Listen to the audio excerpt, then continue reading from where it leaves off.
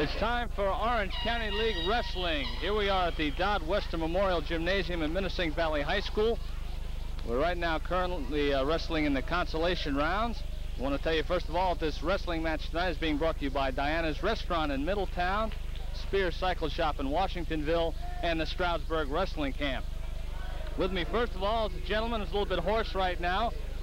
Coach of the team, surprisingly in first place as of this very moment at this wrestling match, Kenny Reisinger, the head coach of Port Jervis. First of all, Kenny Reisinger, the head coach of Port Jervis. It is a little bit different. I'm not used to seeing that the past 9 years or so. Of course, I took 2 years out of coaching, and I'm really pleased that I got the opportunity to get back into it. Port Jervis, anyone, I'm really pleased. Excellent school, wrestling tradition.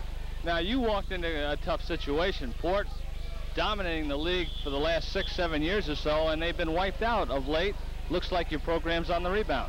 I'm very, very happy with what I see over there, Phil. We have an excellent junior high program.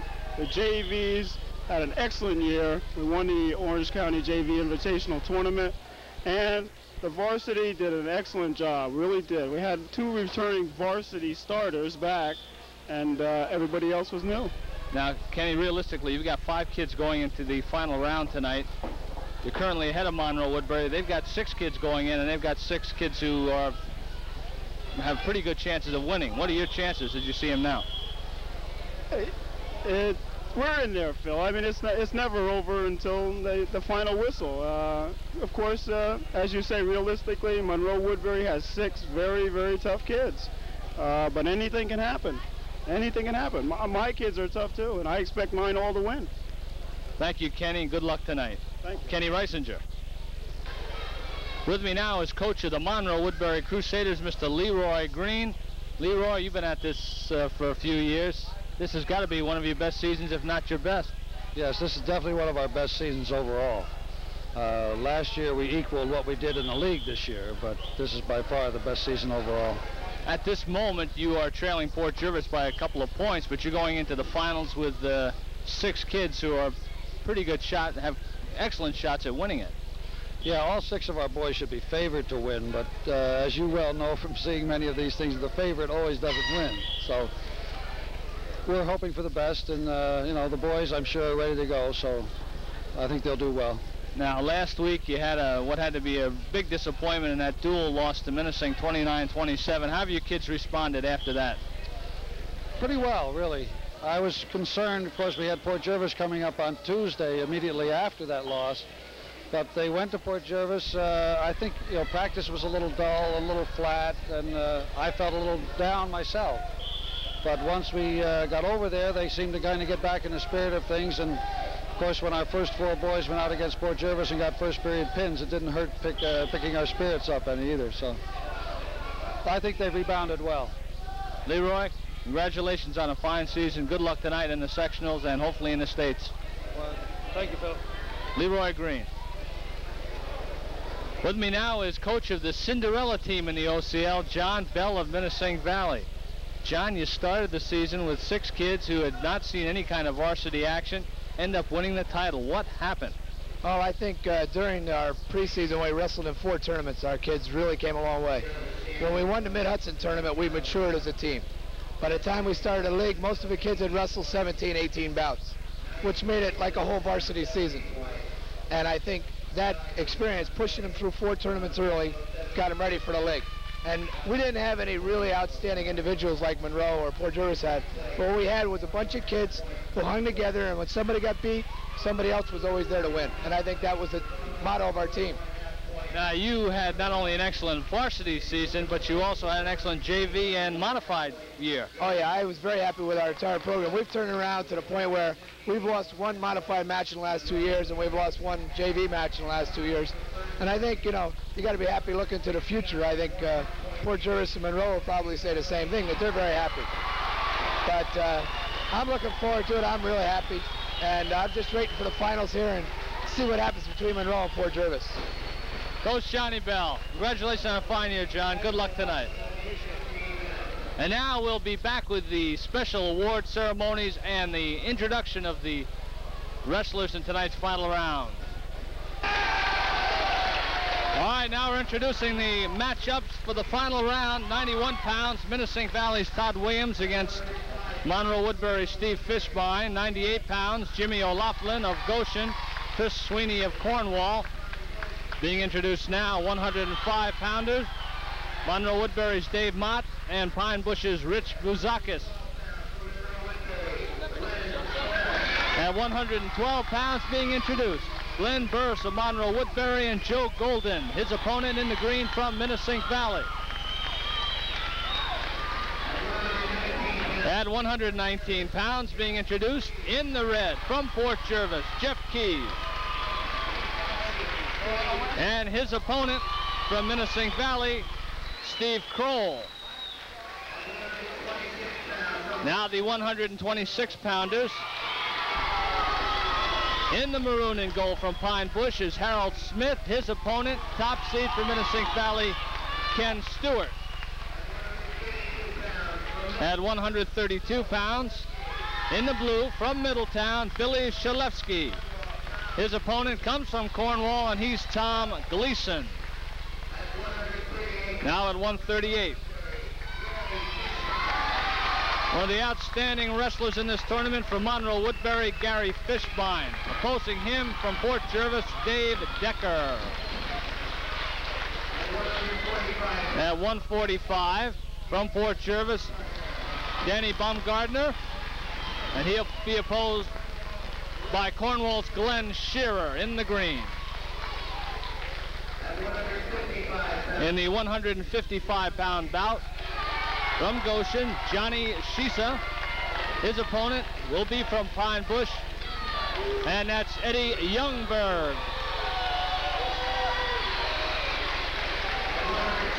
At 167 pounds, in the red from Fort Jervis, Jumpin' Joe Galligan. His opponent in the blue from Valley Central will be Chad Tompkins.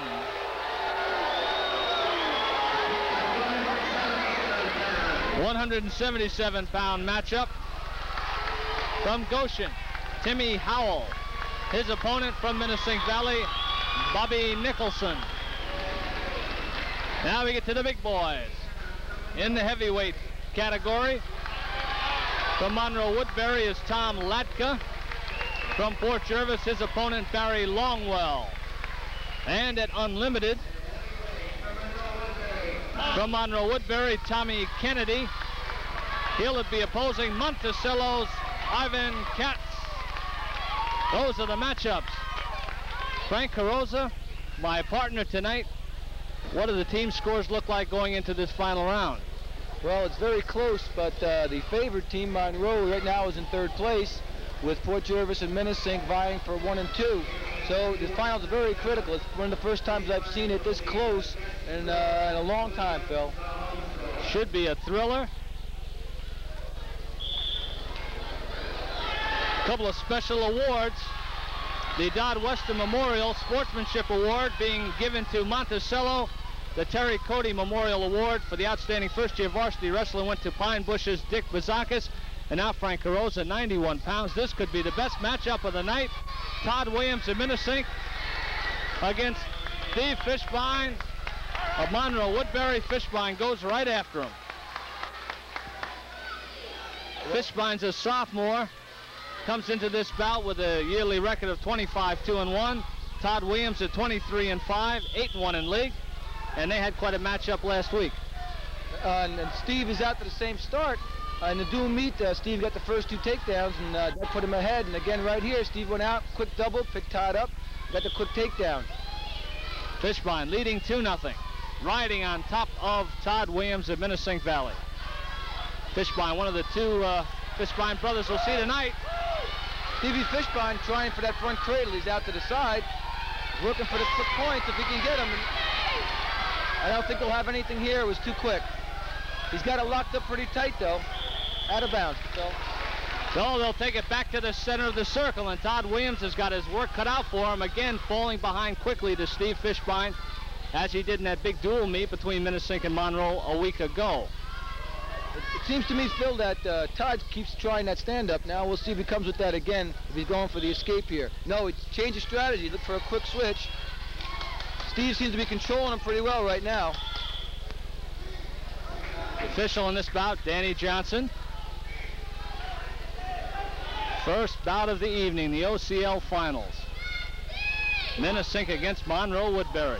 It's tough on these boys. They first to match out here with the little jitters now. You can see they're starting to slow down a little bit. Stevie's just riding a little control wrestling, trying to eat up a little of the clock. Coming up upon the 1 minute mark in the first period as Fishbein runs Williams off the mat. We'll go back to the center and start it up again. Fishbein on top. He was the champ of the OSWA tournament at Ock. He finished second at Pascack Hills and second in the Shoreline tournament. Quite a wrestler.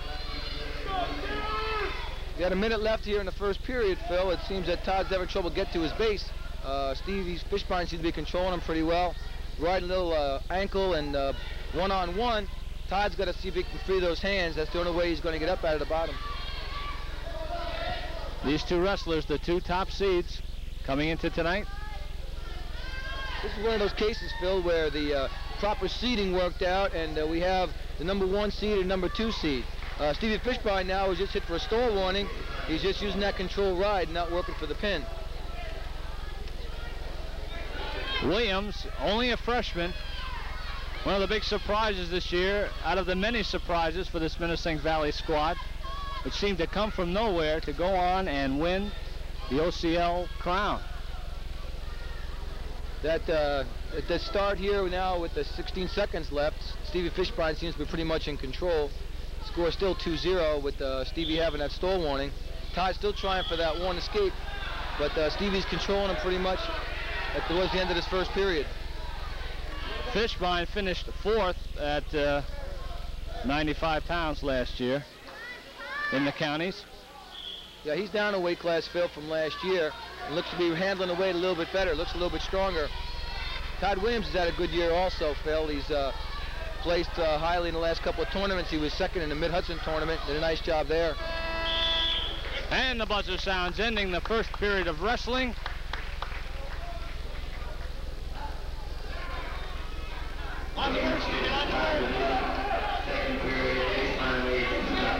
Williams winning the toss. I guess you could call it, people that don't really know wrestling, Frank, what are they doing out there when they're tossing that green and red plaque? Well, the flip of the coin, he called the green. He was on top. So Williams had choice and elected the top position and referee's position, meaning that he'll start on top in the second period and Stevie Fishbein will have top on the third period. Depending on your strategy, would depend on if you want to choose top or bottom. Right now, it seems to be a pretty well balanced match, with that first takedown being the crucial part, and we'll see now what happens off the whistle here. Williams very tough on top. Gave Fishbein a hard time a week ago. I think you'll see Steve working for the 2 reversal for a while if he can, to try and control him. Looks like if he pops his head, yes, pops his head for 2 at the reversal, score will be 4-0. Now Williams really have to work cut out for him here, Phil. We'll see what kind of strategy, if it will work for his 1 or his 2. Williams trying to rip Fishbein's hands off, and he's awarded a point. Steve, I figured Stevie's going to get hit with that because he's been running him off the edge, and that cost him a point right there. But Steve's got things pretty much in control now, except that 1 point. Again, it's 4-1, and now we'll see if the strategy is a little different on the bottom for Todd Williams, if he comes for the 2 or for the 1. Tries to sit out, that doesn't go. Now trying to rip the wrist off. I think the Minisink strategy right now is he's going to keep trying for the 2 until there's a minute left and then try and get the 1, hopefully. Again, Stevie's riding him real well, though. He's working that chicken wing. He's got a nice chicken wing reinforced, trying to control Todd Williams. Use it, Stevie, use it! Now he's going to have to try and turn him with this. Don't go out of bounds here, Phil. No change. 52 seconds left in the second period. Fishbein of Monroe Woodbury 4, Williams of Minisink Valley 1. This is the 91-pound bout, first of 14. I'm real pleased with the crowd here tonight, Phil. The stands are pretty well packed, and seems to be a real nice controlled crowd. They seem to be very knowledgeable with wrestling. Now we're down to 45 seconds. I think you'll see Todd try and hopefully go for one to see if he can narrow that score. But Stevie Fishbein is pretty much in control. He's just working that head lever series, controlling the wrist, a little head lever. "30 seconds left in the second period. He's going to have to work that. We're going to be hit for stalling here. Out of bounds with 20 seconds left, Phil. Fishbein still on top. He'll be on top when they start the third period. 20 seconds. We'll see what the whistle move is here now, and 20 seconds left. He's coming to his feet. He'd probably try for that one. But Stevie's riding real tough. He's had him controlled pretty well. Up.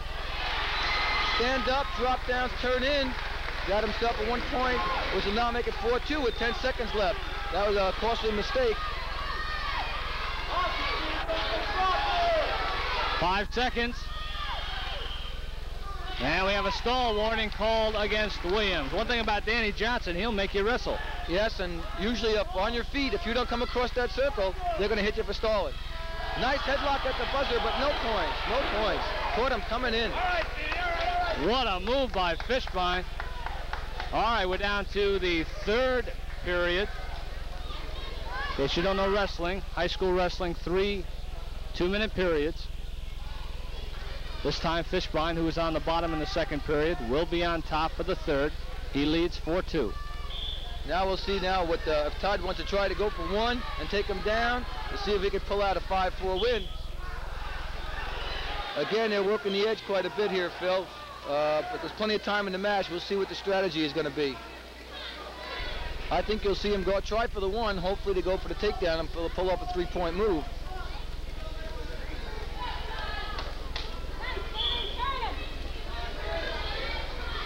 Stevie Fishbein's riding real tough, Phil. He's controlling him real well. Oh, jumped out to that front cradle. He's got Todd out of bounds. Nice front cradle.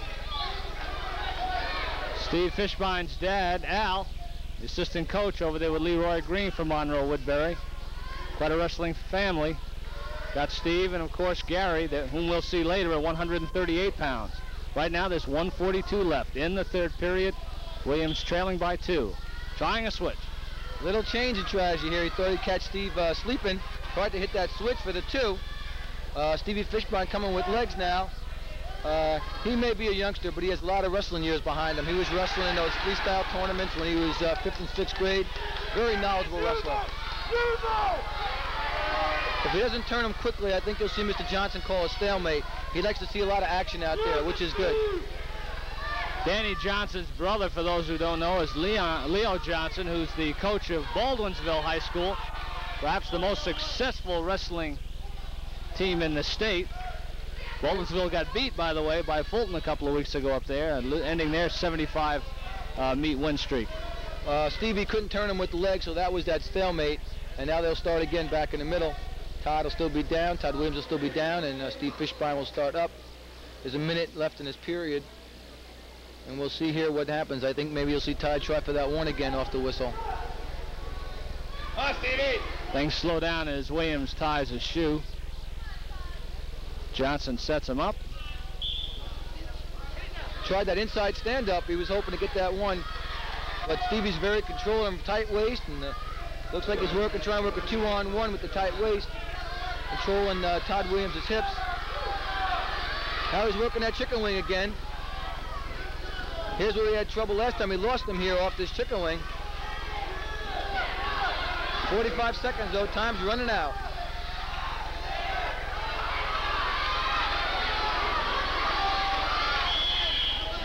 Out of bounds, Phil. You see he's working for that stand-up, tried to control the head, but Stevie's pretty much riding him without too much problem. He just can't let him build up. 36 seconds left. Todd Williams can't be looking for one here. He's got to go for the 2 to tie it at this point in the match. Yeah, we'll see now if he's going to gamble for it all or... No, he's coming for his feet. He wants 1 and 2 if he can get it. He doesn't want that tie. Stevie putting the legs in again. It'll control him a little bit longer. Again, we'll see if Mr. Johnson hits that stalemate if he doesn't turn him. But the time's running out. There's the stalemate. There's 20 seconds left. Once again, Phil, as you said, this is a crucial match for a team score. Monroe needs some of these wins now to get themselves back in first place, but they do have a lot of finalists. Total of 6 finalists, each one favored to win. Down to 15 seconds. Off the mat. And Williams looks frustrated, Frank. I think you may have another stall warning call possibly coming up or running out of bounds, but there's only 13 seconds left, Phil. I think this match is pretty much over. Todd tried to drop and hit the roll, but Stevie's very much in control. I think you're going to see a stall point now. Another point for Williams. Now it's 4-3 with 4 seconds. This will be a big move. You may see a standing Granby here possibly off the whistle. A big gamble now. Williams has one shot. Let's see if he goes for it. There it is. Tripod Granby, Phil. It's going to be one. He escapes. And the time is out. Excellent. I called it to the wire. Excellent move. Todd Williams sucked it up. 4 seconds. Hit the standing Granby. Got one. Caught Steve Fishbein by surprise. All right, that will take us into overtime as the final regulation bout ends at 4-all. All right, the first period in overtime. Now the takedown, this first takedown will be important. There it is. Steve's much better on his feet, it seems to me, Phil. Much better on his feet. That first takedown, both in the beginning match and now here in the overtime, that may be the difference of this whole thing.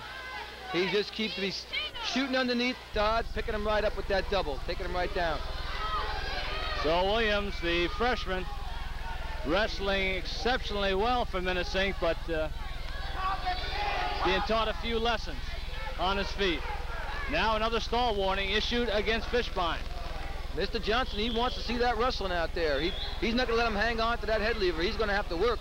That was a broken a head lever and didn't try to turn him over, so that cost him that stall warning, Phil. 18 seconds left. I think he'll be trying for his stand-up. The days of riding time are over. How many years has it been now since they've had the old clocks? Well, riding time's been 4 years gone now. The college still uses it, and some states also. Jersey does, but there's a lot more action, Phil, without that riding time clock, because people just tried to ride instead of work for the fall. Here we have legs by Stevie Fishbein, eating up the clock. That'll end the first period. All right, we'll flip the coin again, and the choice will go to Williams, who will once again take the top. 2-0 in favor of Fishbein. What a barn burner to start this off with. Next week, we're going to sectional play, and where are they taking 6 wrestlers from the OCLs? Top 6 are going into the sections, It'll be right? Top 5 from the Orange County League, top 5 from the Rockland County League, and 4 from the Mid-Hudson League. Stevie Fishbein, a little sit out, turn in, came back, finished it up in a switch situation. If he can lift to control him here, there's still no change. Here's the reversal, Phil. 4-0, Fishbein on top in overtime. 40 seconds left, second period.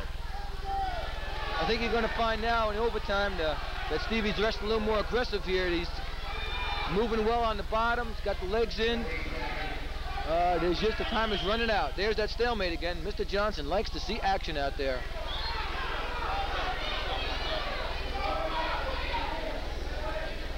Johnson sets him up again with 27 seconds left.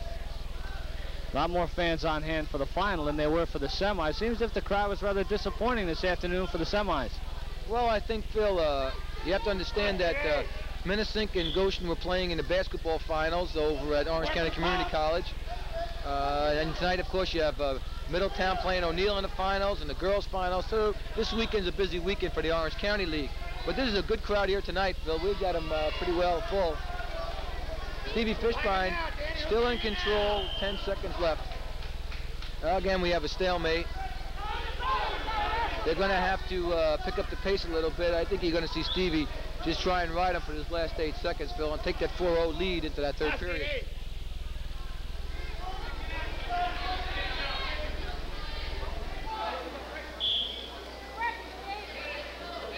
5 seconds. Fishbein content to ride him out. And that's it for the second overtime period. Third period, Fishbein will be on top. He's got a 4-point lead. Looks like a little bit too much for Todd Williams. Yes, I think now if you see what happens, I think what you'll find is Stevie's going to control him as long as he can. If he feels he's going to lose him, he's going to give him the one, knowing that he can take him down. So we'll see what happens off this match. I think he's going to let him go. No. He was going to, and then he took him back down last second. I don't know if we should ride at these legs so much because he's been hit for stalemate so many times. But we got 45 seconds left. And Mr. Johnson, I'm sure, is going to hit him again.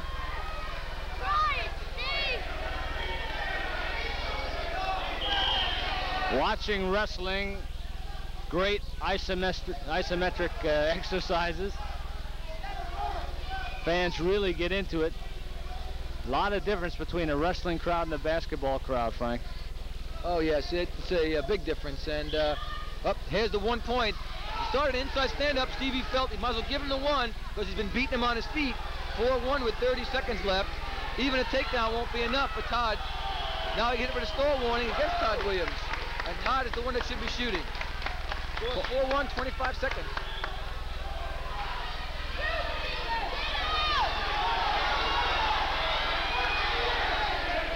Williams trying to wrap him up. Trying a little throw by, but Stevie's underneath in a dump situation. Todd's trying to block him. Trying to block that ankle and spin, but there's just not enough time. 9 seconds. It's going to be all. That's it. It's going to be over. 4-1, Steve Fishbein.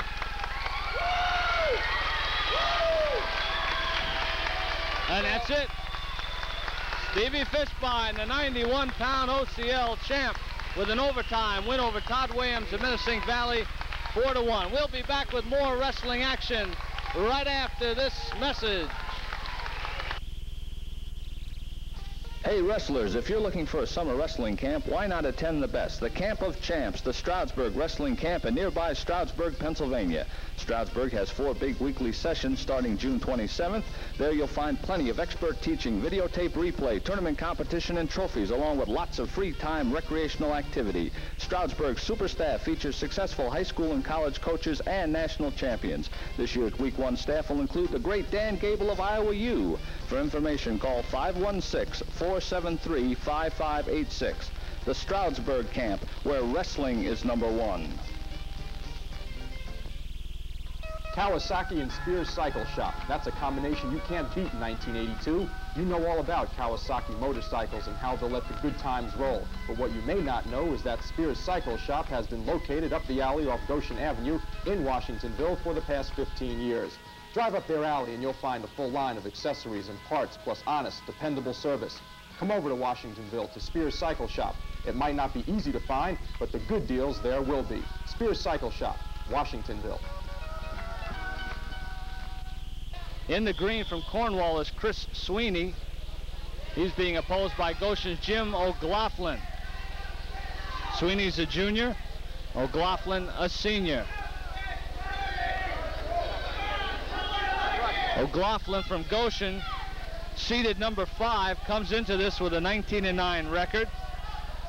He looks like Frankie came down from 105. He wrestled most of his matches at 105. A lot of guys switching weights now that 50% rule no longer is in effect. That's true, Phil. The state did away with the 50% rule, meaning that you no longer have to wrestle half your matches at your weight class. So Jimmy's been up at 100, and you can see how tall he is, Phil. He's in front and behind you at the same time. And he just gets a takedown. That was a case where, again, he spun behind, and again, he's over the shoulder, and yet he's still behind her. That 2-0 lead now. Sweeney, he had some good matches this afternoon, and he's got a 15-8 record this year, Phil, and he's pretty tough. He did a nice job this afternoon in the semis. O'Glaughlin, the senior, finished 4th last year at 98 pounds in the county. In tournament wrestling, he was 2nd in the Delaware Valley tournament. Sweeney, meanwhile, finished 2nd in the Scarsdale Invitational for Cornwall. 1 minute left in the first minute.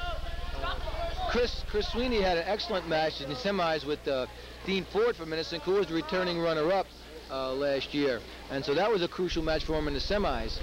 But He's moving well here, but I think Jimmy O'Loughlin is just got a little too much leverage for him. He's going to have to keep getting to his feet to try and get away from that height advantage. Jimmy working a 2-on-1, trying to control him, looking for the, coming through for a stack here. If he can pull that through, again, again with that height advantage, he's looking for stacks and cradles because he is so long.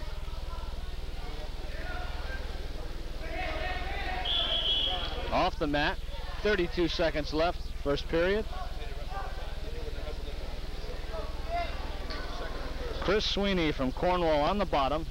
O'Loughlin of Goshen on top. We're at 98 pounds.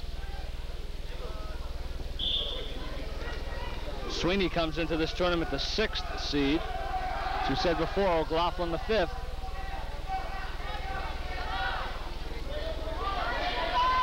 O'Loughlin maintaining control.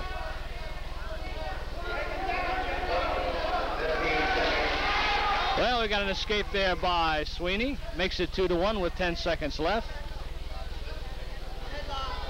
Sweeney trying to shoot, but those long arms of O'Loughlin keeping Sweeney from getting underneath.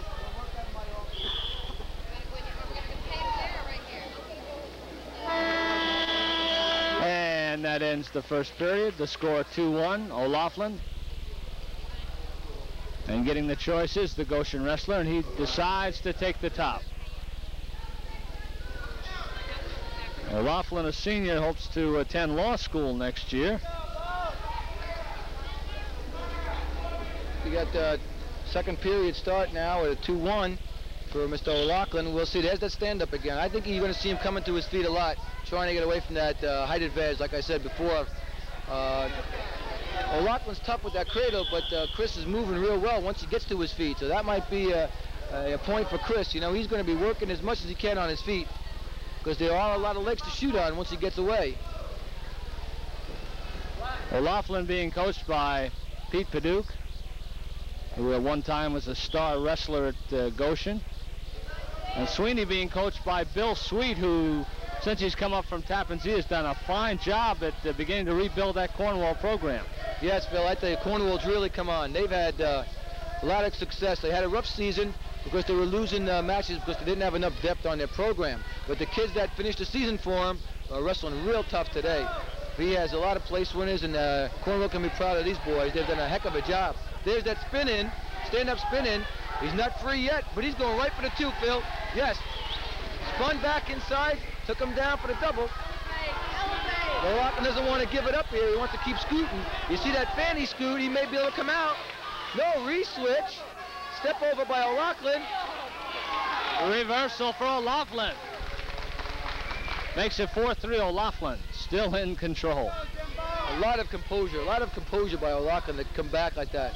You saw a switch, a re-switch, counter with a step over. That was a nice series of moves there.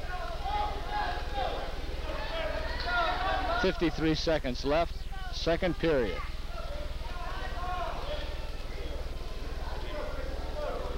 O'Loughlin, for 3 years of wrestling, has a career varsity record of 44, 33, and 3. That's a lot of wrestling. Well, you know, that's that mental age, Phil. You got a senior out there, and he's got a lot of mat experience, and I think that's a big... There's that cradle. He waited a little bit too long on that stand-up, stood up with his head down. Jimmy O'Loughlin jumped to the side, cradled him up. Going to cost him back points here. Again, that leverage, he's looking real tough at this weight, Phil. Chris is really fighting off his back now. He's trying to pop that bottom shoulder. I don't think he's going to be able to pin him here, Phil, because the shoulder on the inside is up, but he's got him controlled real well. So he's got his 3 back points wrapped up.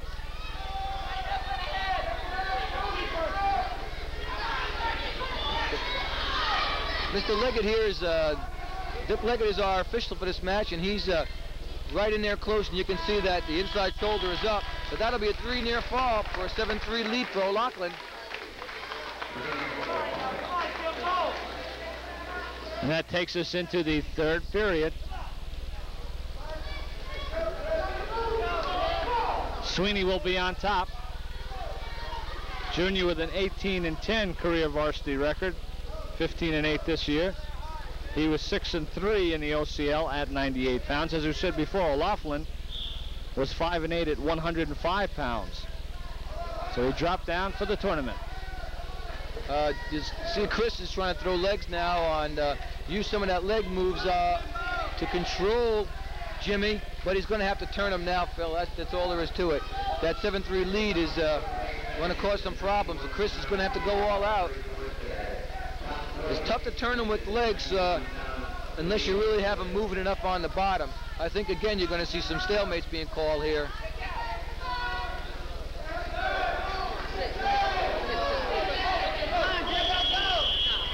Stalemate is called.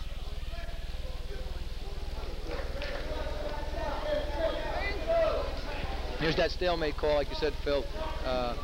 We'll see what happens here now. Maybe Chris will change his strategy and try something else and come off those legs, look for some pinning combinations. That's what he's going to have to do. He's going to have to just headhunt a little bit. Oh, he's way too high, Phil. He's trying to get back, but he's way too high. He's trying to hang on by being controlling under the arms, but Jimmy's coming out the back door, as we say. I think you're going to see at least an escape. So we got one for O'Loughlin. 8-3, under a minute left. They'll go out of bounds here. Jimmy's trying to work on a dump series. Chris is looking a little better on his feet now, though. It's 8-3. I don't know if there'll be enough time for Chris to catch him.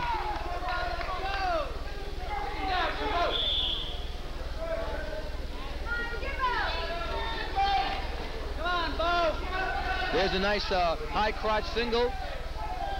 He's got the legs to trying to suck it in, but Jimmy's just controlling his head here now. We'll see what he tries to tap him. Trying to block the ankle. Chris just shot a little too far away. Jimmy's might come up with a cradle right from the takedown. He's got him locked up in that front cradle position, but again, there is no takedown yet. Chris coming back for the dump. Just not enough here, Phil. Well, he's got his takedown now. It makes it 10-3, just 10 seconds left in this match.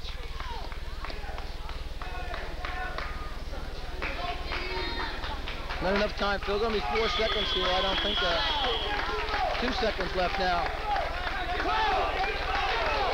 Very sound match wrestled by Jimmy O'Loughlin. Keep him flat, Jimbo. There's just not enough time for Chris to get enough points here, Phil, to come back. 10-3 with 2 seconds left. I don't think you'll see enough time to do anything. There's no 7-point move? No. That's it. There's that Granby again, but there's not enough time. O'Loughlin with a decision, 10-3 at 98 pounds.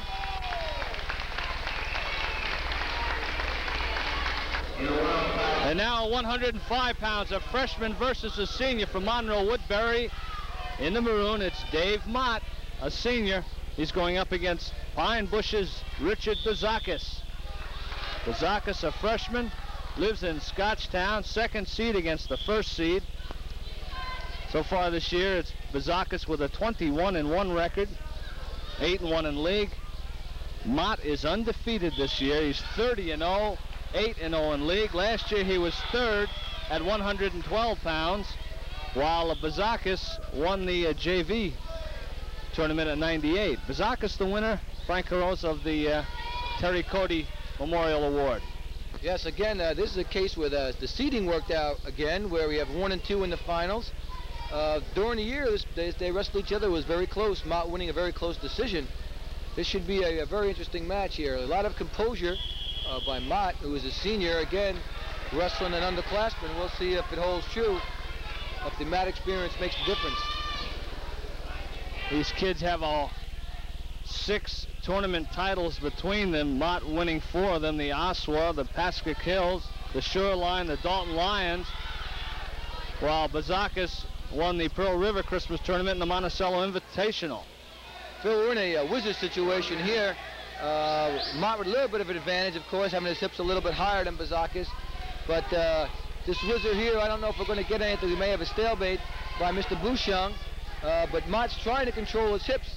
But Bazakis is tough, and he's just not going to let him come over the top. He's battling him with that inside foot. There's the stalemate call, Phil. Call made, as you said, by Ned Bouchon, the official. also the head wrestling coach at Delaware Valley, Pennsylvania. Yes, Ned's has a good team over there, and he has a wrestler named Ty Smith, who has gone to the States last year, and hopefully he may do the same for him this year. Ty Smith, who used to go to Port Jervis. That's right, Phil, and now he moved across the border, and now he's at Delaware Valley in Pennsylvania. 26 seconds left in the first period. No score between Mott and Bazakis. Oh, nice single leg. Mott stalled a little late. Bazakis was quick, but no takedown yet. If he pops his head, it'll be 2. There it is, a big 2-point takedown. The freshman jumping ahead of the senior. I think that was a fine shot to the outside. Caught Mott by surprise. We have 2 seconds left. I don't know if we can do anything here. And the first period ends with Dick Bazakis ahead of Dave Mott, 2-0. Bazakis is a reminder that that Pine Bush program is coming along well. Yes, Phil, they're on a building program now, and I think you should see some fine wrestlers in the future. Smith is also in the finals tonight, and he's awfully tough. And Bazakis is doing a fine job here. We'll see if he can maintain that lead. Now he's down in the second period with a 2-0 advantage. Mott from Highland Mills on top. Bazakis is trying to go for that 1, figuring he had a little advantage if he could get to his feet. But Mott seems to be controlling him pretty well, controlling his hands, looking for this chicken wing series again. There's that chicken wing now. Come in, Phil. We'll see if he can work anything with that. Now he's changed to the legs. Again, like I said before, he's going to have to try and turn him quickly. If not, you may see a stalemate call again. About 1:25 left in the second period. Bazakis leading Mott. Bazakis in the black. He's on the bottom now. He's the second seed. Mott, the top seed. Bazakis tried to still sit through counter, but no luck. I think you'll see that if they don't turn him pretty soon, I think Mr. Bouchon may call a stalemate with a minute left here in the second period. I think maybe Mott may try a little different strategy now and come off the legs a little bit and try and turn him.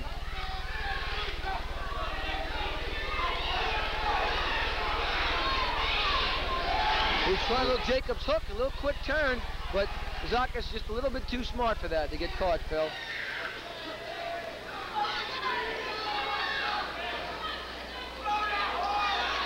Bazakis trying a little hip down with that left hand. Bazakis is also, Richie is also a leg man, and you may see him try some legs when he gets on top. Right now, that 2-0 lead seems to be a big factor here. The 20 seconds, there's been no change now. That was the whole period.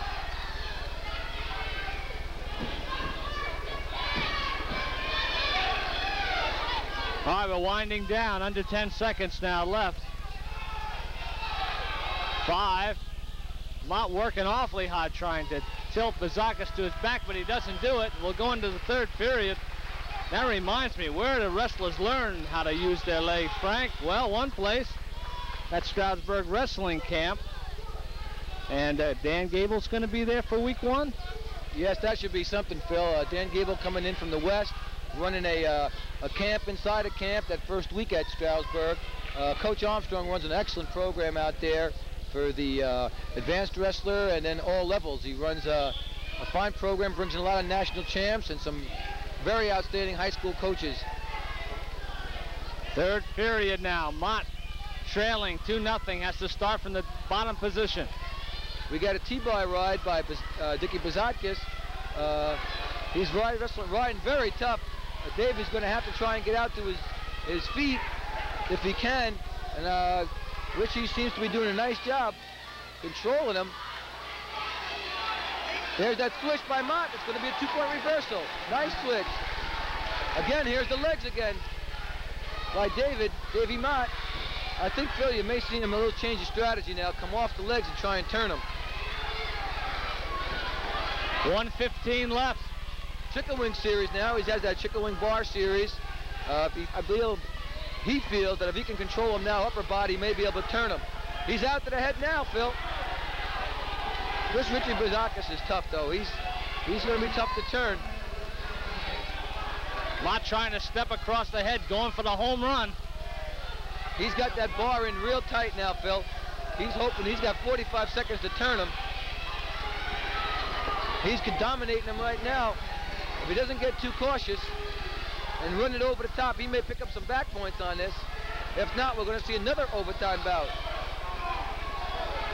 Dave Mott's big brother, Mike, graduated last year, now going to Orange County Community College, another big wrestling family.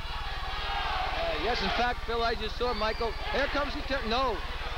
Dicky Bazakis trying to come out the back door. 15 seconds. Davey's hanging on here. Pop the legs back in. I think he's just going to take it into overtime, Phil. For 10 seconds. Yeah, he's going to go hold on for the tie and take him into overtime. 1 second. There it is. As we were saying, Dave's brother, Mike, just took third in the regional tournament, Region 15 tournament for Orange County Community College last weekend. We have another overtime, Phil. All right, OT once again, our second overtime bout of the evening.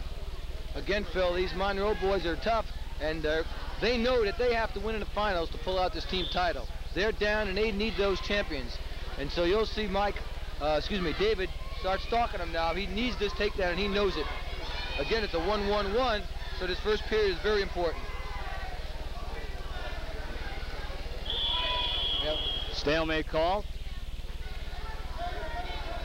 We'll see if Dicky Bazakis tries to come underneath again like he did before. There it is. He tried to hit that outside. No, out of bounds, but a nice little leg block and trip. Came with a little underhook series. We'll see if David is a little more awake for that. There's his dump series coming.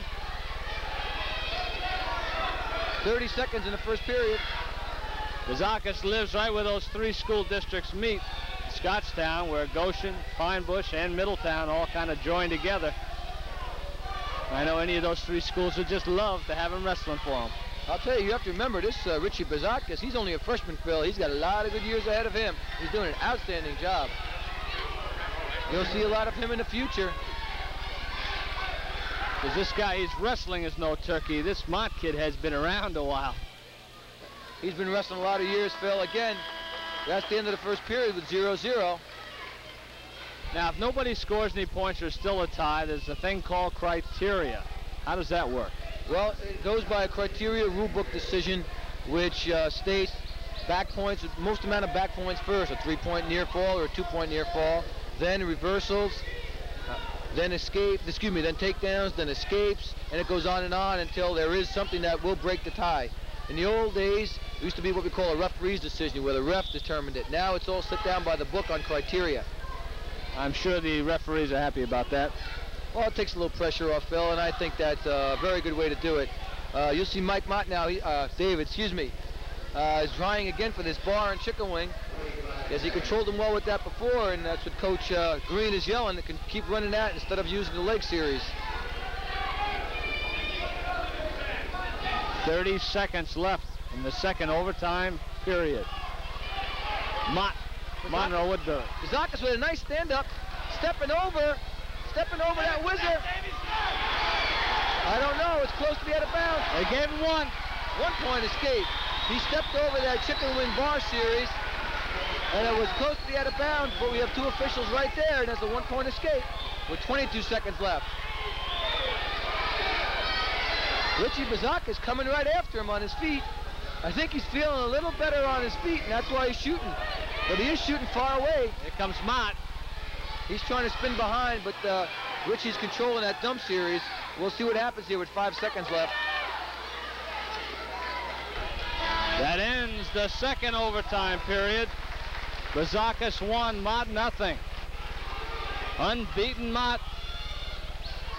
Going into the third period, will be on the bottom.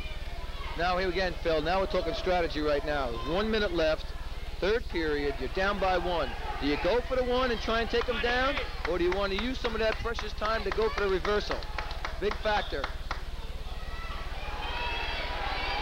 You'll notice that Richie Bazakis rode on the opposite side this time, jumped to that side. Little strategy to try and control Mott's best move. Here's that switch situation. He got to with it before. He's trying to come again.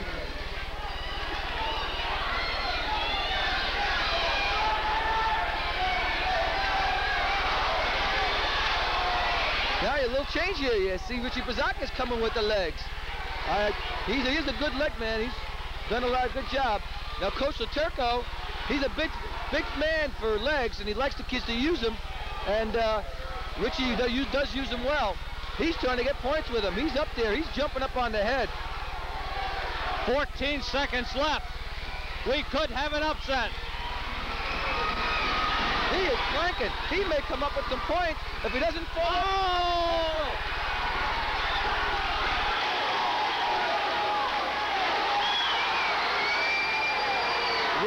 They gave Mott 2. We'll see what happens here. It looks like we have 1 second on the clock and a 2-point reversal. I believe we're going to have a... let's see what the call is, Phil. A little controversy here. We're trying to see if it's a reversal or an escape. I believe he is. Yes, he did signal the reversal, Phil. It's going to be 2-1 with 1 second. Richie Bazakis on the bottom. That is some twist of fate with 4 seconds. Bazakis ended up on top, but I guess the call was that they were out of bounds. Mr. Laturco is going to the table to try and verify that situation. If it definitely was a 2 reversal or a 1 escape. But I think that the mat judge did agree that it was 2. Now we'll see now. And the mat judge being Matty Ratorovic, one-time head coach of Valley Central. Yep, the 2 points is going to stand. 2-1, Davey Mott, 1 second left on the clock.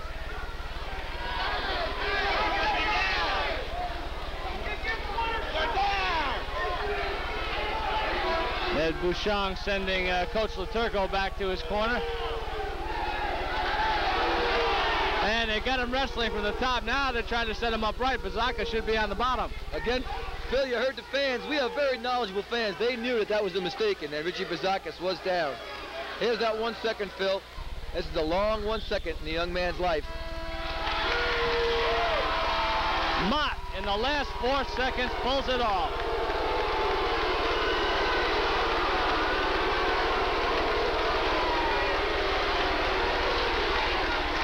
The fans are booing the wrestlers. I think they feel that should have been a 1-point escape instead of a 2-point reversal.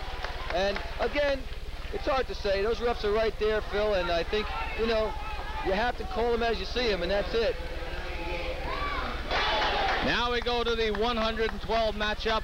Again, the first and second seeds from Monroe Woodbury.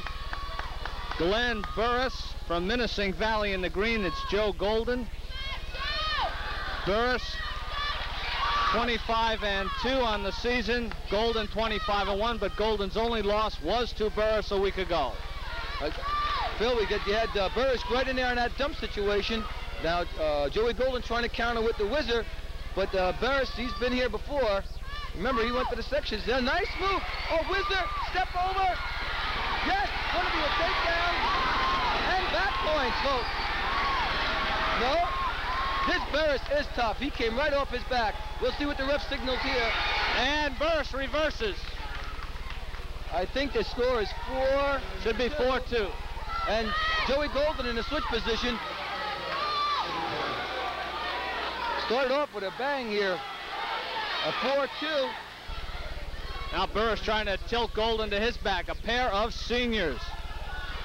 Again, Phil, here's Monroe trying to come with a little Turk counter. A lot of leg wrestling by the Monroe fellas. They're doing a nice job. Again, here we're talking about seeding. They did a tremendous job in the seeding this year. Phil, here's again is 1 and 2 in the finals. Burris finished second at 105 last year. Golden third at 114. Whoa! That was a little bit of both, Phil. Golden was trying to elevate. Burris was trying to come with that cradle. Nice job, no points.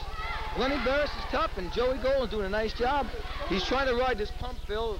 Hand through the crotch and trying to control him, and Joe Golden trying to control that leg. 15 seconds left.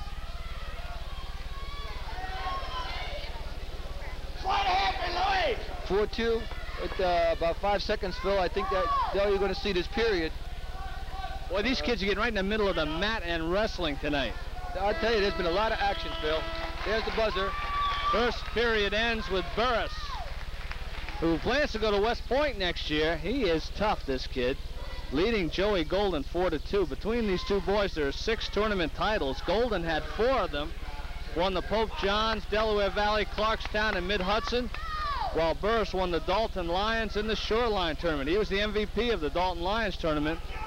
Glenn Burris, another kid who's been around for a while. 90-7 career record. I'll tell you, Phil, between these two, there are one heck of a lot of wins. I think if these two could be anyplace else, they would be champs in separate weight classes. But again, here talking about the same weight class, hitting head-to-head. You see Golden now trying to come with legs. A little change of pace. Burris actually has Golden's leg. A potential dangerous call. Potentially dangerous. No figure 4, so there was no illegal hold there, Phil. We'll see if Glenn wants to come for the 1 here with 1:40 left, or if he doesn't want to go for the 2, try to tie it up.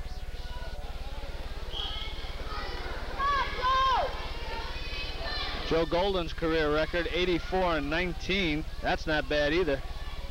Yeah, I'll tell you, Phil, there's a lot of wins here for these two seniors. They've had a good year.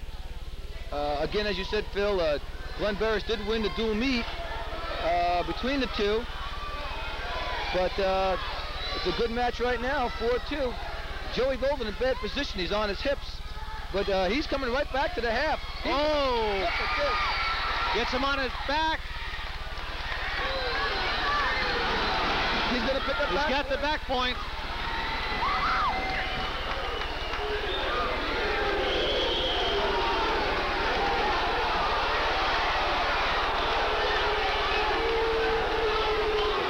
I don't know. It's saying now there are no back points. Well, Ratorovic, they did signal him. he signaled too. Let's see.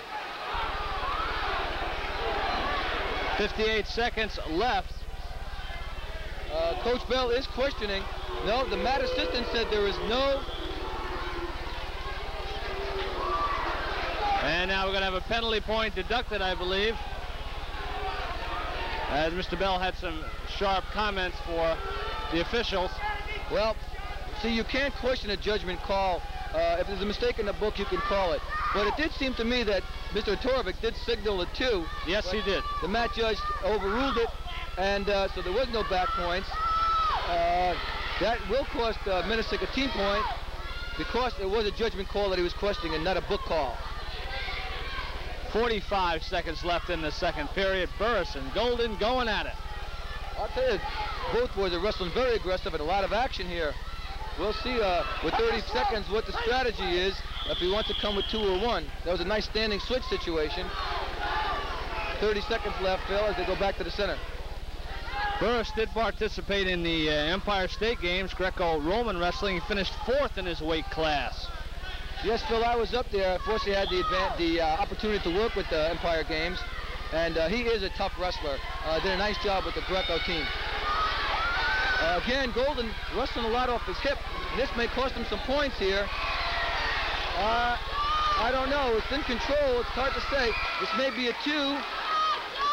There's the reversal. Now he tips Golden to his back. Going to get back points. He's got the 2. Got a right into a cradle series. We'll see what happens here with 6 seconds. Looks like it'll be a 2, but 2 seconds left. So the buzzer saved Joey Golden on that one. Woo! You can see that Joey Golden had been wrestling off his hip the whole match, and that cost him back points. Now, I don't know if it was a 3-pointer or a 2-pointer.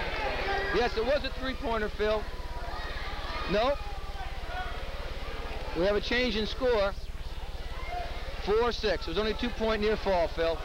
The mat judge did say that it was only a 2-pointer, not a 3-pointer. So now we have 6-4, third period, Golden on the bottom.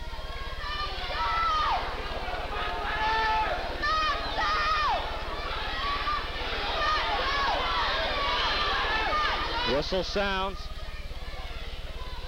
Burris going to work on Golden again. This is We'll see now if we could try if the Glennie Barris tries to control the hips as he's done before. Yes, there it is. He's stepping in on a Turk. I believe Joey Golden's going to have to try and go for the one escape instead of working for the two, because Glenn's very strong and he's going to control that upper body on him.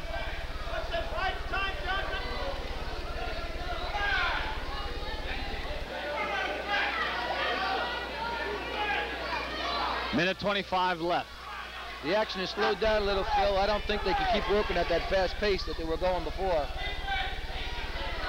There's this head lever, and he's not working anything. I think you may see a stall warning. There it is, stall warning. Glenn Barris is not trying to turn him with that. He just seems to be riding him. 1 minute left in the third period. 6-4. Barris ahead of Golden. As a pipe wrench by Glenn Barris. He may be able to turn him with this. No. Let's see what... It's going to be an illegal pipe wrench because he blocked the elbow. And it is now 6-5 with 45 seconds.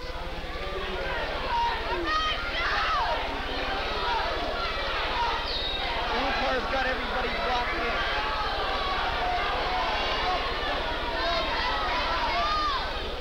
47 seconds left. 6-5. Golden giving a point. Illegal hold. He came with a standing Granby looking for two instead of looking for one. He wanted to try and pull out the win. But Glenn, having that mat experience, again followed him real well. 30 seconds. I think now the real change in strategy. I think we'll see the 1 point trying for the one instead of the two by Golden. Here's that pipe wrench again. He's going to try and turn him with it.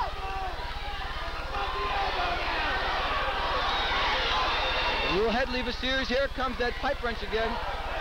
Time's running out. 10 seconds.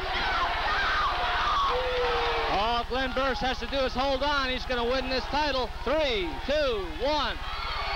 Barris, the winner at 112.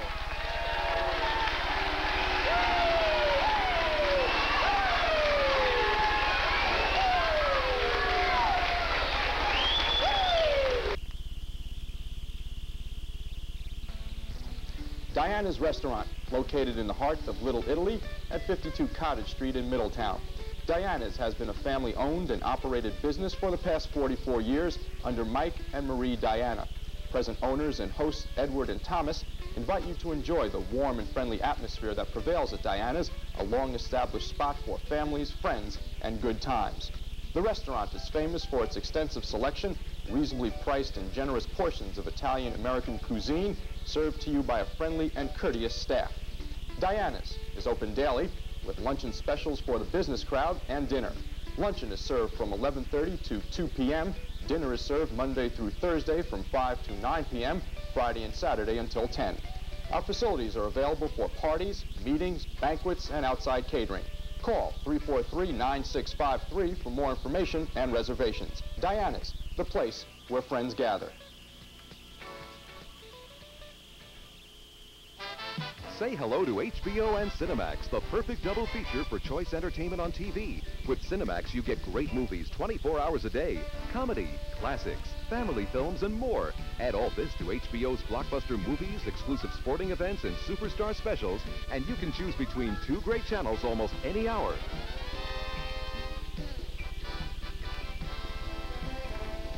HBO and Cinemax, the perfect double feature. All right, Frank Carosa, now we go to the 119-pound bout. It's going to be hard to follow up these last few. And here we got one of the superstars, Jeff Keys of Port Jervis, a senior, defending champ, finished first at the OCLs, a defending Section 9 champ, and also a 4th place finisher in the States. He's going up against Steve Kroll, a junior from Menacing Valley. Keys, the 1st seed, Kroll, the 3rd seed. I think you're seeing some class of the tournament here now with Jeffrey Keys. Again, he's down to 119, where most of the season he wrestled at 128. Stephen Kroll doesn't want to tie up because he knows that Jeff is an upper body man, will hit those throws. And so he's trying to stay pommel and not get caught in those upper body tie-ups. Kroll in the green, Jeff Keyes in the black. Fort Jervis changed its uniforms this year. Well, this is the first time they're using them. They did not use them all season, saved them for the finals. Maybe have a little luck in them with that, with pulling off a tournament upset. Jeff Keyes with a nice throw by for the 2. Let's Kroll go, it's 2-1. Keyes won the Sherburne and the Pascack tournament. There it is, a little hip toss. Got him tight. This Keyes is awfully tough. He gave him the 1 knowing that he was trying to work that upper body stuff. Kroll's tough, off his back. 3 back points. Keyes' 1 loss this year was in the Bethlehem Christmas tournament where he finished 2nd. That's one of the more prestigious tournaments around. That's probably one of the finest tournaments in Pennsylvania, Phil. Some outstanding wrestling there. And that's a good spot to send your better wrestlers so that they get that tough experience, that tough match experience. Kroll finished 3rd in both the Delaware Valley and Clarkstown Invitational tournaments, 4th in the Pope John and 6th in the Mid-Hudson. Jeff let Steve Kroll up again for that 1 so he can work on his upper body takedowns. That's what he's trying to do. We have a stall warning on Steve Kroll for backing up. That's just basically, like I said, he doesn't want to mix it up on an upper body. He'll have to shoot underneath. Well, he gets the single leg. Nice move, but you can see how Jeffrey's just controlling that hip.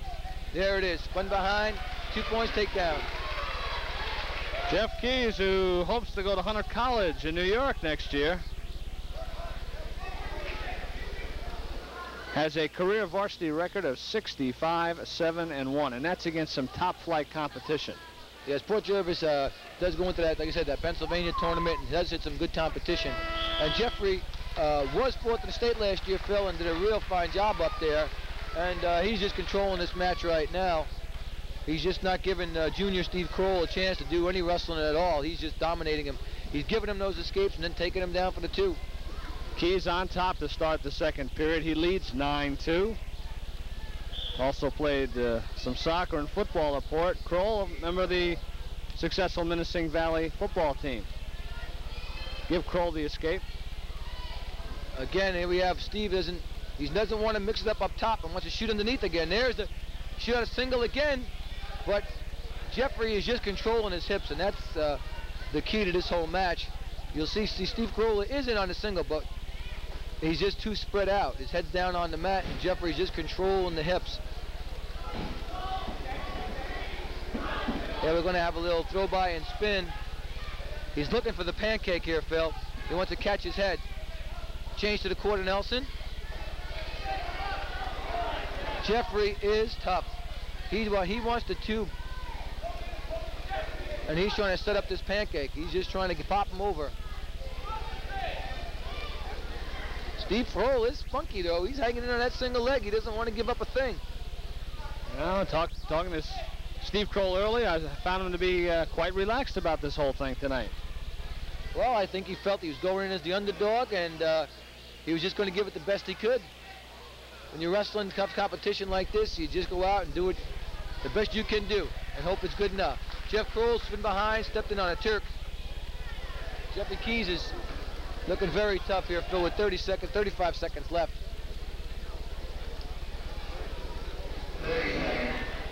Scoreboard shows the score 11-3. He's now starting to work toward the pin as Kroll tries to fight it off. 20 seconds. He has a little bar series, pulling up the bottom arm. 14 seconds left. I don't know if Steve can hang on. He is tough, though. He is awfully spunky. Look at that. 3 back points for Keyes. 7 seconds left. Right now, Phil, we have what they call a superior decision. He's ahead by 12. With this next upstairs there point here, 14-13. He needs a couple more points, but he's just dominating the match. Right now he has what they call a major decision, being up by 8 or more and 12 or more. Right there we have end of the 2nd period, going into the 3rd period. I'll remind you, if you're watching this on Sunday, that this tournament will be repeated Wednesday and Thursday nights at 8. And also, for you basketball fans, we've got the American Conference basketball game. The title game there between Middletown and O'Neill. That'll be on at 5:30 on Wednesday and 6 o'clock on Thursday. There's Jeff Keys, a little sit-out, turn-in series for the one-point escape. Again, you can notice that sprawl factor on Jeffrey. He's just controlling the hips very well, low center of gravity. Stevie Kroll's hanging in on that single, though. He doesn't want to give him an inch. 15-3. Keys in control of this bout. 1:30 left in the third period. Reminder, this tournament is being brought to you by Diana's Restaurant in Middletown, Spears Cycle Shop in Washingtonville, and the Stroudsburg Wrestling Camp. Oh, nice. He tried it. Little inside switch right from standing position, spun back behind, got the reversal. And there's the one-point escape for Steve Kroll. But again, like I said, Jeffrey's not trying to ride. He's trying to wrestle him on his feet as much as possible. 17-4.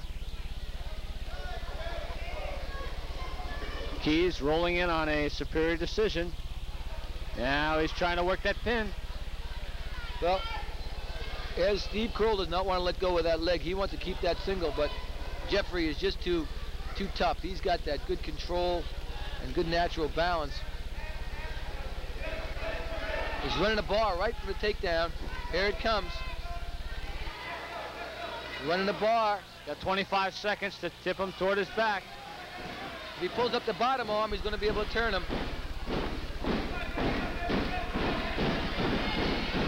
There it is. Pulled up that bottom arm. 13 seconds. Steve Kroll refuses to be pinned. We got 8 seconds left. 2 back points. 2 seconds. And that's it at 119. The final score. Keys with a superior decision. 21-4. Seeds in green for Minisink Valley will be Kenny Stewart, a senior, and he goes up against Pine Bush's Harold Smith, another senior. Stewart coming in with a 25 season record, Smith at 15-3. Stewart for his varsity career was 66, 16-1. Another in a long line of fine wrestlers, the Stewart family. Yes, there are a lot of Stewarts. We have his brother Bobby, who's now wrestling at East Stroudsburg, who wrestled for Orange County Community College. You have Tommy, who's wrestled at James Madison University and at Orange County Community College. And now you have Kenny, last year's returning champ. His only loss, or one of his losses in the league this year, was to Jeff Keys, who did drop down to 119. The other one was the Goshen wrestler. And these two have never met, Phil, in the dual meet season. As you said, Stewart, defending OCL champ at 119. Last year, Smith wrestled up at 126, where he finished 6th. Smith won the Monticello Invitational, while Stewart won the Clarkstown tournament.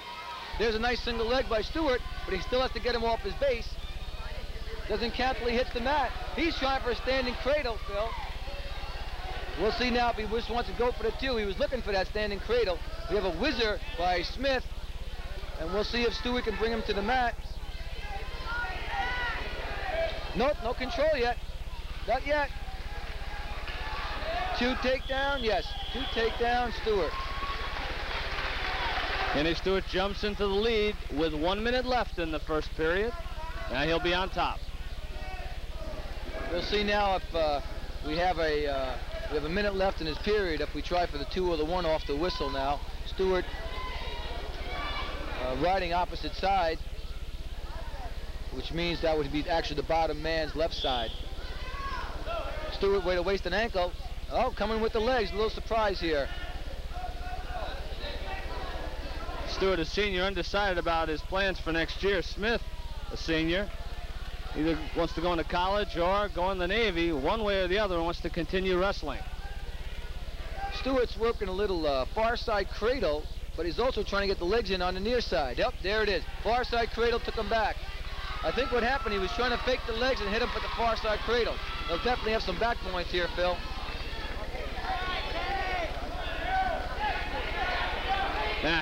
Smith gets a hold of Stewart's head. He's looking for a reverse Peterson, as they call, around the head, around the leg.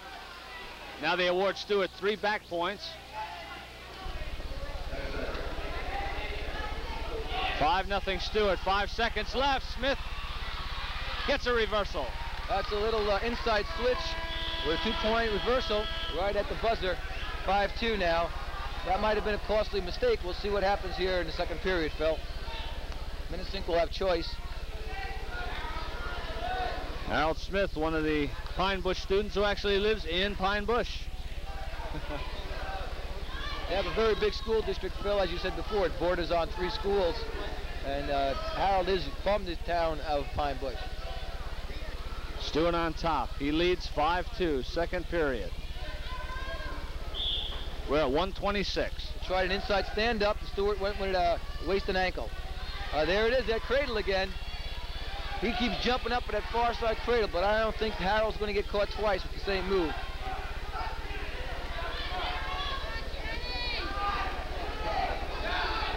Stewart riding with a little half, the spiral ride. Changing to the legs.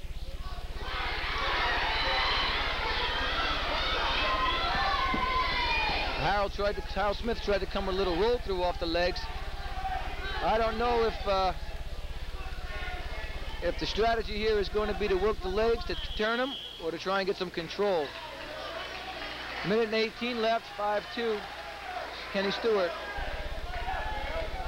Stewart still on top. Stewart also played football in Minisink and will play baseball, while Smith was a football player.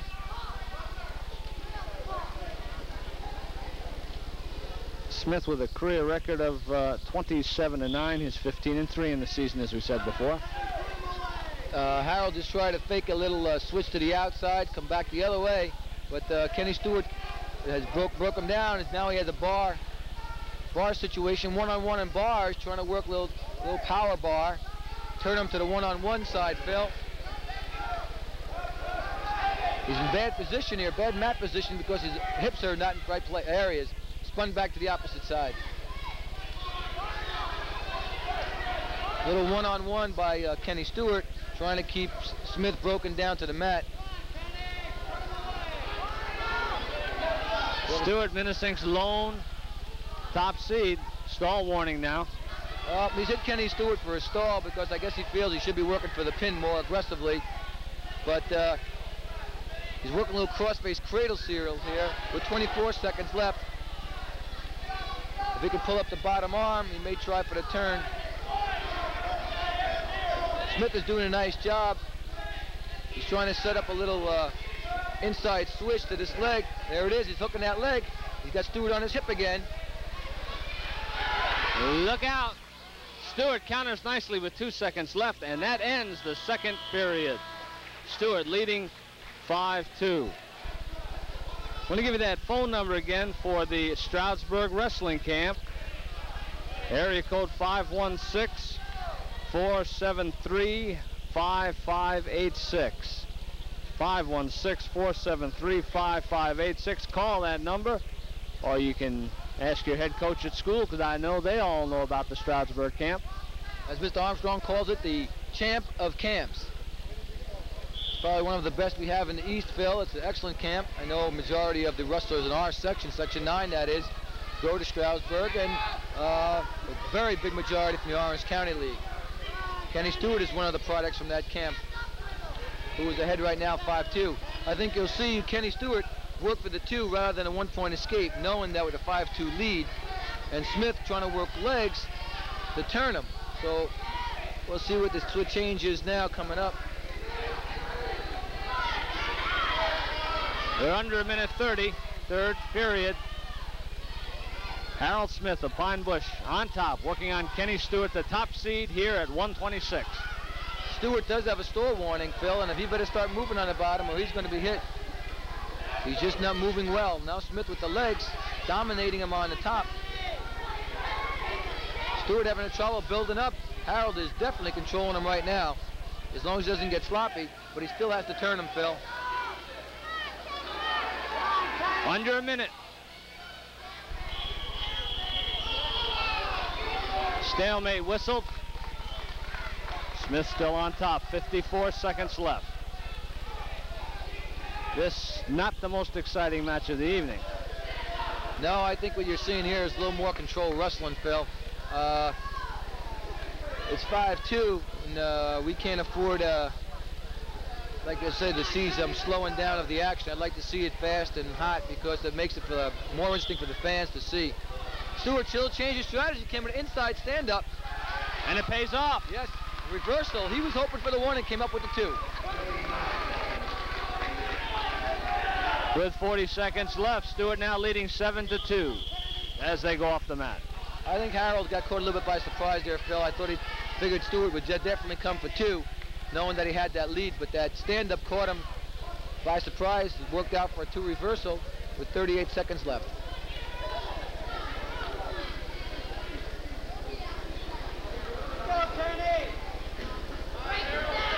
Stewart riding opposite side again. Up, false start. We have a caution on red. The bottom man jumped, Phil, before the whistle blew.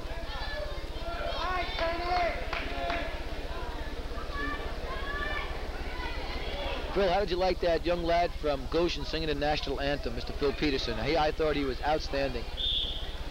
Did an excellent job. Future Robert Merrill. A little class to the tournament, I think, Phil. Here's little Jacobs hit on Stewart. The call is that he brought him back across the throat instead of across the arm, and it's going to cost him a point. Harold Smith now gaining a point at 7-3. With 28 seconds left, Stewart on top.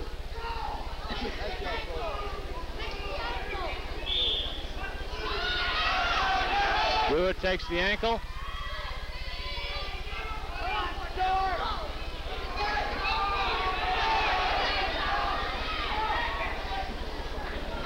Smith trying to do something, but unable to do much with Kenny Stewart, who's dominated this match. Again, we have a leg series by Stewart. He's trying to run a power half off the legs, but I don't think he'll pick up any points here, Phil. 1 second left. And that's it. 126-pound champion from Minisink Valley, Kenny Stewart, with a 7-3 precision win. Now we go to the 132-pound bout. Once again, the top 2 seeds in blue from Middletown. It's Billy Shalusky, a senior. He's opposing Tom Gleason in the green, a senior from Cornwall. Again, here's one of those tough Cornwall wrestlers that are coming along in that program. Nice takedown by Shalusky. Changed his single, brought him to the mat. Going to ride with a little 2-on-1 here. Billy is doing a nice job. Billy Shalusky won the Monticello tournament, named the outstanding wrestler there, 2-time Pearl River tournament champion and outstanding wrestler, and also finished first in the Roy C. Ketchum tournament and was named the outstanding wrestler. Phil, again, this is one of those cases where Billy was wrestling up at 140 most of the season. Now he's down to 32, and I think he has a little more power here. But Gleason was also, Tommy also wrestled at 40, and he went down to 32. Of course, no surprise why they're getting away from 138. It's a kid named Fishbein that's sitting up there, and everybody's running for cover, either go up or going down.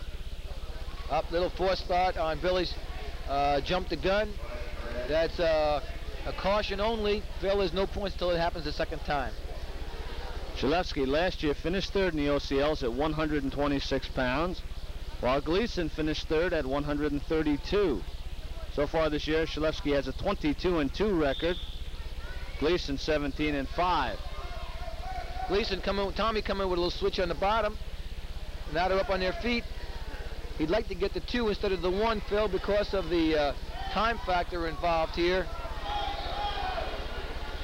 Billy's just not going to let him go. He's trying to control him. Little hip change. No, Billy is just tough. He's just muscled him back down, Phil. No change. Billy has a brother, David, doing quite well now also in wrestling. David's wrestling for another wrestler for Orange County Community College.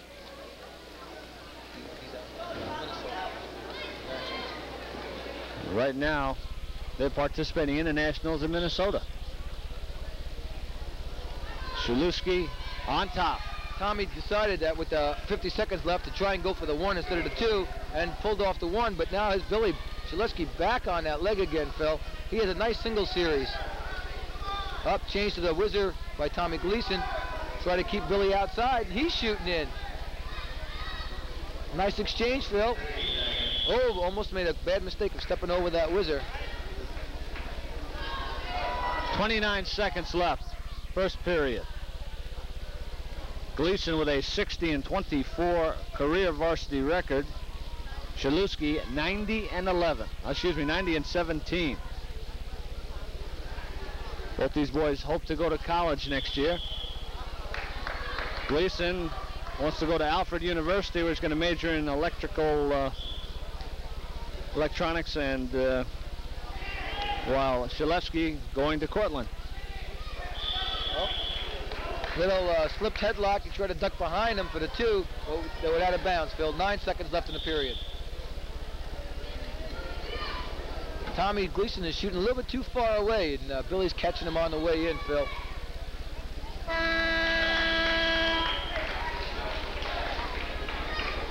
So the first period ends. Middletown's Billy Shaleski in the lead, 2-1. Gleason will be on top.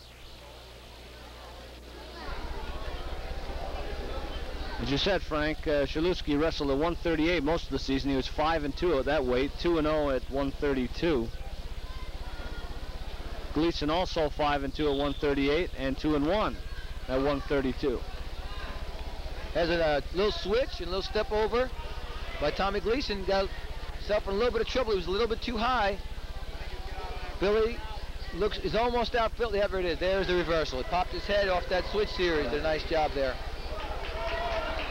4-1. Shaleski in the lead. Billy's running the little cross wrist series, we call it, where he brings that flat arm to the other side. But Tommy seems to be getting up to his feet pretty easily. Gleason won the Scarsdale Invitational Tournament. Meanwhile, he also finished 4th at the Cole Tournament.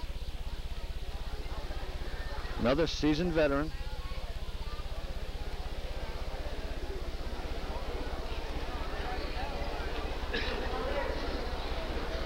Shaleski being coached by Doug Stewart over at Middletown High School. Try a little switch series by Tommy Gleason. He seems to be getting to his feet pretty easily, Phil, but he just can't get any points. Back heel trip, brings him back to the mat. He cannot keep him down, though. Tommy is back up on, there it is. Not yet, not yet. They're right on the edge. Billy's still in control, Phil. Shaleski holding on to that leg. Will stay on top with 1:11 left. I think you'll find that Tommy is looking for that one escape, so hopefully he can get the takedown because of that 3-point lead that Billy has. Billy riding opposite side, hoping to shut off any switch moves. Inside stand-up by Tommy. Billy going to a little leg series. Elevate bottom leg. Little Jacobs hook. Tommy builds to his base. Tommy working down, Billy working down to the bottom now, maybe looking for something, spread eagle situation. Little forward roll counter by Tommy Gleason, frees his leg. Can he get something here? I'm not sure. Billy is awful strong. There it is, Phil. Nice counter. Reversal for Gleason, 4-3.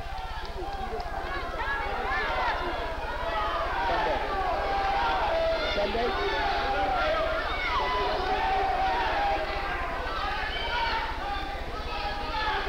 Tommy's trying to dominate on top here with this bar series. It's 4-3 with 15 seconds left, second period. He wants to get these points. He's trying to run this bar right over the top. 5 seconds left, second period. You can't get sloppy here now, Phil. He's being a little bit too anxious, I think. There's the buzzer. So Gleason riding tough at the end of that second period.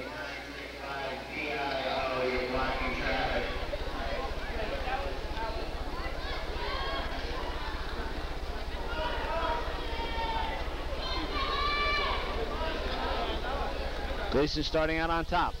Okay, we'll see what the bottom move is going to be here now, Phil.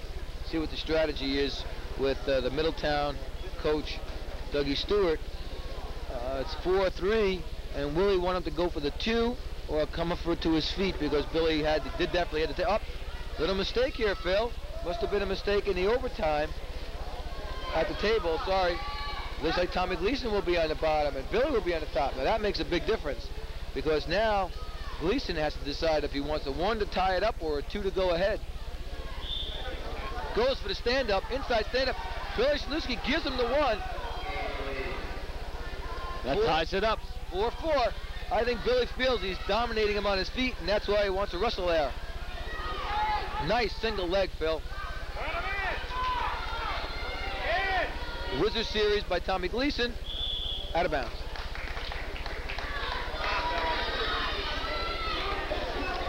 Billy Szalewski has one heck of a single leg, Phil. He's in there, penetrates deep, just can't finish him off. Tommy shoots a little too far away. He needs to work on his setups a little bit, Phil. There it is. Nope. There's that shot by Billy Szalewski again, and again he's in on that single. He's in deep this time, but they're by the edge. Out of bounds. No points. 1:19 left. 4-4. Third period. We're at 132 pounds. Gleason of Cornwall in green. Szalewski of Middletown in blue. Billy shot a little far away that time. I'm not sure. That's a little change of strategy. I think he was looking for the double instead of the single. Tommy Gleason trying to get in a little bit, but Billy just keeps shooting underneath and keeping him on the defense, Phil. Now into the final minute of action. In regulation time, another OT coming up. Who knows? A lot of time here, Phil. Oh, Tommy with shooting just too far away, Phil. There it is. Oh, what a move by Szalewski. Little pancake by Billy Szalewski. Tommy's been shooting too far away, and Billy caught him that time coming in. 5-point play. And he has him deep, Phil.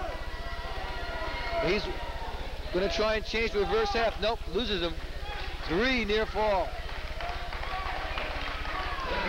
Szalewski leading 9-4. 25 seconds left.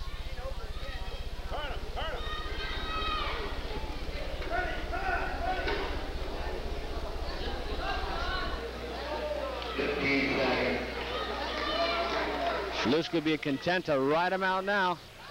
Look out. Looked like he was trying for a little crab ride. Here he comes back with a Jacobs. 1-point escape. Let him go for the 1 right before the buzzer. Makes the final score 9-5, and a 132-pound champ from Middletown, Billy Szalewski. Now we go to 138 pounds, another defending Section 9 and Orange County League champ. In the maroon from Monroe Woodbury, it's Gary Fishbein. In the black, the second seed from Port Jervis, Dave Decker. Pair of, well, Decker's the senior. Fishbein has been wrestling varsity since 8th grade. Frank, only a junior, gets the takedown. I'll tell you, he just came in there, tried a little spin through by Decker. Gary just came up on top, threw the legs in the opposite side, and there's your first takedown. Gary is only a junior, but he has a heck of a lot of experience, Phil. I can remember him wrestling. He was back in 4th grade when his dad was taking him to those tournaments.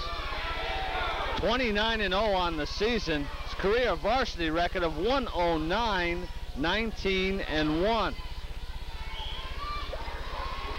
When he went up to the States last year, he finished 5th as a sophomore. Not bad. You have a little, he's trying to work a crab ride to a cross-arm stack, which is very popular with the college wrestlers. Gene Mills up at Syracuse. Decker, Dave did a nice job getting to his feet, but Gary's still in control by the out of bounds. As you said, Phil, Gary did a nice job in the States last year, finishing 5th as a sophomore, and that's very impressive. Fishbein won the Ossawa tournament, the Dalton Lions, the Pascack Hills, the Shoreline tournament. And he wrestled those probably at 145. He's been wrestling most of the year up at 145, and at the end they decided to get him down to 138. I think the strategy there, Phil, is that they were keying for the state tournament, knowing that he had beaten most of the tough competition in the sections, and that he had a better shot at doing something in the states if he went down to 138-pound class instead of 145, and that may hold true. We'll see what happens in the future. 1-point escape. Dave Decker getting to his feet for that one, but now we're wrestling where Gary Fishbein is probably the best. He's out on his feet. Of course, they had to make weight last night, and I guess if they made weight last night, they didn't have to make it again today. That's correct, Phil. That's the way the new rule is. It's been in effect the last couple of years that you could weigh in the night before the tournament. You'll see Dave Decker there just tried that headlock, and Gary just shrugged him by as a counter. Fishbein said he was feeling a lot better today and about 10 pounds heavier than he was last night when he weighed in. Here's a little drag series. Gary coming back with the takedown. Dave Decker is awfully tall for this weight, Phil, and that's giving Gary a little bit of a problem. But he's going to try, I think he'll see him try and come down and step into a Turk series where he's controlling the bottom end and controlling his hips rather than up top on his arms. 42 seconds left, first period. Fishbein of Monroe Woodbury 4, Decker of Port Jervis 1. Decker has a career varsity record of 38-14. This year he's been 22-7. He plans to go to Clarion State next year, major in business, personnel management. There's an escape. That's Dave Decker, a nice inside stand-up, 1-point escape. Again, remember, this match here, they're hitting head-to-heads with the teams that are 1 and 2, vying for the title here, and Minnesink also. But Monroe has to win these head-to-head contests to pull off the title. There's a little, what we call a Japanese Wizard series, but Gary just popped the legs in on the way down, but he has to pop free this arm to get the 2. There it is. 6-2, 10 seconds left. Gary going to ride some leg series here, just try and power half him. With only 1 second, he's not going to gamble. And that ends the first period. Toss of the coin stands right on its edge. A do-over. Fishbein takes top. No, he couldn't do that again. Matty couldn't do that again if he tried. Decker will be down, start of the period. Gary Fishbein will be up. Port Jervis has done a fine job in the tournament, Phil, after finishing 3rd in the dual meet season. Coach Reisinger has done a nice job bringing the boys along for the tournaments. You know a lot about Coach Reisinger because he worked along with you for many years here at Minnesink Valley. There's that Turk series, Phil. He stepped in on the Turk. He's going to try to bottom. Nope, out of bounds. As I said, Phil, being that Dave Decker's so tall, I think you'll see Gary keep trying to Turk him and control the lower part of his body to get that center of gravity turned.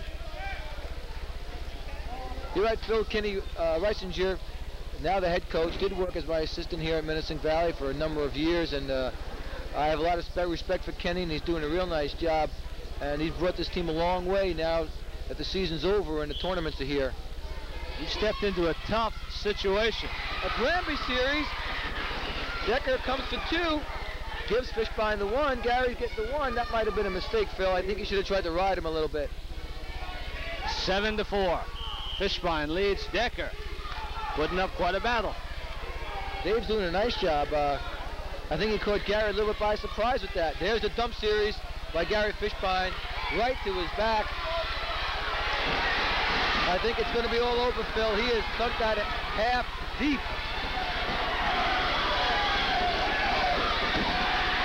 Again, Dave is tall, so Gary's going to have to arch him off the mat.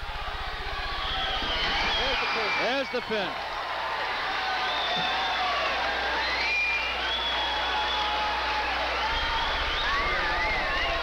Gary Fishbein with a pin in 3 minutes 51 seconds makes him the OCL 138-pound champion. All right, now we're at 145 pounds. The top seed from Port Jervis, Danny Baumgartner, in black, going up against Cornwall's Glenn Shearer. Both of them are seniors. Shearer, the 3rd seed, upset 2nd seed Matt Byrne of Minnesink in the semis. That was a good bout. Oh, nice short arm drag by Danny Bumgardner. No takedown yet, but a nice drag. Got the legs in on the way down. We'll see what happens now. No takedown yet. It's going to be, boy, this year is scrappy. There's two, and comes up with the legs. Shearer finished 6th at 145 last year. Bumgardner wrestled JVs. His career varsity record, all this year, 19-1-1. Shearer 17-5, 52-12 for his career. We'll see his strategy now, Phil. Again, here's one of those cases where there's plenty of time left. Do you go for the one or work for the two? Danny, again, being a little taller, I think you'll see him try, bring the man down to him, where he could use that leverage as some control. Bad position here. He's got himself on his hip. Glenn working underneath, trying to suck that leg in, see if he can get some points. But Danny, again, like I said, being so tall, he's got the far ankle and yet the opposite side shoulder. So he's in the front and the back at the same time. Bumgardner was the JV champ last year. Finished 2nd at Sherburne this year. While Shearer won the Scarsdale Invitational and finished 2nd in both the Cole and the Mid-Hudson.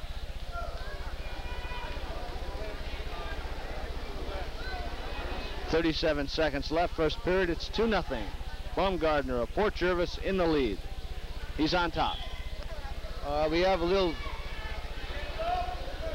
fake stand-up by Glenn, coming back to a switch, but Danny Bumgardner is working those legs real well, still in control. A little good flurry here, Phil. They'll keep coming around, but Danny tightened them up well with those legs. Let's see what Glenn decides to do. Nope, stalemate by the referee. 16 seconds left. What they potentially dangerous is a good call there, Phil. When you have the legs in and the other man picks your foot off the mat, you have no base, and therefore it could be dangerous coming back down to the mat.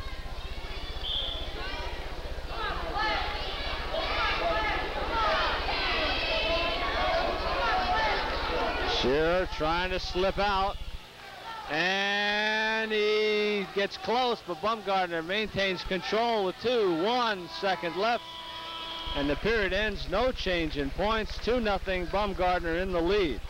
He almost pulled off a nice inside switch series there, Phil, and a nice flurry at the end. We'll see what happens now with the flip of the coin. I believe we'll have Bumgardner down, Shearer up. We'll see what the strategy is. Usually the Port wrestlers like to go for that one-point escape and try and dominate on the feet. And we'll see what Danny does here. Ooh, virtually chop and trap, as we call, by Glenn and Shearer. Chop the arm, trap the leg, right to a chicken wing situation. Glenn's looking for the points. He doesn't want to give him anything. Glenn seems to be very strong, Phil. I don't know if he's going to get anything out of that, though. Gives him 2. That ties it up.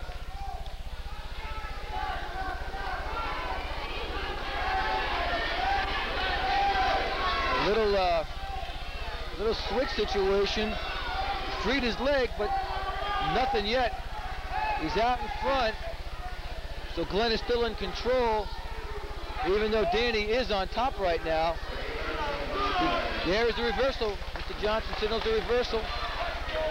And they're right by the edge of the mat, Phil. Out of bounds.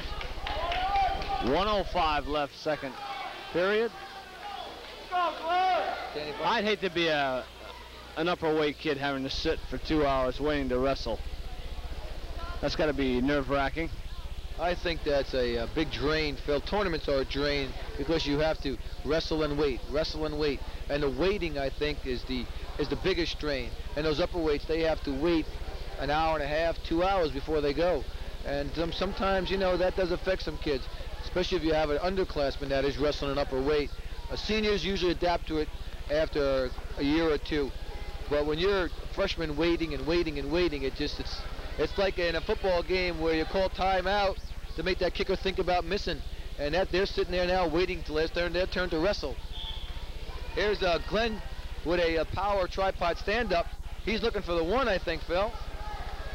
With a minute left, it's a little good strategy. But again, Danny's leverage is helping him here. He's in front with a 2-on-1 under both arms. About 40 seconds left. 4-2, Bumgardner leading. Up, Glenn Shear looking for a little roll series. 1-on-1, as long as he stays under that arm, you're going to find he's pretty, up. There it is. A little head spin, roll series, reversal. Trying to turn him with a cross wrist. But I don't think you'll see any points there, Phil. Not this Score time. tied at 4 with 15 seconds left. He's stacking him, Phil. Nope. He has a pump handle series to a stack. Good series, Phil. 4-4 with 6 seconds left. Shearer with some impressive wrestling today. Upset the number 2 seed, working now on an upset with Bumgardner.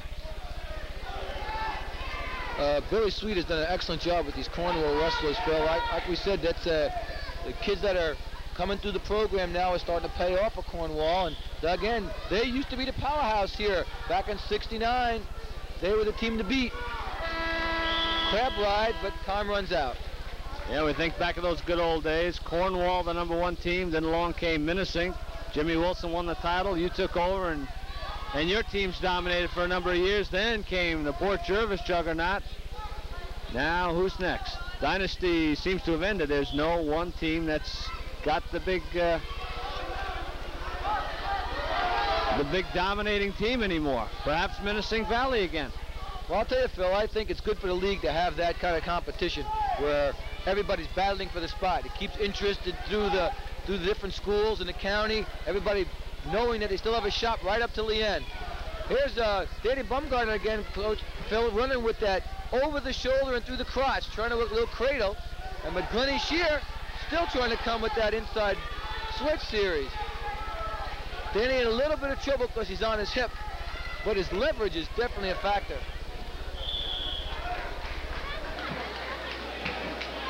Bumgardner still on top. 1:20 left. We're tied at 4. So far, Glenn has been working for the 2, using up the clock. I think he'll wait till that last minute before he tries for that 1 escape. Here he comes again. Not firing off the whistle. That's hurting him a little bit. He's looking for that inside roll series again, Phil. You can see him. He's hooking that leg. It appears that Danny Bumgardner's high, Phil, but he really isn't because of that long leverage. He's got a little cradle locked up now. But he's got to be careful because he keeps dropping his hips. 1 minute left.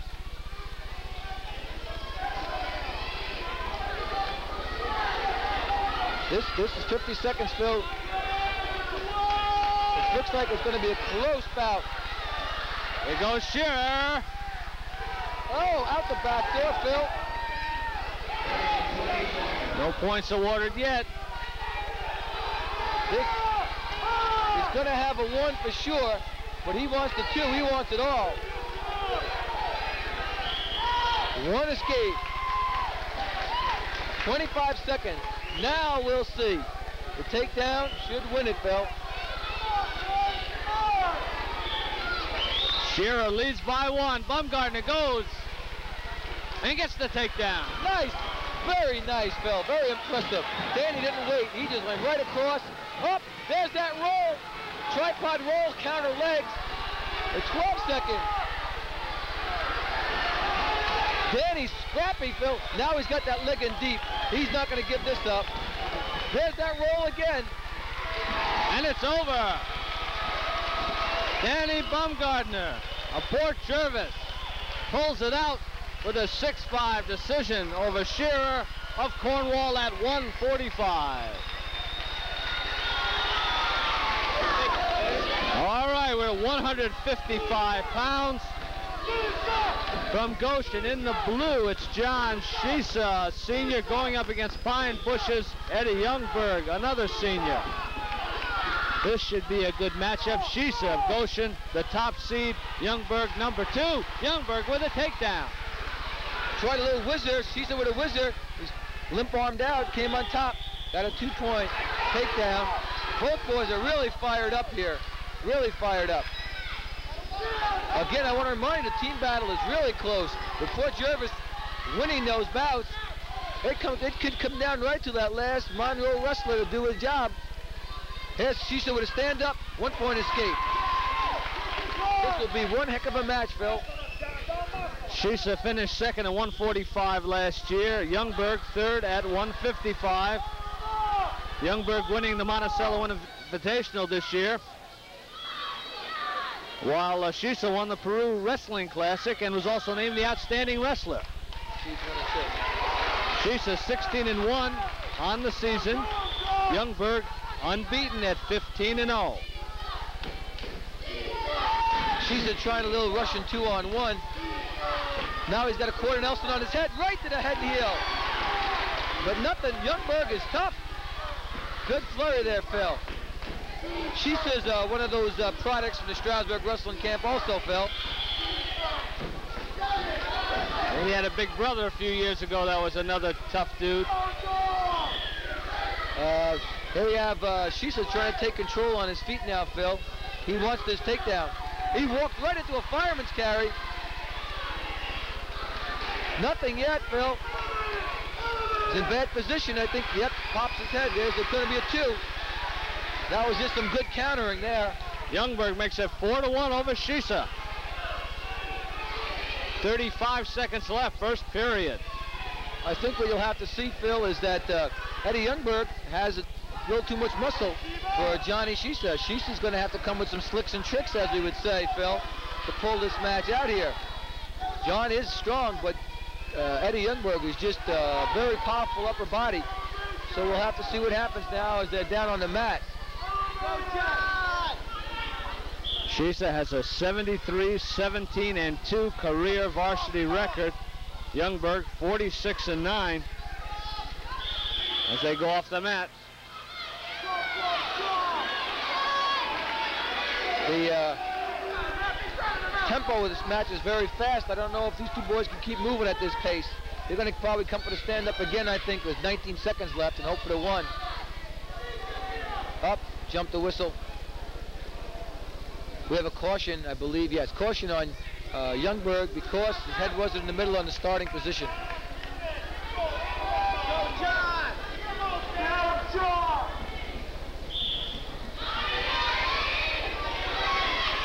He wants that 1 with 16 seconds. He's trying to get that 1. Youngberg muscles him back down to the mat, trying to tip him toward his back. 5 seconds left. That's just sheer strength, Phil. He's just tight-waisted him, lifted him off. 1 second left. And that ends the first period. Eddie Youngberg, and a little bit of an upset, leading John Shisa 4-1. Both seniors hoping to attend college next year. Shisa wants to attend either Slippery Rock in Pennsylvania or East Stroudsburg, or perhaps even Cortland here in New York.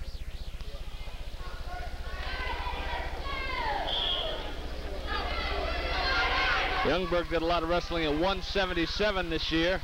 It's 5-0 at 177, 3-0 here at 155. Shisa on top, trying to tip Youngberg to his back. Youngberg now trying a switch. Some nice movement here. Shisa's trying to, nice move, Johnny Shisa. He's got to come up though.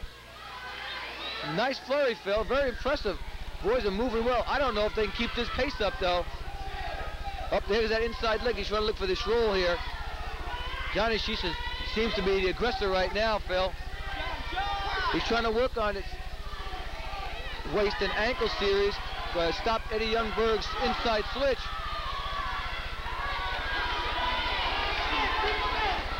A minute and 10 left, second period. Johnny Shisa is going to have to turn him for some points, Phil. Whistled off the mat. 1:05 left. Still 4-1 Youngberg. Youngberg, Frank, another kid who dropped down a weight class. Wrestled most of the season at 177. You know, Phil, the only thing about that is dropping down a weight class doesn't always help, because sometimes you sap your strength coming down only for a one-time thing. And I don't know, it's a long-range thing to see if it does if it does work or if it doesn't work. In the state right now, it's an experimental rule to see how it's affecting the wrestlers. Eddie Youngberg's still trying with that inside switch. He likes that move, Phil. He wants to keep coming inside on the left arm of Shisa. Here, he's going to step in on a Turk if he can.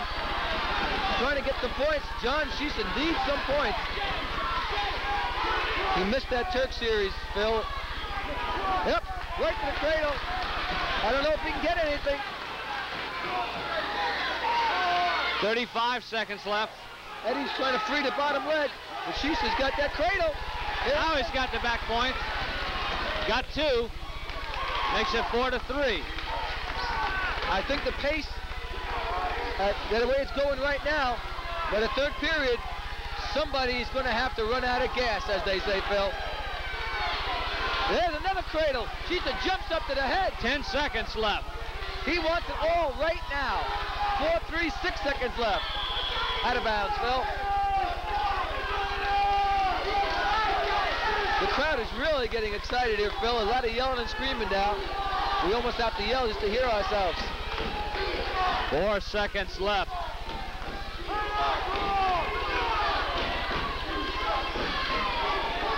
I think Eddie Youngberg is going to have to change his strategy, Phil. Instead of coming for the 2 with 4 seconds, he's going to have to try and hit something to his feet. Youngberg, Pine Bush student, lives in Montgomery.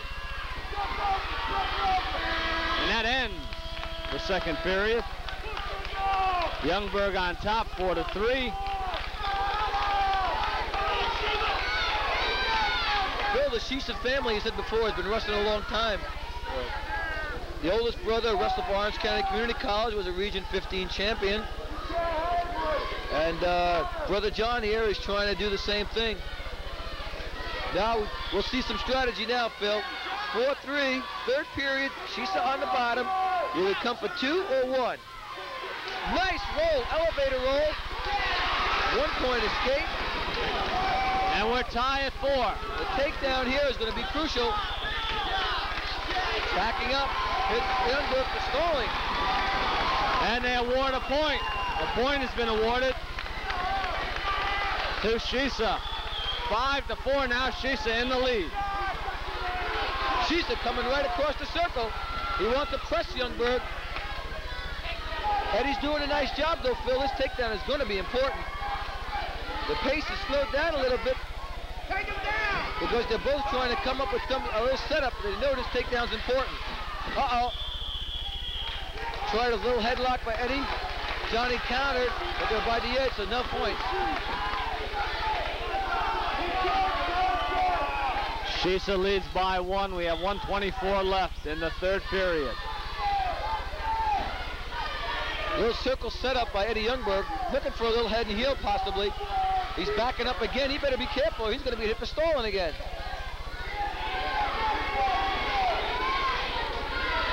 One minute left, Phil. Underhook series by Johnny Shisa. Referee stops and brings it back to the middle.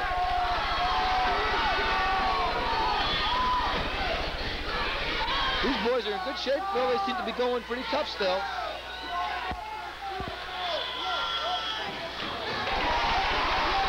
And Youngberg is hit with another point. Another point awarded to Shisa, makes it 6-4. That stall point now is a real big factor because now we have to have a takedown just to tie it. 45 seconds left.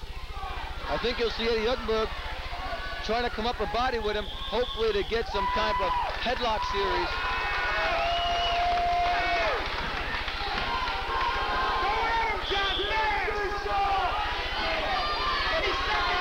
Now still, Eddie, now you're going to see Johnny Shisa is going to have to come a little aggressive, or he's going to be hit for stalling.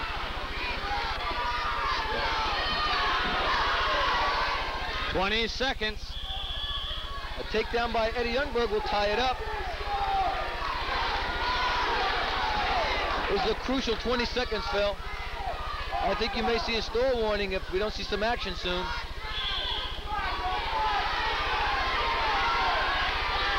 Shisa leading by 2.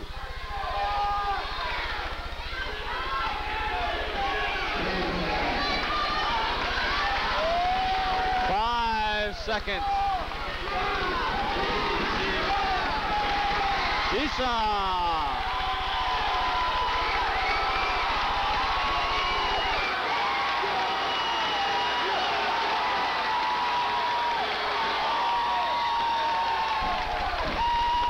John Shisa with a 6-4 decision wins for him the 155-pound OCL title. And now we go to 167 pounds. In blue from Valley Central, the muscular Mr. Chad Tompkins. In black from Port Jervis, the slick Joe Galligan, a pair of seniors. This is going to bring the roof down. I'll tell you, Phil, this has been an exciting finals. Usually the matches are kind of boring, but we are seeing some moves out here tonight. Tompkins taking the offensive on Galligan. Again, you have to remember now, Phil, Port needs not only the wins, but pinpoints to stay ahead of Monroe, because Monroe had more wrestles in the finals. Now Galligan will probably be, Joey will be coming with those headlocks if he can, and Chad will probably be going underneath. There it is, shot for the single. They tied during the dual meet season, Phil. Look at this. Oh, Tompkins puts Galligan on his back. He has it, that upper body throw right to his back. But Joey's tough. He's going to fight off this if he can. He knows that he needs it and the team needs it. 5-point move by Chad Tompkins puts him in the lead. Galligan finished second last year at 167. Tompkins third in that weight class. Galligan also finished fourth in the sectionals, and he gets a point for an escape. 1 point escape, Joey Galligan. Here comes a single leg again by Tompkins. 2 takedowns. Chad is looking real tough on his feet, Phil. He was flat in the semis, but he's coming out doing a job here in the finals.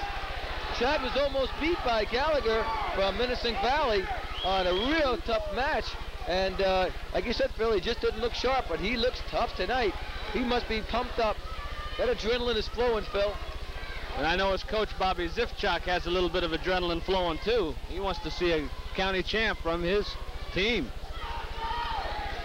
Galligan won the Bethlehem tournament. Tompkins finished second at the Mid-Hudson and in the Cole. There's an escape, 7-2. Joey wants to keep going for those ones because he thinks he can headlock him, but Chad wants to keep coming underneath and stop him from the upper body stuff. Here's that headlock, Phil. Muscle on muscle, muscle on muscle, muscle on muscle. Oh, who's going to win this one? There it is. Galligan. He had another 5-point play the other way, Phil. He has it tight. 13 seconds left. 7 seconds. 5, 4, 3, 2, 1, 0. Oh, my goodness. The complexion of the match went from 7-4, 5-point play. We're back in the ball game. Now it's 7-7. That was some fine wrestling here, Phil. You had a headlock, a roll through, a bridge back by Joey Galligan, and I'll tell you, this is some tough wrestling tonight. 7-7. Second period only. Joey Galligan selects the top. Tompkins on the bottom. Tompkins 17-5-1 on the season, 55-25-1 for a career. Galligan 24-1 on the season, 59-18-1 for a career. These two are what we call five-point play specialists. Take down right to your back. So a 2-point lead by anybody is really not enough in this match. Right now it's 7-7, Phil. Both these boys played varsity football. Galligan named to the All-State team as a nose guard.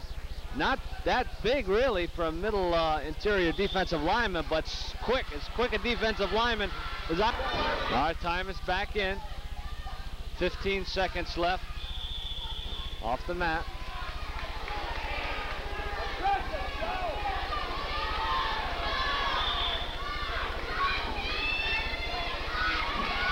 Again, we're back up top again.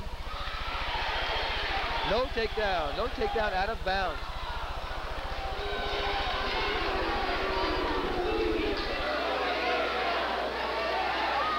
Eight seconds, Phil. Time for one more shot. Chad shot underneath this time. Oh, right on the whistle. We'll see. Yes. Mr. Bouchon feels it was 2.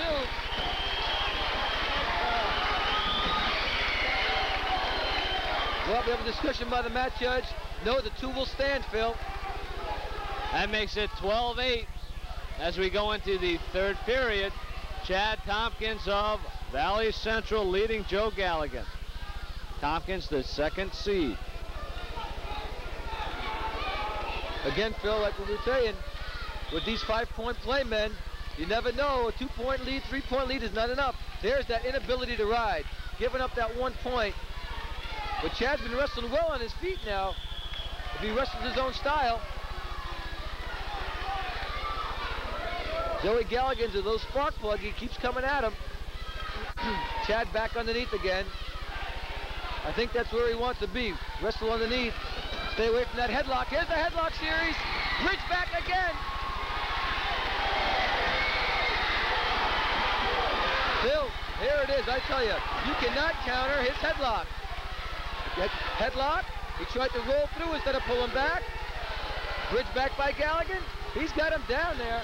There's a 5-point move again. If he hangs on for the minute, he may pin him. He's got it tight now. He has got it locked up. Here, all he has to do, Phil, is sit here. 1 minute left, and he has it tight.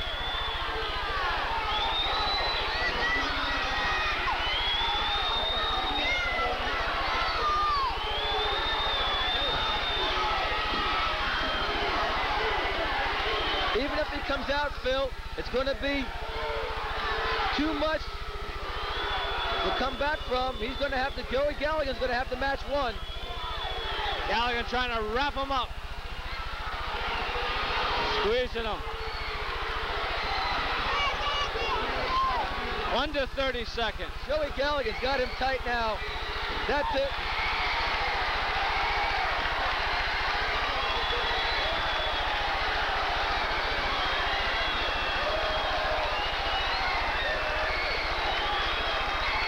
Joey Galligan of Port Jervis with the pin in 5:36 makes him the 167-pound champion.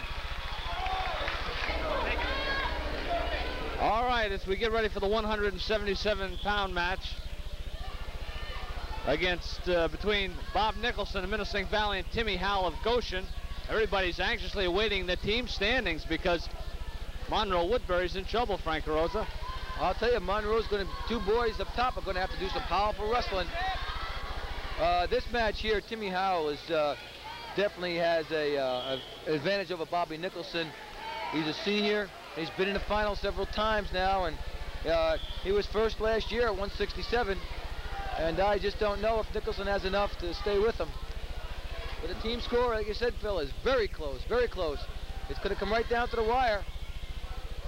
Nicholson has been Mr. Magic for Minisink, come up with some big wins this year. His victory is the one that keyed that win over Monroe Woodbury a week ago. Howell, meanwhile, is the senior, Nicholson the junior. Howell lives in Florida, goes to Goshen. Bobby Nicholson lives in New Hampton and attends Minisink Valley. Howell 21-2-1. He's 8-1 in the league. His one loss was via a disqualification.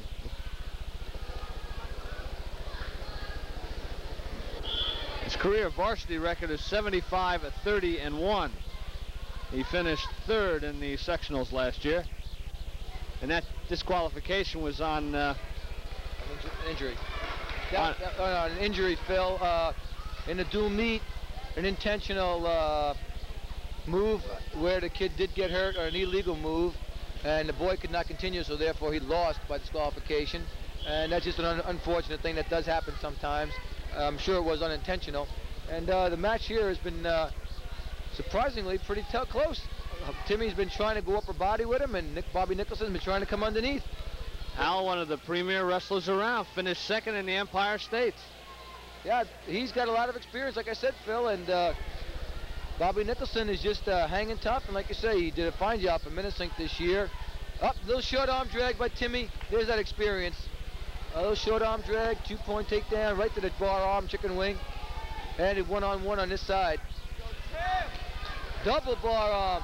Nicholson is in trouble, but he's got 4 seconds left. Clock is on his side. Look at this move by Nicholson.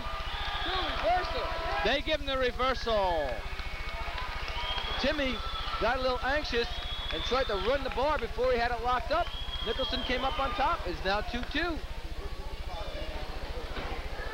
Howell selects the top position to start the second period. Howell won the Delaware Valley. He's 3-time champ there and 2-time champ at the Peru tournament. Nicholson, meanwhile, finished first at Clarkstown this year. You're finding Timmy riding tight waist, trying to counter the upper body strength of Nicholson.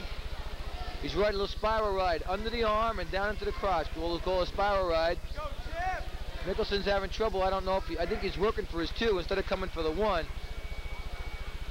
But it's a minute and 38, and that seems to be the strategy tonight so far. Timmy jumping out to the head. He wants to power him over. Look at this. That might be a mistake, Phil. He got a little anxious on that one. He's trying to force those pinning combinations. Now we're in a Wizard situation. I think it's going to be a 1-point escape. Yes, 1-point escape, Nicholson. Nicholson takes the lead. He's hanging in tough against tough Timmy Howell. This takedown here will be important, Phil. There it is, simple drag again, spin behind. Howell back in the lead, 4-3. Timmy's basically been giving up his points by forcing those pins. I think he's going to have to settle down a little bit. I think he might have underestimated Bobby Nicholson. But again, here's that 1-2, first seed, second seed combination. Bar arm again by Howell. Might be illegal. No, potentially dangerous. When that bar arm comes up from across the back and goes up to over the shoulder, it usually turns from a legal hold to illegal hold. And that time, Mr. Vitorovic, for being close to the action, stopped it before it got dangerous and the potential dangerous hold. Don't be impatient. We're at 177. Timmy Howell of Goshen in the blue, Bobby Nicholson of Minnesink in the green. Howell on top, in control. 15 seconds left, second period. Here come with that bar arm again. Chicken wing, he's trying to get his double bar. That's what he had in the first period. This time I'm sure he's going to take his time locking it up. 3 seconds left though. Phil, I don't think there's enough time for points. The horn sounds ending the second period. So we'll start the third with Nicholson on top. Bobby 14-5 on the season. 6-1 at 77, was 2-0 at heavyweight.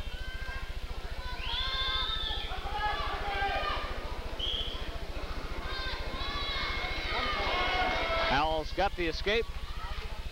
There's that little experience there, Phil. He faked one way, came back the other way, elevated him with his foot, just enough to clear to get the 1. That's what he wanted. That'll give him that 2-point lead now, and they'll be on their feet where Timmy's been the aggressor.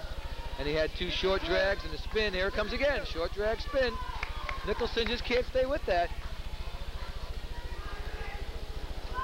If you get something that works, you stay with it usually. And he's got it twice now. That's the 3rd time.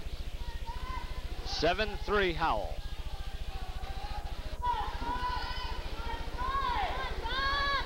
Nicholson being one of those, one of the last remaining farmers at Minnesink Valley, he has a lot of that arm strength, and Timmy just can't turn him with those bars. There's a spiral ride again, Phil. Uh-oh. Jumping to the head. Here it comes. 1 minute left. 1 minute left in the match. Here comes Nicholson now for the 1. But again, this is where Timmy happens to be a little more to the advantage. There's that little duck under series. Nicholson's got to stop wrestling off his knees because that's how Timmy keeps short dragging him. Bobby Nicholson on top this time. Up, a little underneath drag. He's just been dragging and spinning and dragging and spinning. Nicholson working a sit-out combination. Nicholson with the takedown.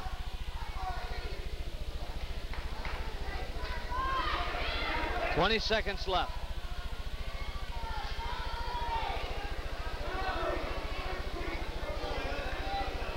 Howell just riding on Nicholson. He leads 9-4. 10 seconds left.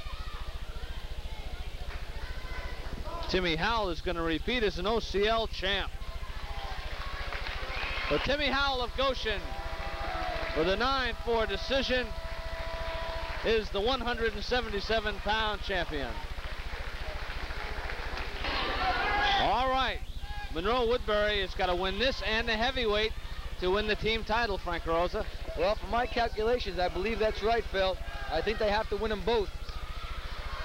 And here's a head-to-head match right here. Tommy Latka, Monroe Woodbury, Barry Longwell, Port Jervis at heavyweight. Latka, a junior, Longwell, a Port, a senior. Latka, the top seed, Longwell second. I think you're going to see some smart wrestling here by Latka. He knows what he has to do. He's going to try setting him up. Tommy Latka is coming in with a better record and has a little bit more experience because he's been wrestling a few more years. Latka wrestled at 167 last year where he finished 5th, while Longwell was on the JVs, finished 2nd at heavyweight as a JV. There's that short arm drag. We've been seeing a lot of that tonight in the upper weights, Phil. A drag under the arm, spin behind. Is that a nice 2-point takedown? Yes, 2-point takedown. Tommy Latka just trying to cover the hips and maintain his control. Latka, also an outstanding football player, guard and a linebacker, won the Dalton Lions wrestling tournament. The junior is 24-4 on the season, 8-1 in league, 45-33 for the career. So his move up to heavyweight really improved his career record. Yes, Phil, Tommy did a nice job last year, but I think moving up, but he put on a little more muscle, and I think that was a big factor because he had the moves from a lightweight, and yet moving up, putting on some muscle, he's come up with a pretty fine heavyweight for Monroe Woodbury. Latka in the purple, on top, in control. He leads Longwell 2-0. I think Tommy's not going to take too many chances out here, Phil. I think he wants to get the sure win, knowing that Monroe needs the 2 wins to pull out the team title. I think if it's there, he'll take it, but if it's not, he's going to take it nice and slow and set up his pinning combinations. He's looking for a little front cradle here, Phil. 5 seconds left. He better watch what he's up to. There it is. Front cradles. Oh, no time left, though. Buzzer sounds, saving Mr. Longwell. 2 near fall. 2-point near fall. Makes it 4-0. Favor of Latka. I want to thank our sponsors for this wrestling tournament. Diana's Restaurant in Middletown, Spears Cycle Shop in Washingtonville, and the Stroudsburg Wrestling Camp. The number you can call for that again is 516-473-5586. Bobby Armstrong will give you all the information. Spiral ride here by Tommy Latka. Under the arm, again down in the crotch, trying to break him off his base. Barry's hanging in here. I thought he'd be coming up to his feet, Phil, and try and wrestle up a body with him a little bit. But here he comes again. Tommy Latka wants to go with that cradle series because he turned him with it before. Now, I don't know. I'm just a little surprised that Barry is wrestling down on the mat. I thought he'd be up on his feet as much as possible. Latka trying to work on that head. Had Longwell on his back at the end of the first period. 3-quarter Nelson now. 3-quarter Nelson. There it is. All right, this is going to be it, I think. He's got it tight. This may be it. There it is. The Monroe fans will go wild here now. Monroe must win them both. Latka with a pin in 2:53. Wins for him the heavyweight crown. Now for the unlimited In purple is Tom Kennedy. He's a senior from Monroe Woodbury. Ivan Katz of Monticello, a junior, is his opponent. Monroe Woodbury, from our calculations, has to win this to win the OCL tournament title. And Kennedy, the top seed, is a heavy favorite to do so. Well, Phil, I think, again, here's a situation where the heavyweight, again, has to pull it out. And a lot of it comes down to the heavyweight matches during the year. Those big boys have to take the pressure. Tommy definitely, I think, is the favorite here, Phil. He has a little more match experience, where he's wrestled more bouts than Ivan Katz has in Monticello. But again, in the upper weights, you never know. Kennedy, an all-state football player, big middle lineman. Won the Shoreline tournament, finished second at the Oshawa. Ivan Katz of Monticello, a junior, comes in with a 6-4-1 varsity record. This is his first year of wrestling. Phil, Tommy's just stalking him now. I think he's going to have a stall warning coming up soon if Ivan doesn't go after him. Ivan Katz has got to start coming across, or Tommy's going to be, he's just taking control right away. Ivan's trying to pommel inside. He doesn't want to get caught with any headlocks by Tommy Kennedy. He's awfully big. Katz coached by Larry Bryant. Again, Phil, that's one of those programs coming up now. That Monticello program is really coming along. They've got a pretty good junior high program, and they've got the boys out now for the varsity and junior varsity program, and I think that, like you said, Larry Bryant is doing a real fine job. No points on that last little flurry.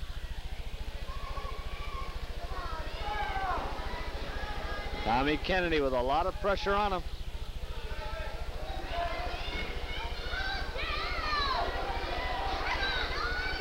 Tommy's trying to work some inside stuff, but Ivan keeps pommeling inside. He doesn't want to get caught with that height advantage that Tommy has. 36 seconds, Phil, in the first period left.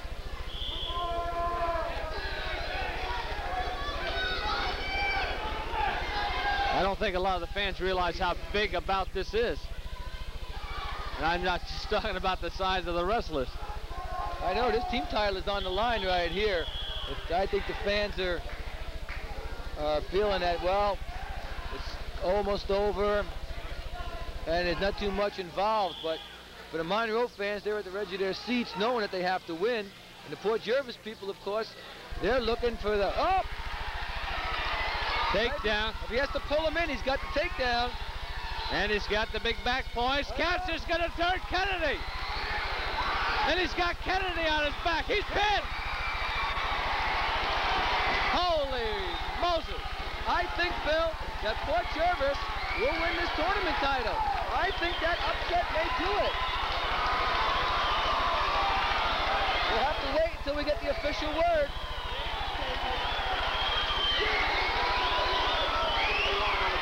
Ivan Katz of Monticello has just pinned Tom Kennedy in 157, and that should give Port Jervis the team title. We'll be back with our wrap-up and the announcing of the outstanding wrestler right after these messages.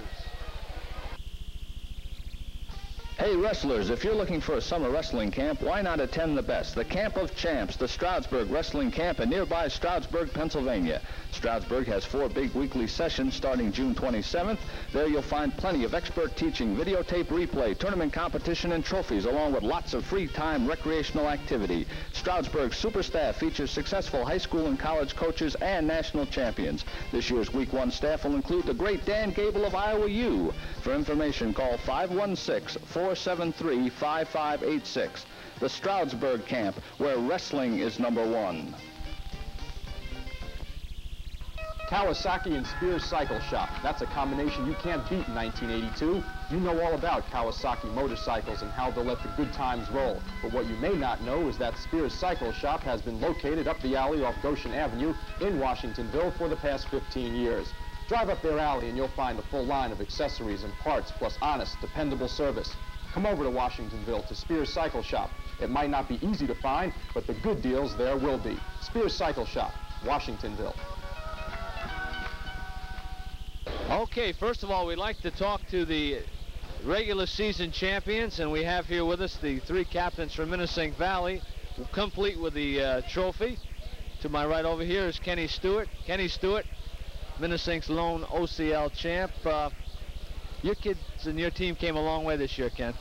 Yeah, they did. Now, you started off the season with 6 new kids. How did you do it? I really don't know. Hard work, I guess. Joey Golden over here is to my left. Joey had a great season. It's too bad there was a guy named Burris in your weight class. Yep, that's where it goes.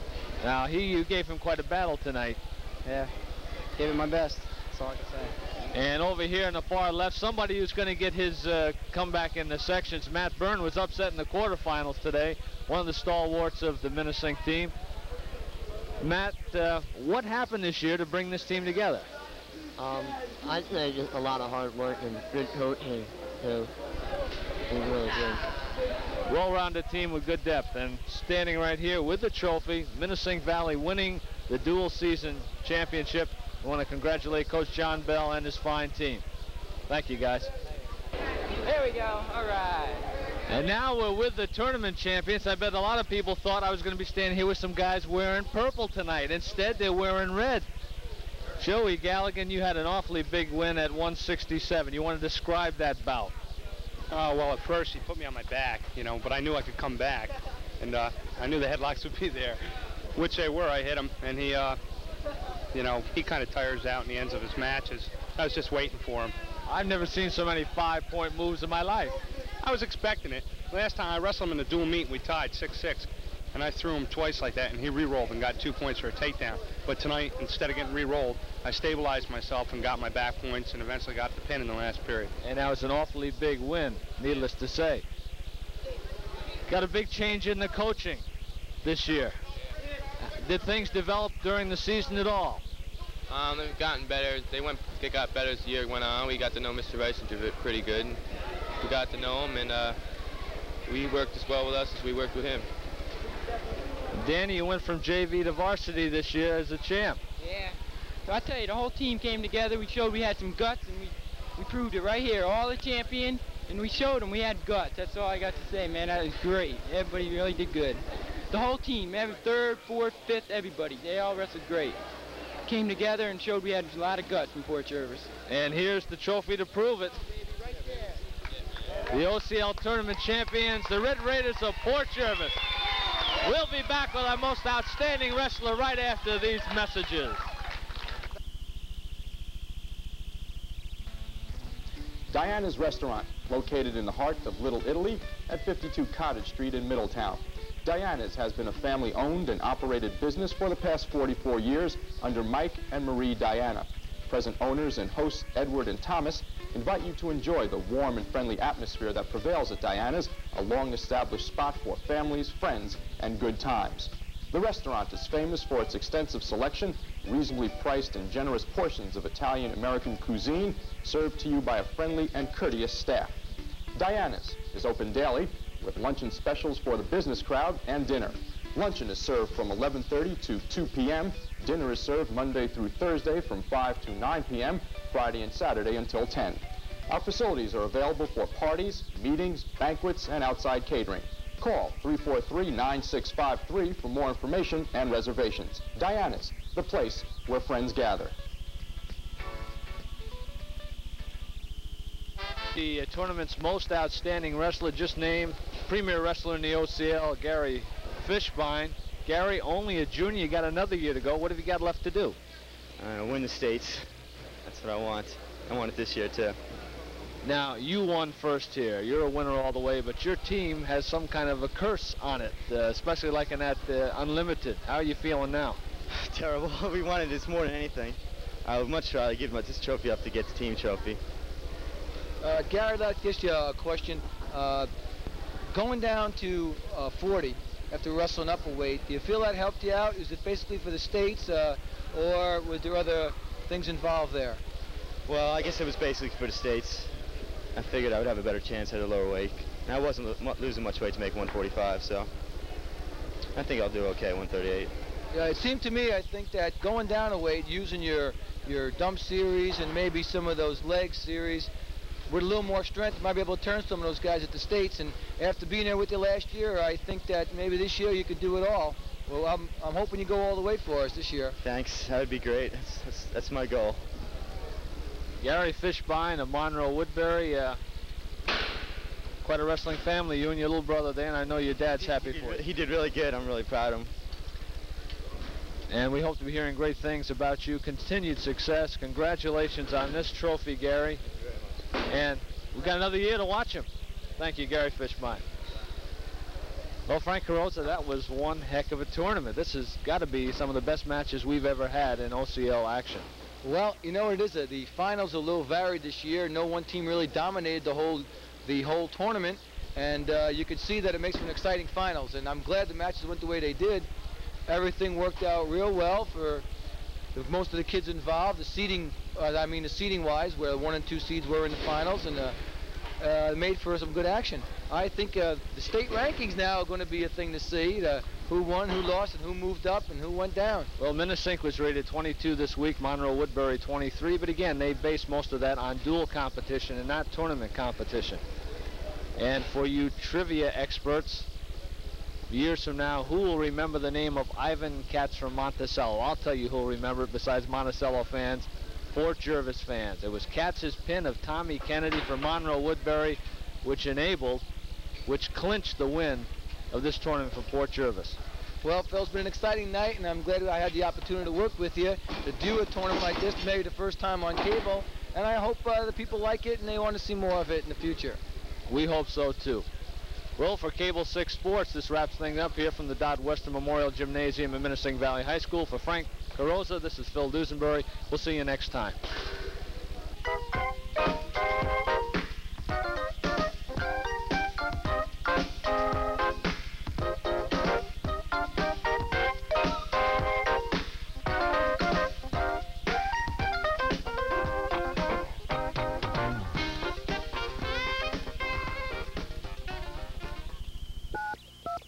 Carl tells us more. Andy Bean's first tournament win came at Doral.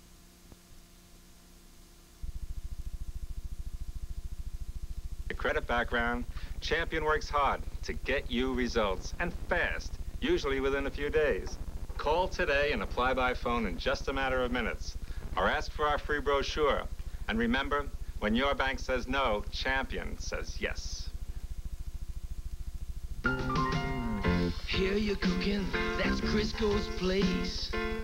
Here you're eating, there's no oily taste. Here it is, here it isn't. Here's Crisco cooking up fries, and because most of it comes back, there's no oily taste. Here it isn't, no oily taste, it's true, so your cooking comes through. Here it is, here it isn't, here it is. Oh, hi! You're really going to clean up with savings up to 60% on home appliances this Christmas at Crazy Eddie. Save on Blizzard, bucks on microwaves, save on vacuum cleaners, save on refrigerators and coffee makers. Save with the lowest sale prices ever in home appliances. Because with savings up to 60%, Crazy Eddie's Christmas sale prices are professional reindeer. Do not attempt this at home. Insane! Petland discounts, at Petland we care. I'm Neil Padron, president of Petland Discounts, the tri-state area's largest chain of pet shops. Welcome to Tetra's wonderful world of tropical fish. And for your fish, there's nothing better than world-famous Tetra products. And remember, if fish could talk, we'd ask for Tetra. Petland discounts, at Petland we care. Now, over 50 convenient locations, all open 7 days.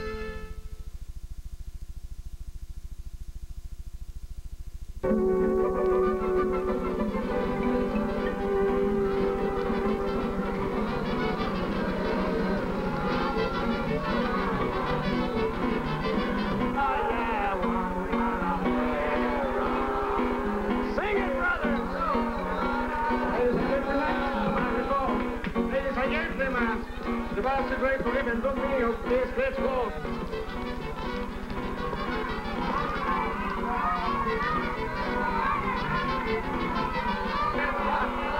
Goodbye, my brothers from Ohio. Goodbye, my brothers from Illinois. Take your show. And bring back money, spend money all over, folks. Have a good time, but remember the Kalakapi.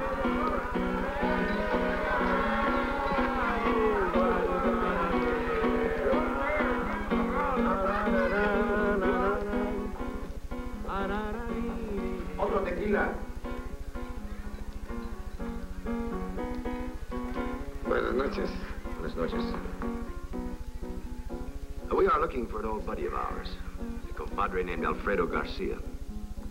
Does anyone here know him, por favor? Senor? Senora? You sure? How about you? No, senor.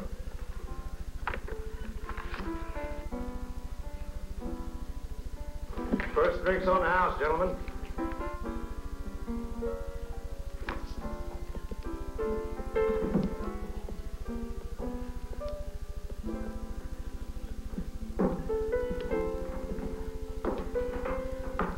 What do you like to hear? Take care of those gentlemen, Paulo. Beer whiskey, gentlemen?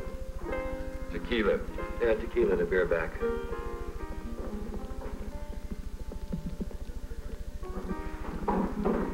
Buenas noches.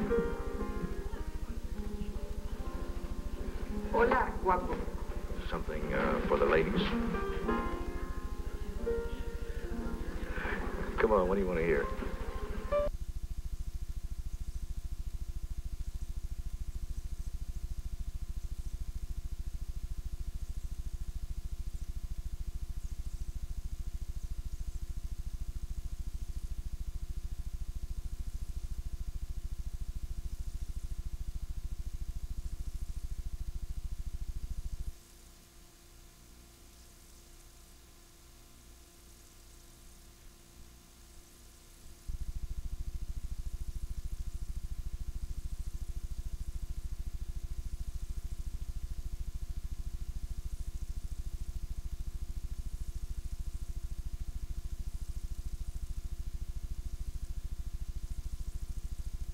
Toughest Name in Maps is proud to present the 1987 New York State Wrestling Championships.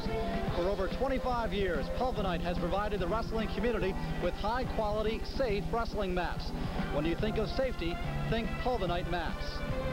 From Tom Schlendorf and John Harris to Bob Medina and the Bannock brothers, from 1963 to 1987, 25 years of wrestling in New York State, and it arrives here tonight at the Onondaga County War Memorial for the 25th edition, the silver anniversary edition of Championship Wrestling in New York State.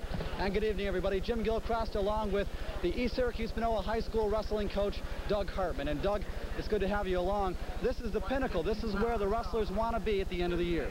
Started back in November, and it's been 4 long months, but this is where they want to be, right here in the finals of the New York State tournament. And how does it end up that these wrestlers arrive at this point?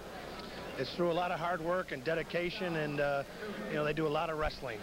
This is a great community as far as wrestling here at the War Memorial. They've gone outside the War Memorial to Utica and to Rochester, a couple other places, but this is where the wrestling championships should be. Reed Hawk is our state chairman, and he does one heck of a job putting on a real nice tournament here. It's well organized. Things run very smoothly. A couple of bouts that we'll be looking at this evening. One interesting bout would be Jeff Prescott. He's looking for a 3rd state title. He's going against Kaufman from Section 11, and it's going to be a good bout, but Prescott's looked really impressive throughout this tournament. So sit back and watch. We have a lot of bouts going on this evening. It's the finals of the New York State Wrestling Championships. It's happening here on Cable 13, and it's coming right up.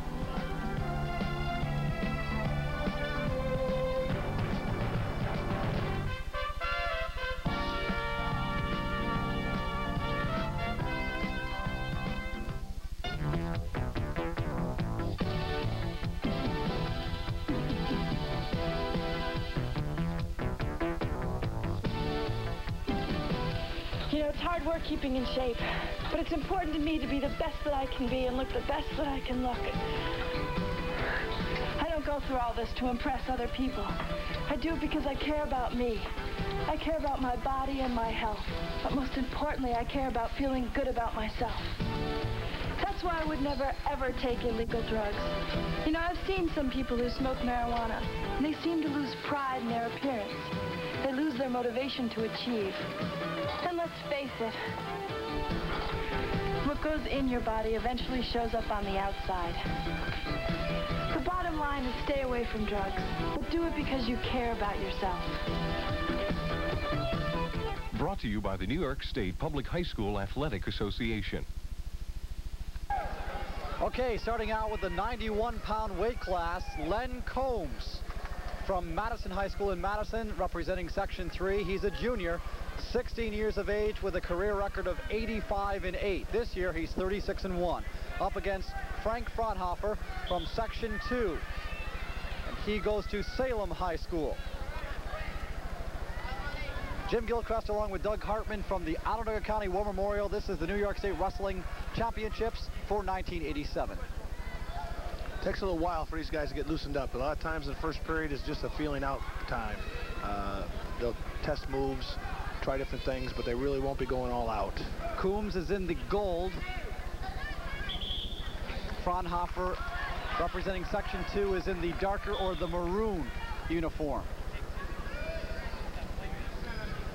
What strategy are we looking at right here, Doug? I think, like I said, they're just trying to set each other up. He's got to get his, Combs has got to get his arms in. You just saw Fraunhofer trying to go underneath him, but, you know, these guys are good. He's got to get, you know, they're going to go out of bounds. They've got to go back in the middle here. How much does that come into play as far as defensive strategy? Do sometimes the wrestlers want to go out of bounds? Well, there's a lot of times when they're near the edge and they're either going to get a reversal or close to it, and they'll work their way out of bounds so they don't lose the points or don't get put on their back. The sideline can be used, but a lot of times officials, especially at this level, will call them for stalling or intentionally going out of bounds, which you could lose a point for. The referee just called a stalemate, and that just means that neither wrestler is going to gain any advantage from that point, and they didn't look like they're going to get out of it, so he stops it and has a fresh start. 40 seconds to go in period number 1. Periods are 2 minutes each. 3 periods for, unless they go into overtime, of course, for these wrestling championships. 30 seconds to go, and each wrestler just feeling each other out right now. It seems that way. Neither wrestlers, again, he called a stalemate, and he's warning Green, which is Lenny Combs. He's a home scorer for stalling. That means he's got to be more aggressive. He's got to make some type of attempt to get a takedown. Combs is wearing the green anklet, and that's the reference as far as colors go. Referee's wearing green and red wristbands, and Combs is wearing the green in this match. It's a nice shot underneath. I don't have time to get anything out of it. Buzzer rang before any points were given out. And now they'll flip that coin. Doug, talk about that for us. All it is a coin. It's got a red side and a green side. He'll flip it, and then he'll give a choice, whoever gets a choice. They chose neutral for this period.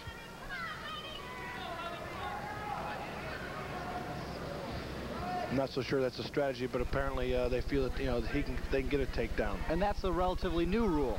That's only 2 years old now. You can choose neutral as your choice rather than just a top or bottom position. Both wrestlers doing a lot of standing up right now. I think they're trying to set each other up. You know, notice the arms are going in and out. There's your, you know, they're reacting and countering each other, so it doesn't seem like they're doing anything, but I can guarantee they're getting tired. Nice drag by. Fraunhofer's got 2 points, the first 2 of the match. He's on top now.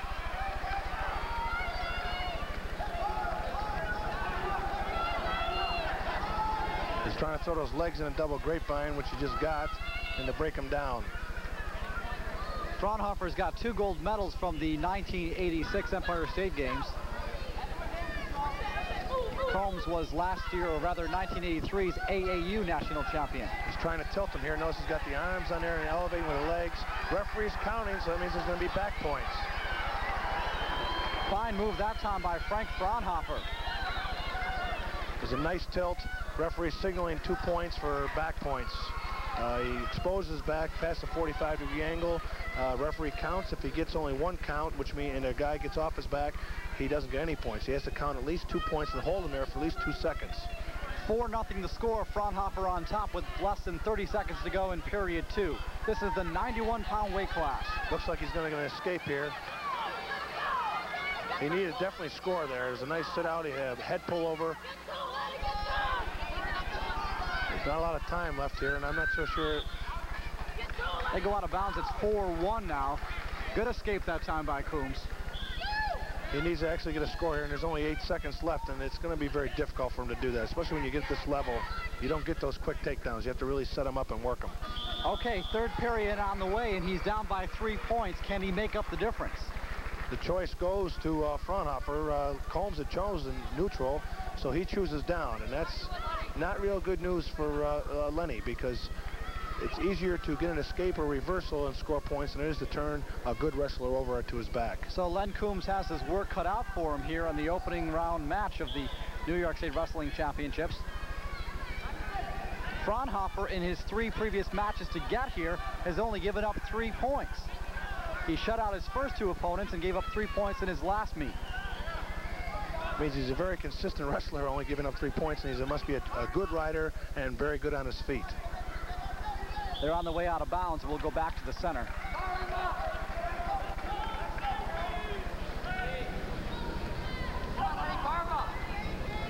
He's got to turn him over here. I'm not quite sure how he's going to do it. He doesn't, he's got to get those hand controls, break him down flat, and then work him over. There's a nice move right there. Fraunhofer really earning this win if he turns out to win this 91-pound weight class. It was a nice stand-up turn-in. He exploded right on the whistle, and that's a lot of times what you need to do, because sometimes you're relaxed and you're not quite ready for that whistle to blow.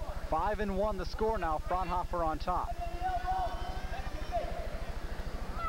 I don't know if Lenny has it in his move book, but he's got to get a throw of some sort here to get a 2 takedown and 2 or 3 points reversal in order to catch up on this. 5-1's 4 points is quite a bit in this level of competition. Especially with now 1 minute to go in the match.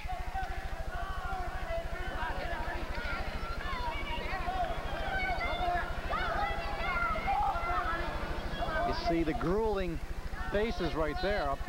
It doesn't look like they're doing a lot, but there's a lot of muscle straining in there. They're going to be tired. Looking for whatever edge they can get here. Fraunhofer is the leader right now, 5-1. It'll be tough for Lenny Coombs out of Madison High School to get back into this one. 30 seconds to go in the bout. Fraunhofer smart. He's going in on Lenny. Therefore, Lenny really can't throw him. As long as he keeps good body awareness, he can give up 2 here and not be in trouble, but he can't give up 2 and 2. It'll be really difficult for him to lose this bout, you're saying. Right. He's going to, if he's smart, he might give up a takedown, but he can't give up 2 takedown and then also back points off it. And the best way to do it is what Frank Fraunhofer's been doing, is shoot in on Lenny Combs. 5 seconds to go. Frank Fraunhofer is going to be the 91-pound weight class champion in New York State for 1987. And look at the coaches. Tell me they aren't happy. It's really very exciting for the coaches along with the wrestlers, because they feel they brought them along and taught them what they know. That's, it's a real thrill. He won 2 golds just 1 year ago in the Empire State Games, and now he's back at the Onondaga County War Memorial. And Frank Fraunhofer from Salem High School in Salem, New York, representing Section 2, is the 91-pound weight class champion for 1987.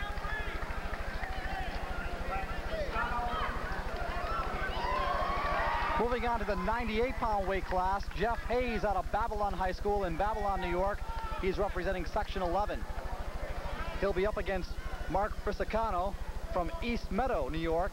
That's in Section 8. Section 8, by the way, Doug, leads in the team competition. We'll talk more about that as we go along. These 2 gentlemen. 2 Long Island schools are going at each other.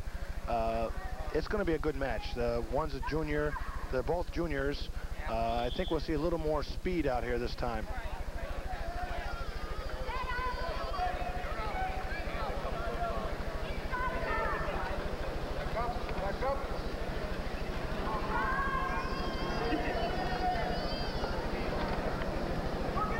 Once again, the wrestlers are feeling themselves out, feeling each other out, I should say, and getting a test of what's going on, testing the water to make sure it's right for them.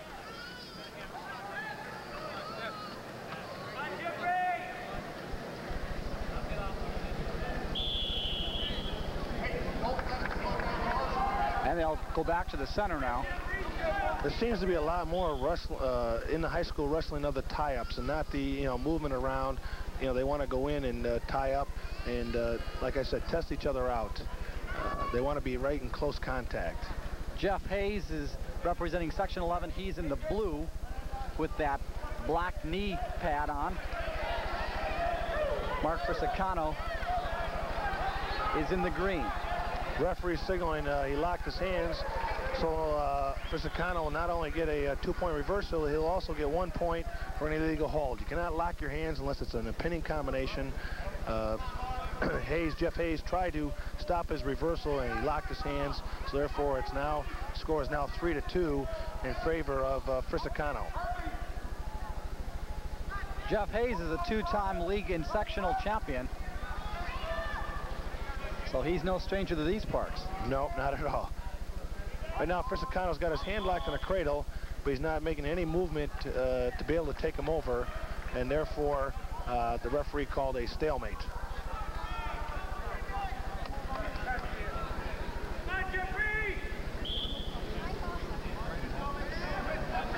Nice snapback.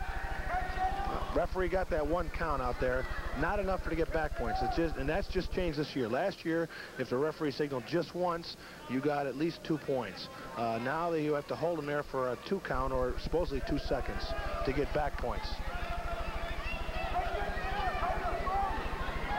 Should be getting this nice move. Right there. Nice move. Looked like he was going to get an escape. The referee waited, did not award it. And fortunately, I guess for Hayes, he didn't, because he would have gotten 2 more. It would have been a 2-for-1 sale there. Frisicano with the green anklet gets the decision. He wants to be on top. He leads in this match 3-2, beginning period number 2. We're in the 98-pound weight class.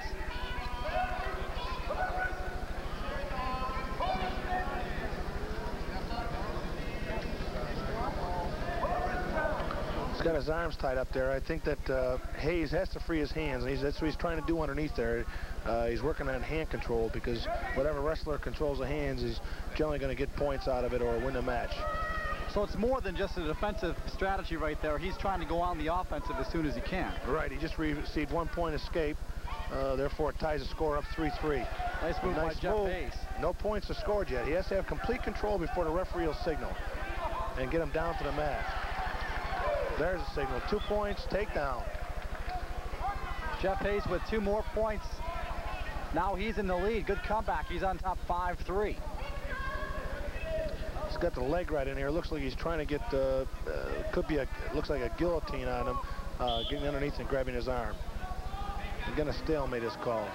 I think that happens more when you have the 2 excellent wrestlers. They're going to, one's going to throw a move and the other's going to counter so well, and then they're going to get into a position where neither one's gaining any advantage over the other. Therefore, the referee feels it's a stalemate and give them the points. Or excuse me, no points will be awarded. They'll start fresh.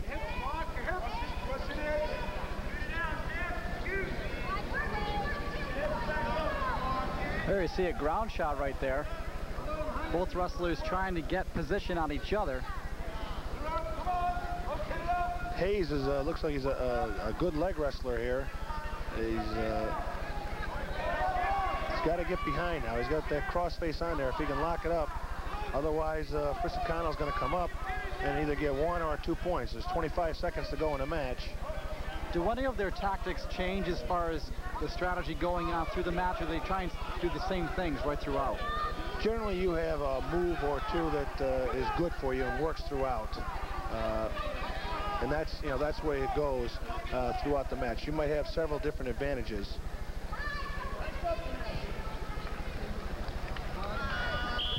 And that's over.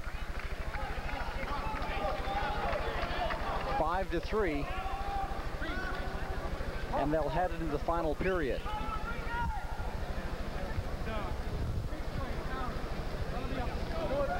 Jeff Hayes is on top after trailing early 3-2. I think Mark Frisicano's in a good position. He's down.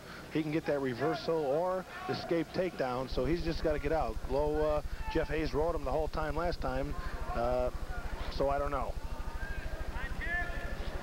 To me, he's in a good position. That's, you know, to get a reversal to me in this level of competition is much easier than trying to turn a top-notch wrestler over and get back points out of it. Now, how much does Jeff Hayes want to just sit on this lead, or how much does he want to go ahead and try and score more points? I always tell my wrestlers, you just keep on going, because when you start laying back and relaxing, that's when somebody scores on you. You want to keep the tone going the whole time. He's got the leg in there, and it looks like he's almost got the guillotine. Now he's going to get back points. If he gets underneath the head, he's going to be in trouble. They might call it potentially dangerous here with that arm. You can see that arm sticking up there.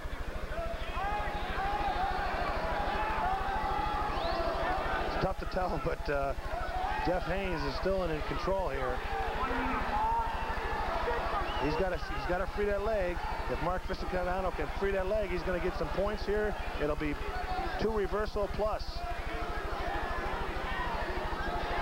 Less than 45 seconds to go in the bout, and the fans are getting into it now.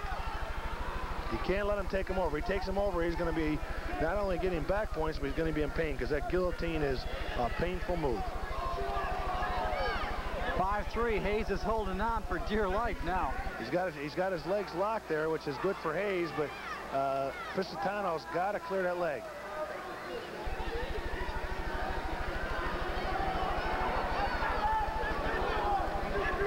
I'm not so sure what the referee's going to do there, because neither wrestler seems to be getting any advantage to it. 10 seconds to go in the bout. Jeff Hayes looks like he's going to hold on here. He's going to get some back points. There's a referee signaling.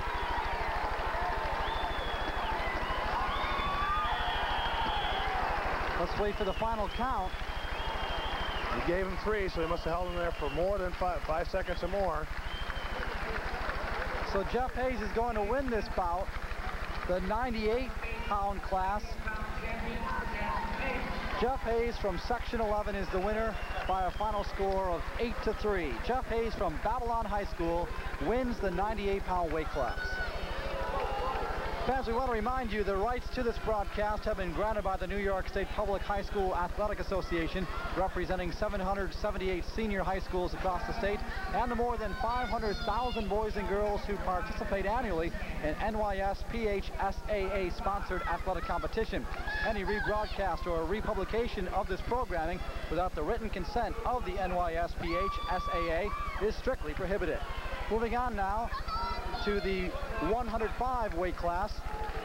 Representing Section 6 is Lou Rosselli from Royalton Heartland High School in Middleport. He's up against Troy Bazakis from Section 9.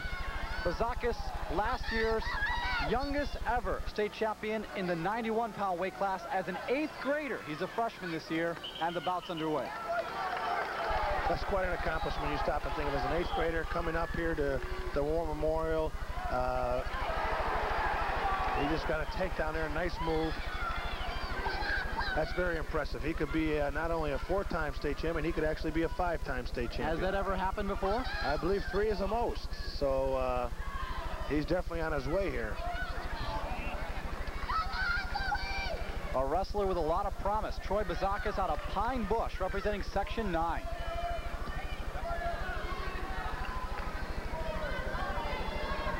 I've seen him. He's very impressive on his feet, and you just gave that 1 point away, but I feel he feels more comfortable on his feet, and therefore he can score points.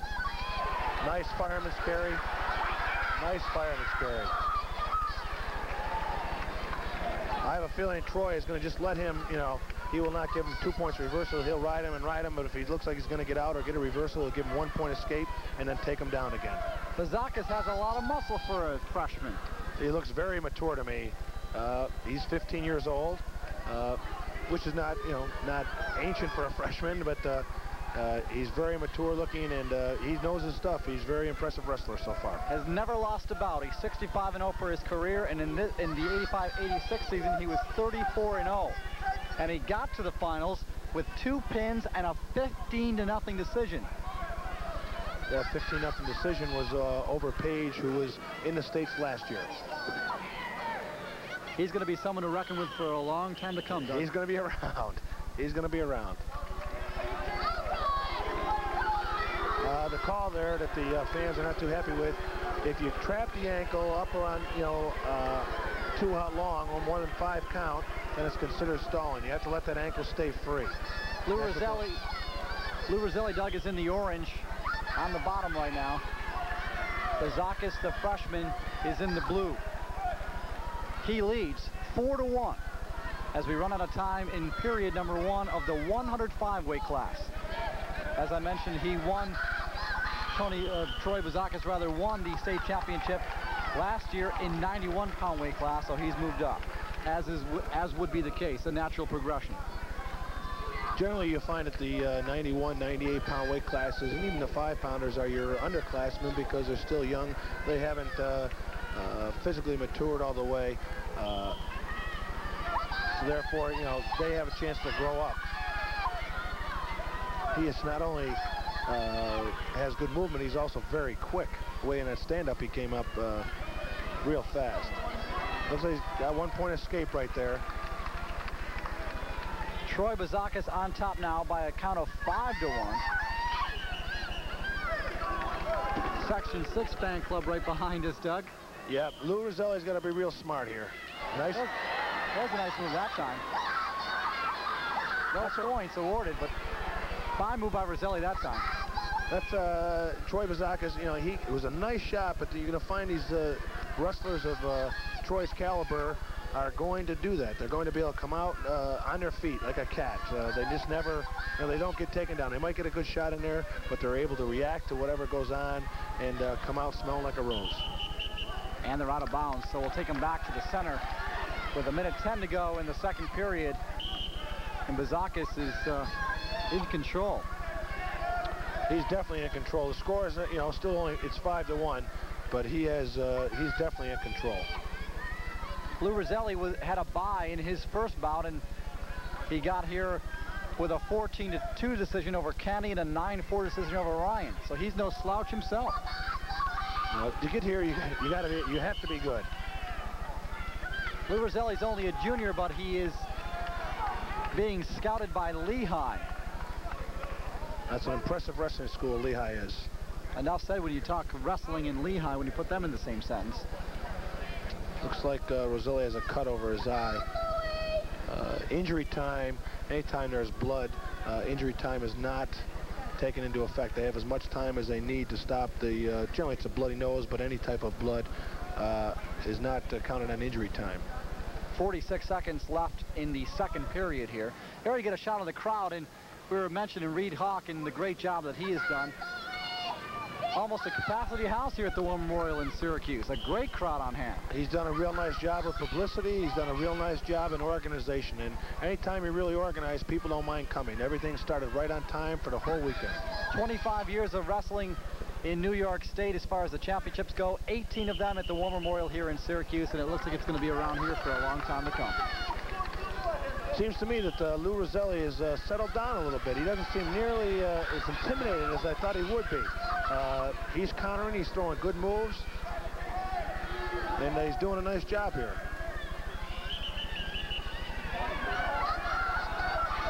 Score is still 5-1. Bazakis is on top. Nice move. Nice move. Just dragged him forward and spun behind.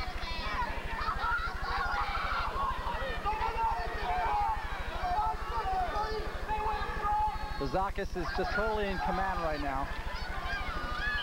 There's the end of the second period. He got that 1 point escape just at the time. 7-2. And again, I'm impressed with Lou Roselli. He seems to be not intimidated. I mean, he's getting taken down, but he's also doing a nice job. I mean, he is still going after things. He's not, he hasn't given up. What must Roselli do now? He's on the bottom here, trailing by 5 points with 2 minutes to go in the match. I hate to say this, but he's got to get an escape and try to take him down and even possibly let him up and take him down again. The problem with that right now is that he hasn't taken him down yet. And it doesn't, you know, he's come close a couple times, but it doesn't look like he's going to be able to do that. Troy Bazakis looking to become a 2-time state champion. And only a freshman. I wonder if he wants to transfer to my school. Doug Hartman, of course, the wrestling coach at East Syracuse Manoa High School here in Syracuse. Actually in East Syracuse, but from this location in Section 3, who, by the way, is second in the team standings as we take a look at the standings. Section 8's on top. Section 3 is in second place as of right now. They only have 2 people. Section 3 only has 2 people in the finals, but they did a nice job in the wrestlebacks. I believe they had 7 kids going for 3rd and 4th, which is very good. Approaching 1 minute to go in this bout. Vercelli has a lot of work cut out for him. He's trailing 7-3 now.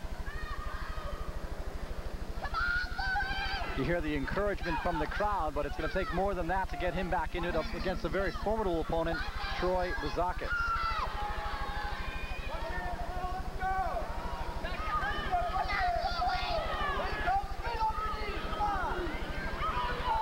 There was a nice try there, try and get back in it.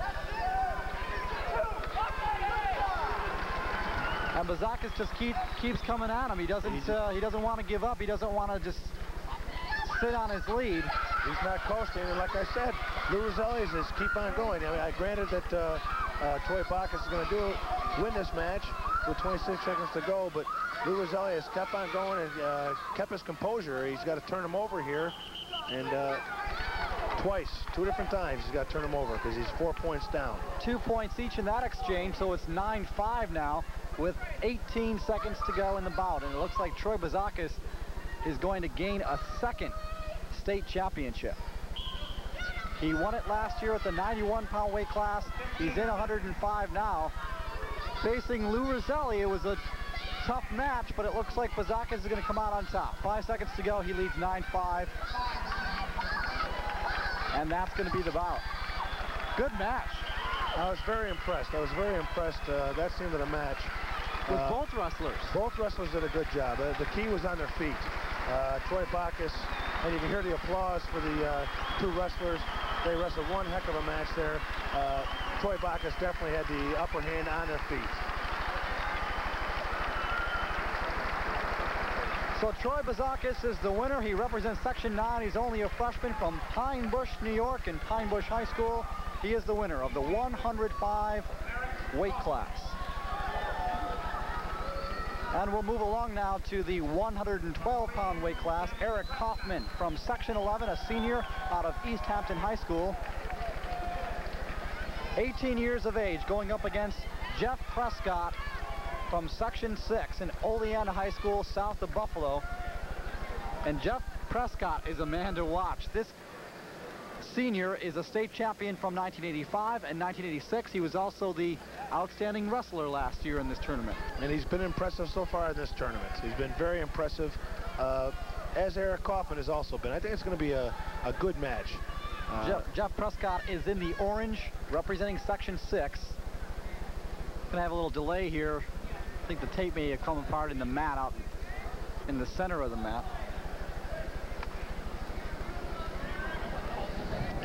Fortunately, the 2 gentlemen we haven't mentioned yet, and they've been rotating around, are the officials. This one for this match is Mark Stevens. The assistant referee is Jim Wild. I think it's good that we haven't mentioned them. I mean, I hate to forget about them, but it's nice to know that they haven't been really a part of the match and had any outcome been, a problem because of them, or I think that, to me, officiating, if you're not noticed, you're doing one heck of a job, and I think so far the officiating here in the finals has been superb. Jeff Prescott has 119 consecutive wins. That broke a state record of 102. So you get an idea of just how good he is. And I believe in the first round, Jeff Prescott wrestled the gentleman, Epifano, that gave him his last loss, and he beat him 12-1. Jeff Prescott being looked at by Clarion and Lockhaven, 2 colleges that want him to attend school. 2 seniors going at it in the 112-pound weight class. Here we go.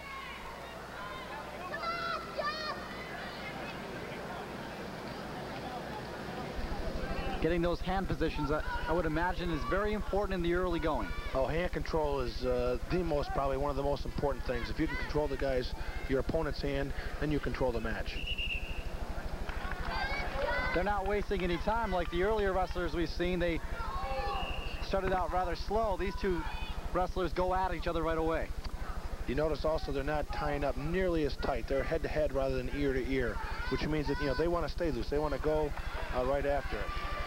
Jeff Prescott's on top now. And he was awarded the 2 points right there? 2-point takedown.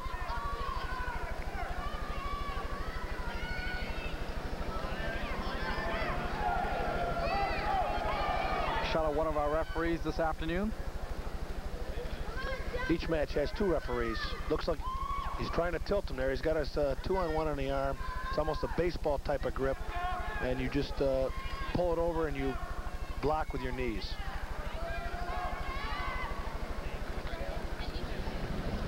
Prescott trying to get the upper hand here. He's getting a count out there. If he makes it to 5, it's a 3 count. Notice how smooth he's moving, back and forth. He goes from one move to the other. Eric Kaufman did not have a chance to even get off his back. How close were we to a pin right there? It's both shoulder blades have to be down. They say 2 seconds, but generally it's less than that. If you hold him there for almost like a second and a half, most referees will get slap the mat.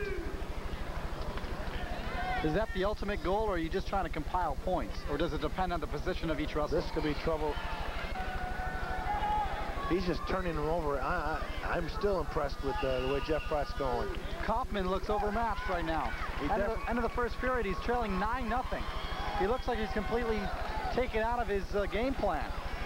It's definitely going to be a problem for him to come back in this type of situation. Green chose neutral. That's apparently Eric Kaufman feels he can take him down. Didn't look that way in the first period. I'm not so sure that was the smartest choice, but he also maybe feels that that's the only way he's going to be able to score points. He's going to need a lot of help here. He's trailing big, 9-0 at the beginning of the second period. Jeff Prescott's like a household name around these parts. When you talk about the state wrestling championships in Syracuse, you know Jeff Prescott's going to be around at the end. And he is again. Notice the difference in the style that Prescott's using and Kaufman are using. They're not tying up, blocking up, trying to get under hooks. They're going to keep the hands up and going, shoot, stay loose. They don't want to be tight.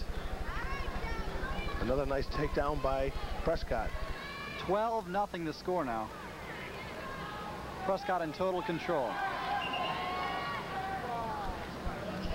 Referee signals, and again, this is something that I think has improved over the years, a potentially dangerous hold.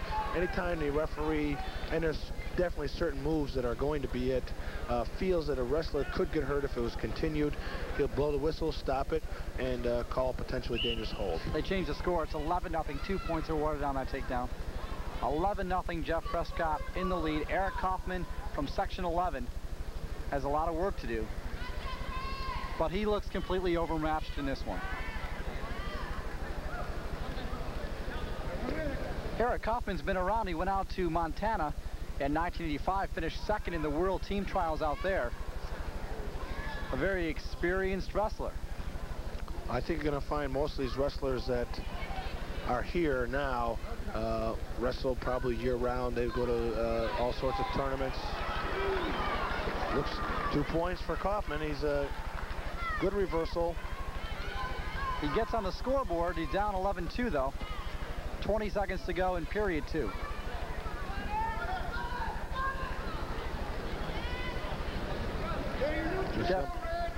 Just 1 point, Prescott.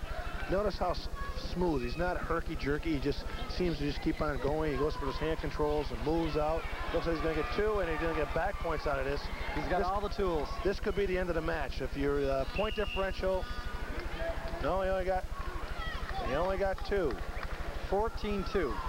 No, I think it's... There seems to be a little confusion. See how many points they did award him. I think he got 2 and 2, and the score was 12-2, wasn't that? That's right. So it should be 16-2. Now, if he scores 1 more point, the differential between the scorers will be more than 15. That's considered a technical fall, which is like a pin. You get the same amount of points for your team. If you're wrestling a dual meet or in a tournament, you get the same amount of points as a pin. All Jeff Prescott here. We talked about him at the top of the show, and he hasn't disappointed us. He's definitely impressive. He's so smooth and fluid. Like I said, he just goes from one move to another. He needs 2 more points here to end the match. Eric Kaufman was really never in this. Wrestling is hard out, but he's just up against too big of an opponent. We're in the 112-pound weight class at the Onondaga County War Memorial, and Jeff Prescott is in control, 16-2.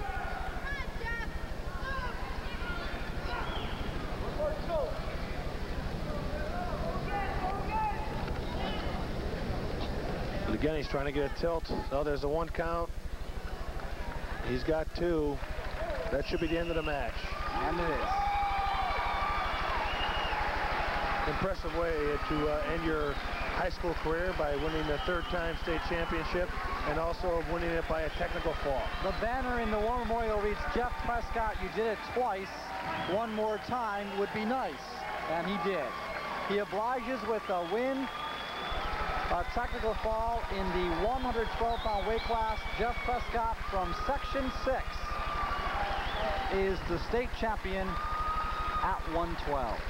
You can tell he's really excited about it, and as well he should be. That's quite an accomplishment. Very few people have done that in the past 3 years. As sophomore, junior, and senior year, he's been a state champion. And Eric Kaufman has somewhat of a career ahead of him. He'll be going to Cornell, so he's long from done. He has nothing to be ashamed of. You know, he made it here to the finals, which is a feat in itself, and he wrestled very well. On to 119-pound weight class. This will feature Section 8's Richard Santano from Long Beach.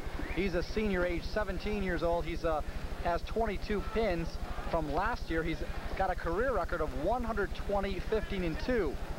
And he will go up against Jeff Lewis from Section 9, a junior, age 17, from Valley Central High School in Walden, New York. Section 8 versus Section 9, and Section 8 leads in the team standings coming into the finals. So Santano not only would help out himself, but his team as well. Both wrestlers are undefeated, and both of them are over to the century market again. I think we're seeing more and more wrestlers surpass that 100 wins.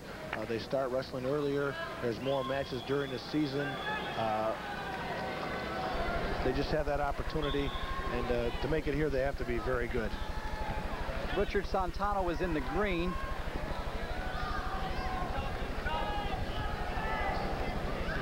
And they're on their way near the end of the map there. It looks like they're going to be out of the circle. Hovering on the out-of-bounds line. Notice 1 foot's out. It doesn't have to be out unless the referee lets him go.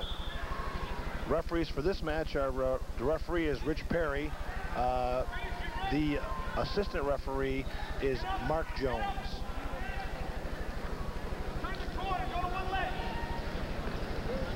He's trying to drive in there and increase his position, but it was a nice sprawl by Lewis.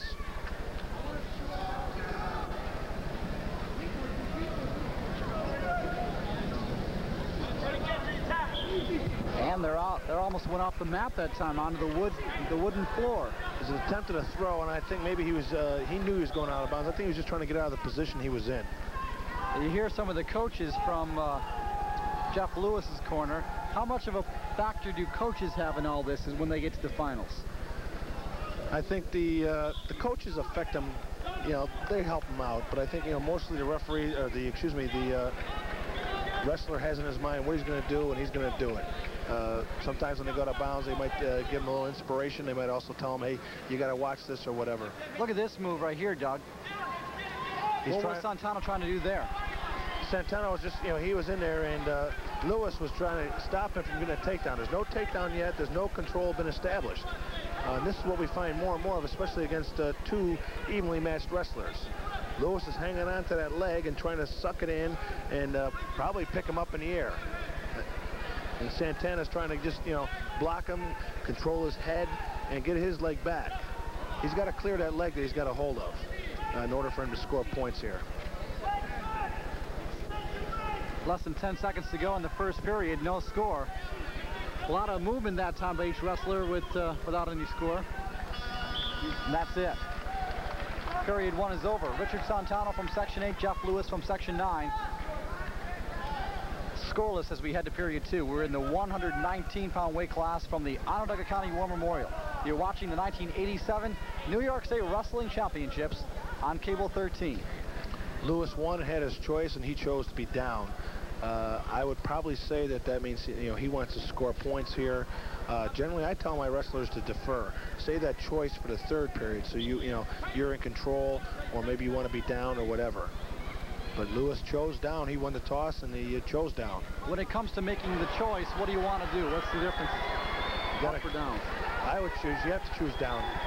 He just got a reversal. He's also getting back points off of that throw. Lewis has Santana in trouble here. Good job that time by Lewis, scoring a bundle of points. Now Santana's got to clear out of there and get at least 1 point escape. He's got the leg, but they consider that Lewis is still in control. It's a touchy subject there. You know, what is control, what is not control? I think he might get one here very shortly. There he goes. And they give him the one. So it's 5-1 after that exchange right there. Good job by Lewis, but Centano trying to get back in the match. That was a pretty nice move to escape. A lot of times the referee will wait on a signal like that until they go out of bounds, or it's even more clear to give them the one, so that it's not a 1, 2 points takedown. 1, a point escape, 2 points takedown. Santana shot right off the whistle, got in on the leg, but Lewis is countering very well. In fact, he might have, if he spins here, he drags him a little bit, he might get that takedown himself.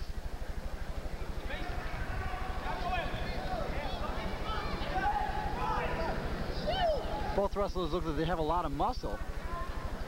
Looks like Lewis just seems to be getting the better position right now. I think he's countering. Santana twice has gotten, you know, in on that leg, and Lewis has been able to counter his hold, not get anything himself, but not give up any points. 5-1 as we near the end of period number 2. Once again, Santana's in there, and he's got the legs. He's got double leg now. But Lewis, nice sprawl. Notice how his legs are way back. He's not going to let Santana get underneath him. 10 seconds, Jeff! 10 seconds, go get. Not much time left. Neither wrestler has control. And he got the 2 right at the whistle. Right at the whistle, he gave him 2 points there. So Richard Santano is back in the bout. He trails now by a score of 5-3. As we head into the third period, this isn't over. Here's a good case. Santana had choice now. He chose down. So therefore, you know, he feels he can get out, get that reversal. Fans didn't like that call, but I thought it was a rather good judgment on the referee. That was a good call. He, before the horn blew, before the timer came out and tapped him on the back, he had the 2. So it's 5-3. Jeff Lewis will be on top here. Let's see if Santano can use his positioning. Nice turn. He should have a standing reversal right here. It should be 2 points. You don't, in a takedown, you have to get him to the mat. On a reversal, you can be a standing reversal, which that was. And we're tied, 5-5. The way things are going here, I don't think this is going to end up tied, at least not at 5-5. A lot of action by these wrestlers in all 3 periods.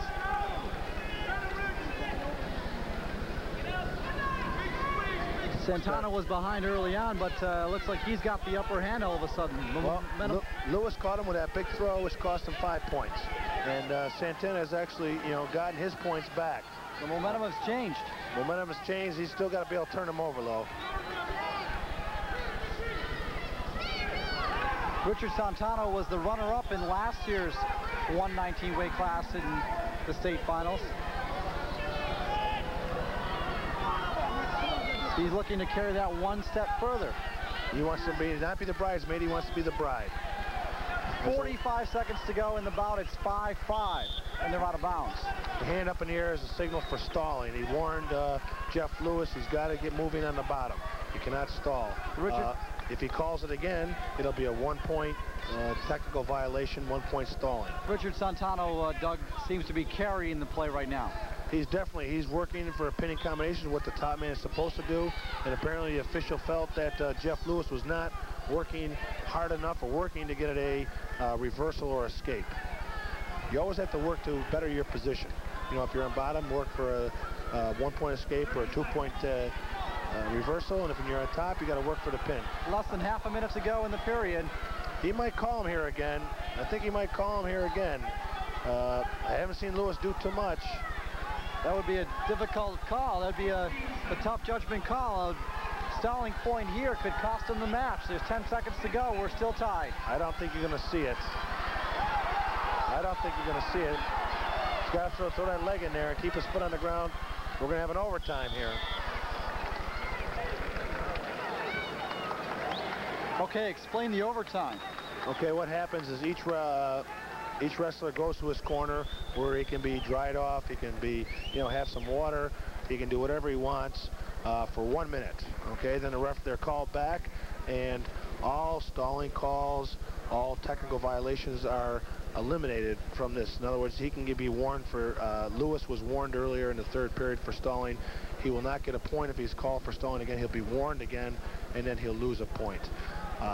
So we're back to square one, 0-0. Yep, it's a clean slate. The difference is each period is now only 1 minute long instead of 2 minutes. And if it's tied at the end of this, they go to a criteria, and there's a whole listing. I believe a major violation, not stalling, but a unsportsmanlike conduct is the first criteria. If somebody got that against them, then they would lose. What type of instructions, you just see the coaches talking with Richard Santano, what type of instructions can you give them in an overtime? I think you got to tell them, continue wrestling the way you are. You're doing a good job. You got to make sure his mentally is ready. You tell him that this guy's dying over there, so that he has a little mental edge. Because when you go 5-5 in the state finals, they're both good. So therefore, I think you got to give him whatever mental edge you can. Say, hey, there's double legs working for you. Be aggressive, shoot, whatever. Is there a fatigue factor?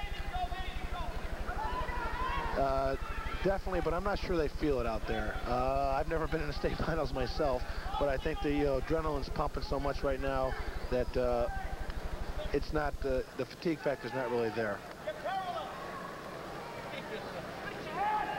Once again, Santana's in nice and deep, but Jeff Lewis has got a good sprawl there again. Santana's trying to come around the far side, move to a single leg. Jeff Lewis looks like a very good fundamental. He comes up and gets a half. He could get back points out of this too. He got the 2 points takedown. That first takedown is also very important. That's one of the, I think that's the third or fourth criteria is who got the first takedown. I think back points is the first. Or the second, excuse me. And we're out of time. Referee will flip the coin again. Now Green's choice. Is this it now, or are they going to go again? They go 3 1-minute periods. They go the whole, it's like a mini match again. 2-0. Richard Santano is on top.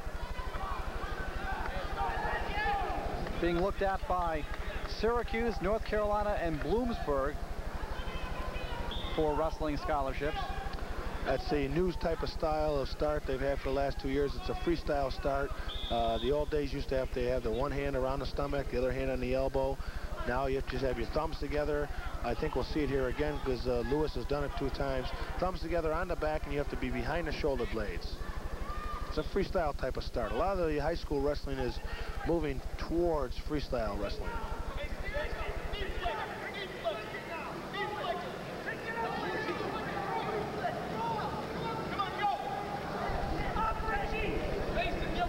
Now, who has the advantage right there, in your estimation? Lewis has the advantage. He's had the leg in there. Now Santana's got the advantage. He's going to get 1 point escape. See, now Santana's definitely got a mental edge going now. He's got a 3-point lead in a match when, it was tied. And 3 points could be a major obstacle here now, especially he came back in from the first, he got a 5-point move called, against him, and he came back to tie it up. I think Santana's looks like he's pretty much in the driver's seat. He's got to come up with that.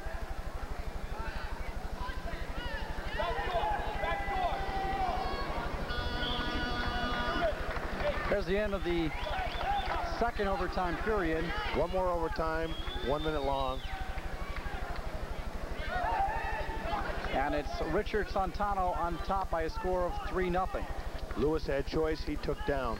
I really think in this particular instance, if I were Lewis, I'd have to go for 1 and then try to take him down. Though he hasn't really come close, unless he has a move that, he can get 2 and 2 out of. In other words, a reversal and back points. That would have been something if you could come get an escape right off the whistle. Well, some people do. If they explode on that whistle with some quickness and look for those hands to break them free. Unfortunately for Lewis, he did not do that. He trails by 3 now with 45 seconds to go in the 119-pound weight class. Santana looks like he's trying to, well, he did look like he was trying to do some type of cross-face cradle there, but he's going to be careful here. I'm a little surprised he's throwing the legs in like that to get high.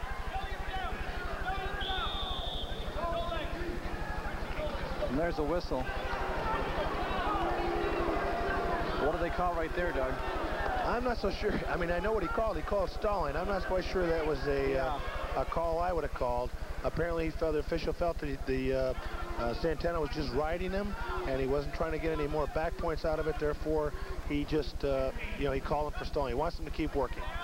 That was only a warning. No points were given out to Lewis. 10 seconds to go. It looks like Santanos is going to win the bout. It was a good match. Both wrestlers kept on working the whole time.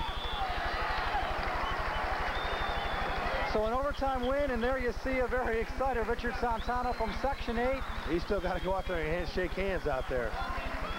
He's still got to go out there and shake hands.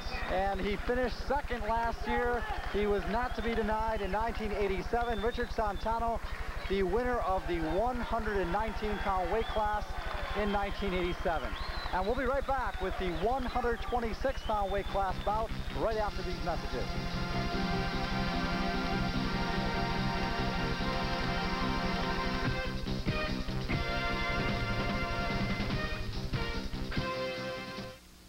Jane makes her parents very proud. She's on the honor roll and plans to go to college. Starred in her class's last play. She plays clarinet in the school orchestra. Yes, Jane knows about drugs. In a way, she's lucky. She knows better. Some people don't realize that marijuana and driving don't mix.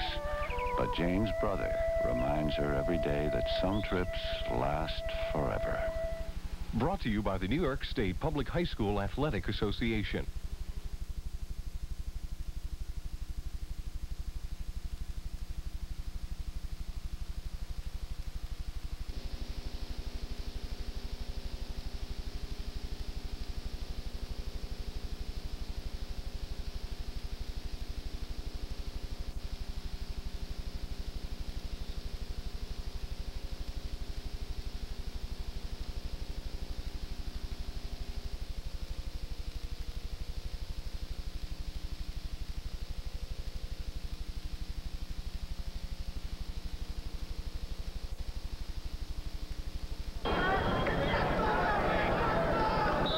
Looking at the 126-pound weight class, this is Tom Ballone from Section 5, the senior from Spencer Ford High School in Rochester, New York. He's up against Glenn Rommel from Section 8, a senior from Belmore, New York.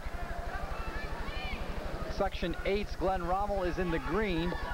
Ballone is in the purple with the green anklet. What do you make of these two wrestlers, Doug? I've watched, I saw Ballone several times. He looked impressive, very quick, very strong. I did not see Glenn wrestle, Rommel wrestle today, or I didn't notice him wrestle today, but I'm sure, like, you know, he has 2 pins coming in here, and I think, you know, we're going to see a good match again. All these matches are going to be good, especially if the wrestlers wrestle up to their capabilities, which all of them have so far.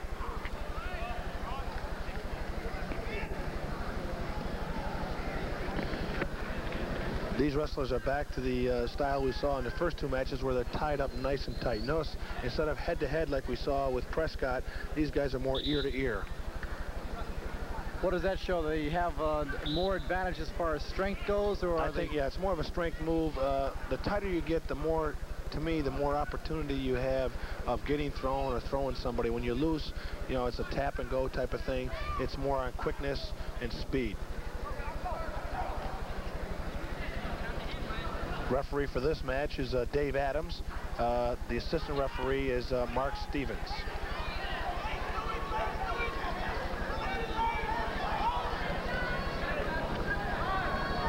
And And there you see that spread again. That's the defensive move in that situation. Is that right? Anytime somebody shoots a single or a double leg, generally the sprawl is the first move you do, and then you go from there. You can't let him get underneath you, his hips underneath you. Otherwise, nice shot. Okay, the reason for that call is you must make your first move forward. And Rommel shot off the whistle, and Ballone just backed up, and so therefore he got warned for stalling. You got to stay. They want you to stay in the middle of the mat. By the way, with as we get in the first period here, with the last weight class win by Santano, that gives Section 8 a commanding lead as far as team standings go. 170 points for Section 8. Section 3's in second with 158.5 points. How important is the team standings when you look at the wrestling championships here at the War Memorial? It's more for pride. You know, pride in our section. We won it, or we took second. We beat this area. We must be better. Nice move. 2 points for Rommel on that move. And he scores the first points of the bout. 2-0 in the second period here.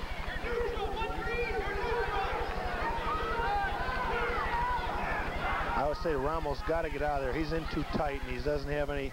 Ballone is just setting him up, and he's in control. I think you will see Glenn Rommel try to get away and have a fresh start.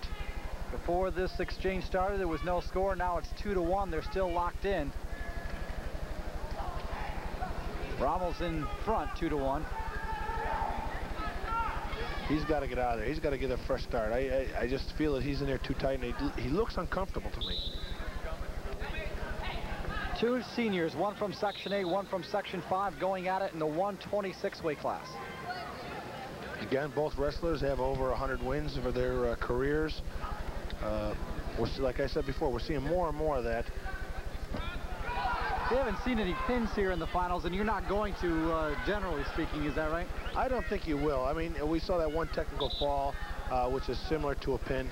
I also think that pins are going to happen only if you catch somebody. You know, like I think Lewis could have been close in that last match to pin him. He caught him with that throw, had a headlock on him. That's when it's going to happen. Somebody's not going to come in and turn somebody else over. Most of the time. It could happen, but generally these guys are too good to get caught like that. They're going to have to, they're going to get caught with something, not just turned over. Someone's going to make a mistake before they give up a pin in a final like this. Much too important. 2-1 is the score. Glenn Rommel from Section 8 is leading in the match. Looks like he's trying to set either a dump or a fireman's carry up with that arm hooked like that. Is it better for a wrestler to be on his feet as he's wrestling or on his knees? Or does it matter? You should always stay on your toes. You're much faster, you know, you stop and think about it. If I'm on my toes and I have another 2 feet advantage of covering distance. A lot of times wrestlers, it's a problem when you get on your knees because you can't move nearly as fast. End of the period, 2-1 the score.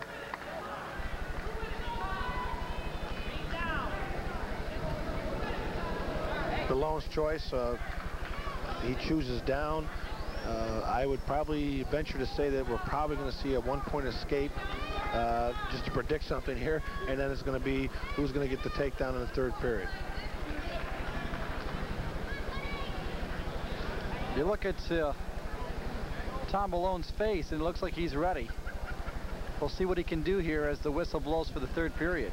Look at his face right there. Tried to make the move out. He certainly did. Didn't quite make it. And he did. He did make it. Glenn Rommel tried to throw a cradle on.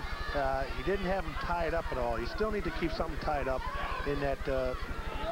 He just stood up and was away. It seemed easy, but it's not really sometimes as easy as it looks. You called it, Doug. 2-2 the score now. Let's see what happens from here on out. Minute and a half to go in the bout. If Rommel wins for Section 8, it will increase their lead in the team standings.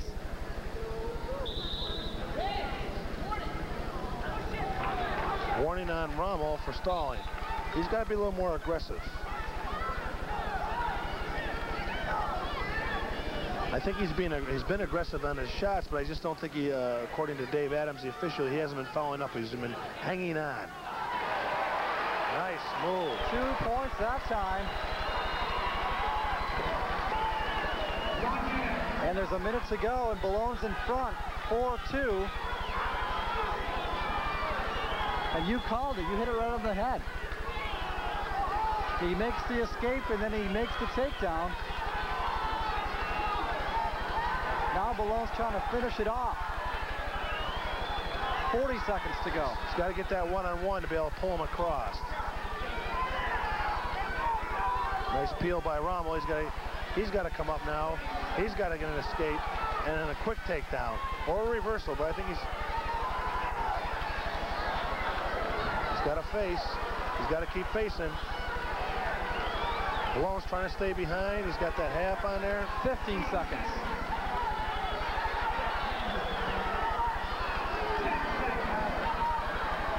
Rommel's giving it all he's got. 5 seconds to go. He's just going to hang on. He can even give him one here and not have to worry about it. He sure is. Ballone comes back and he wins the bout. Tom Ballone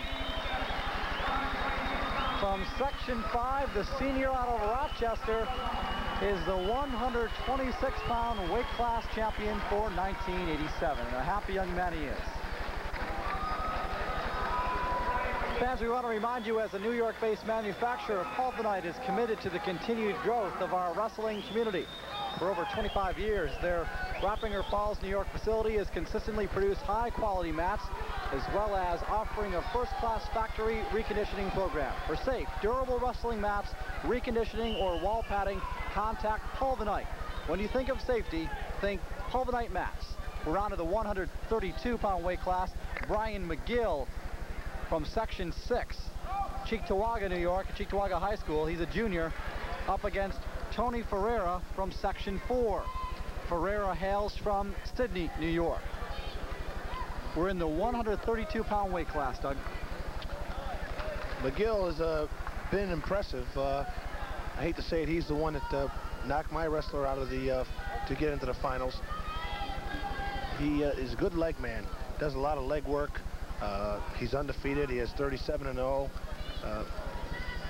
He's fairly impressive. Section 6 against Section 4. Nice move that time by Ferreira. No points have been scored yet. No points have been scored. He'll probably get 2 points. It looks like clear his hips. He's got to get that leg free. There goes the 2. And we're tied.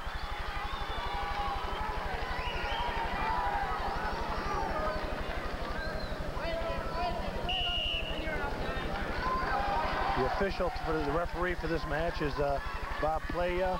The assistant referee is Rick Connor. Playa called no advantage there, so they're back to the center of the mat.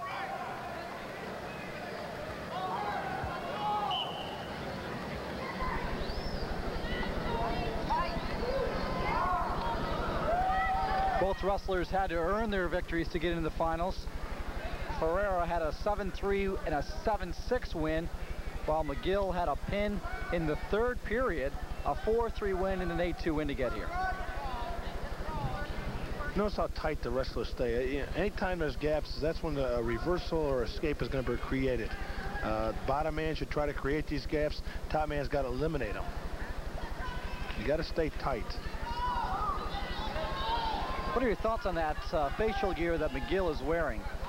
He probably had it sometime. He's worn it all tournament. Probably had some type of nose injury or eye injury. It can be confining.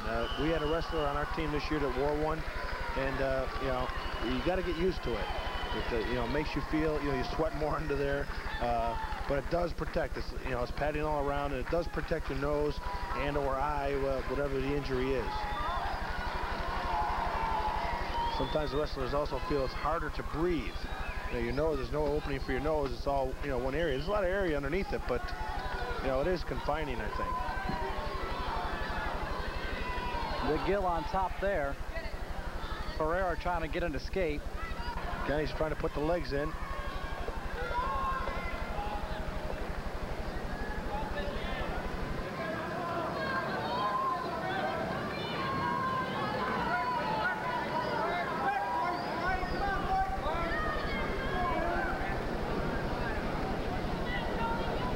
getting a leg in there. He's got to do something with that leg. You saw the referee counting. Sometimes they could be counting for stalling, or it could be counting for a 5 count for a stalemate.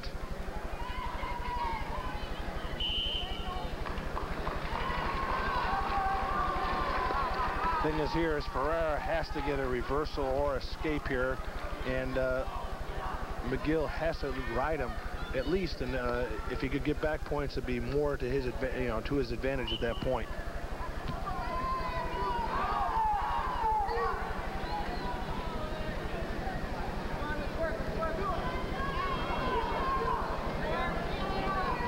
McGill trying to pick him up, it looks like right there.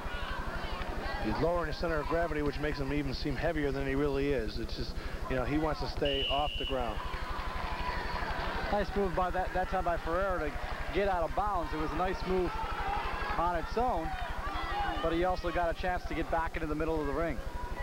He wants to get those legs off. The legs, to me, are one of the harder things to free yourself from if a guy's good with them. And from what I've seen, McGill is good with them. He could be in trouble here. I only saw 1 count. Yep, the referee shook his head no. He had a 1 count. He held him there, but he's got to get him for 2 counts in order to get at least 2 points for reversal. If he counts to 5, it's 3.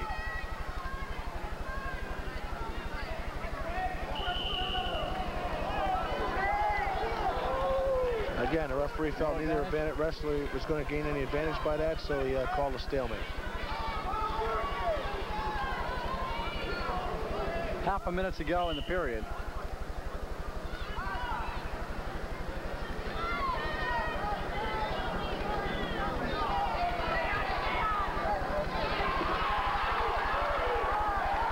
Good stand up. He caught him there.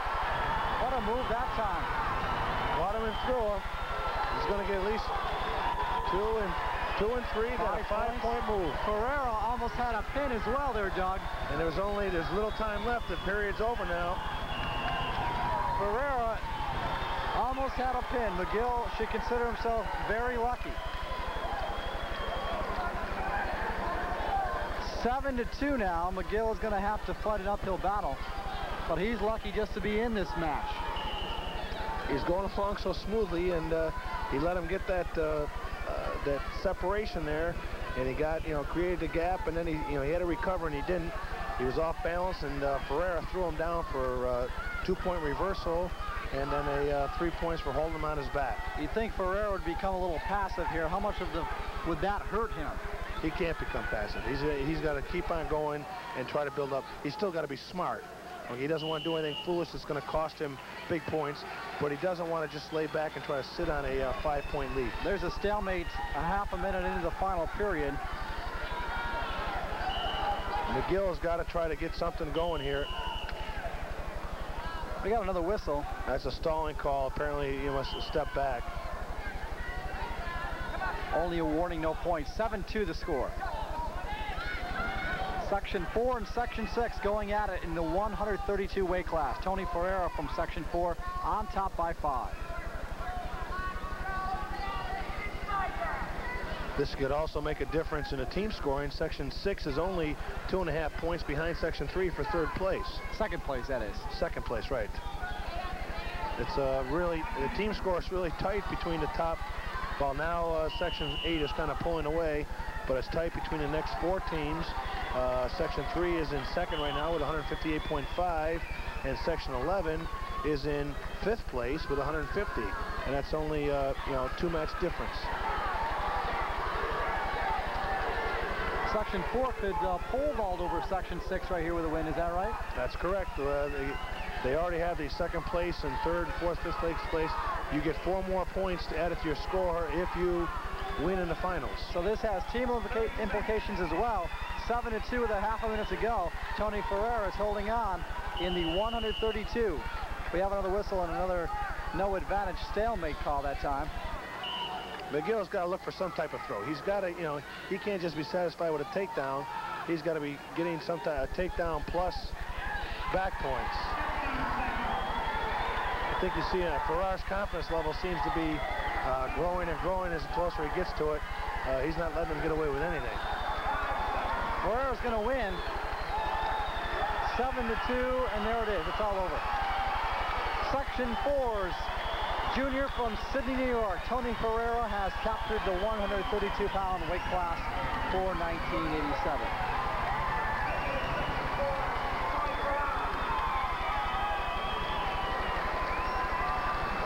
So Tony Ferreira adds to his 114-21-1 career record with another win.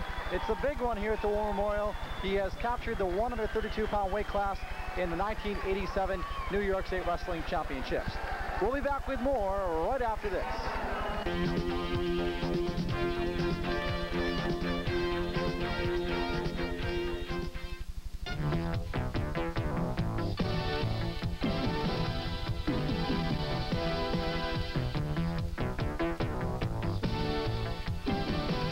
You know, it's hard work keeping in shape, but it's important to me to be the best that I can be and look the best that I can look.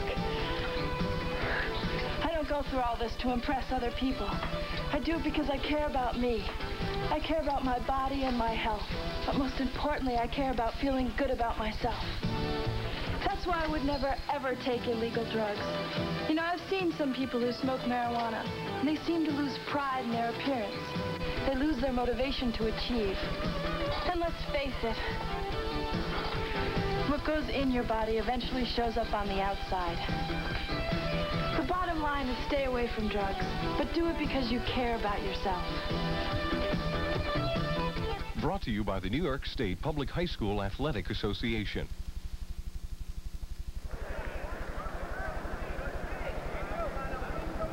Seven down, 7 to go here at the Onondaga County War Memorial. We're now up to the 138-pound weight class. This is Dave Watson from Section 2. He's a senior from Burnt Hills High School in Burnt Hills, New York. He's up against Section 4's Chris Perry. Two seniors going at it, Doug.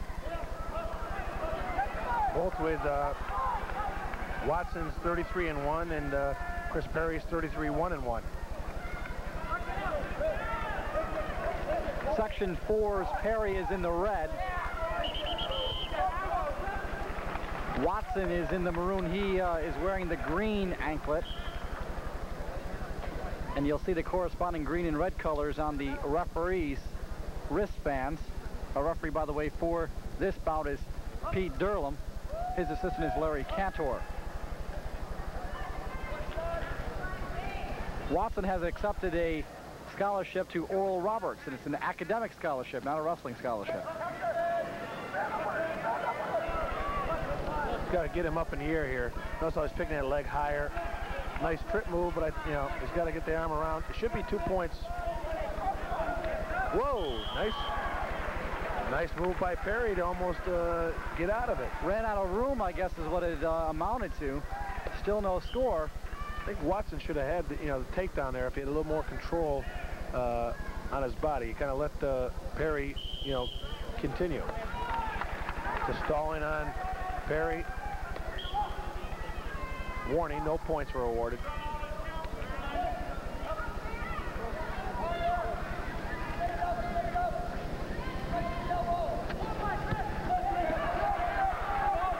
Looks like both wrestlers are going for the gamut at the start, not waiting around.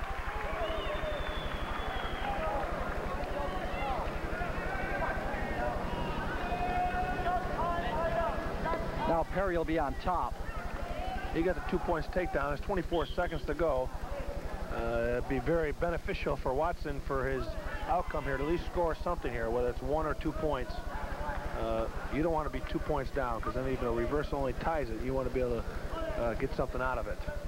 How frustrating is it to wrestle the way he did in the first period and come up with no points?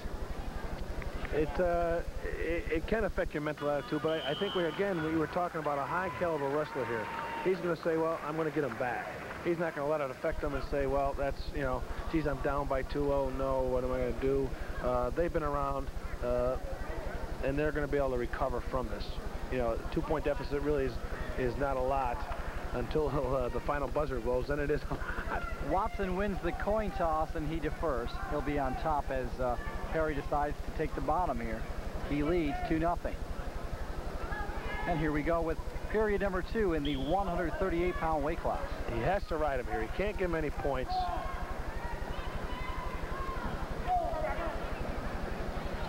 And again, he's got that leg up, but he had that last time, and Perry was able to get out and almost get Watson. Two long and lean wrestlers. How much of a factor does that play in wrestling, to be long and lean rather than, say, stocky? I think it just is a factor in your style. It doesn't really have any, you're not going to be better because you're tall, or you're not going to be worse, stronger.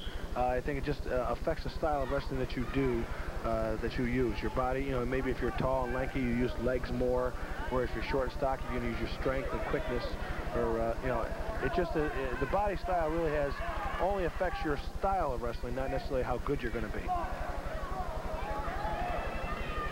That's Watson on top right there, trying to make a move. Doing a good job of riding, but he really needs road, right? That's a good job by Perry. He got out of it, number 1, and he changed his position, and now he's up 4-0. Doesn't seem like Watson's doing anything. I don't know if he's injured or what. Well, that was a pretty brutal-looking takedown, if you ask me. I think if you were able to see that again, you just saw him. Once he got that reversal, he just kind of sat there, and Perry was, not even really trying. He kind of, looked up to the official and said, hey, there's something wrong here. There you see Section 4's Perry talking with his coaches. Fans, we want to remind you, Pulvinite, the toughest name in mats, offers a complete line of wrestling mats, wall padding, and reconditioning services to fulfill the need of any wrestling program. Each Pulvinite mat represents over 25 years of experience in producing consistently high-quality products. When you think of safety, think Pulvinite. Nearing the end of the period. I think he's going to be on top in this third period. He needs to score some points. He's got to stay smart here. There's not much time left. That'll do it for the second period. Dave Watson from Burnt Hills. He still seems a little bit shaky on the mat. Nonetheless, he did score 2 points after that injury, so he still has something left in him. And he's down again for this third period, so therefore, he has an opportunity here to tie it up with another reversal. Here we go, final period. He's got to explode. He's got to come up.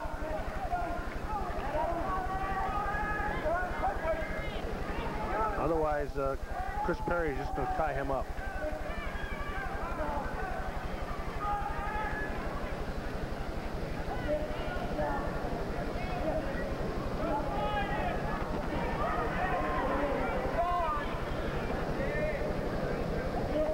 Each wrestler looking for that positioning.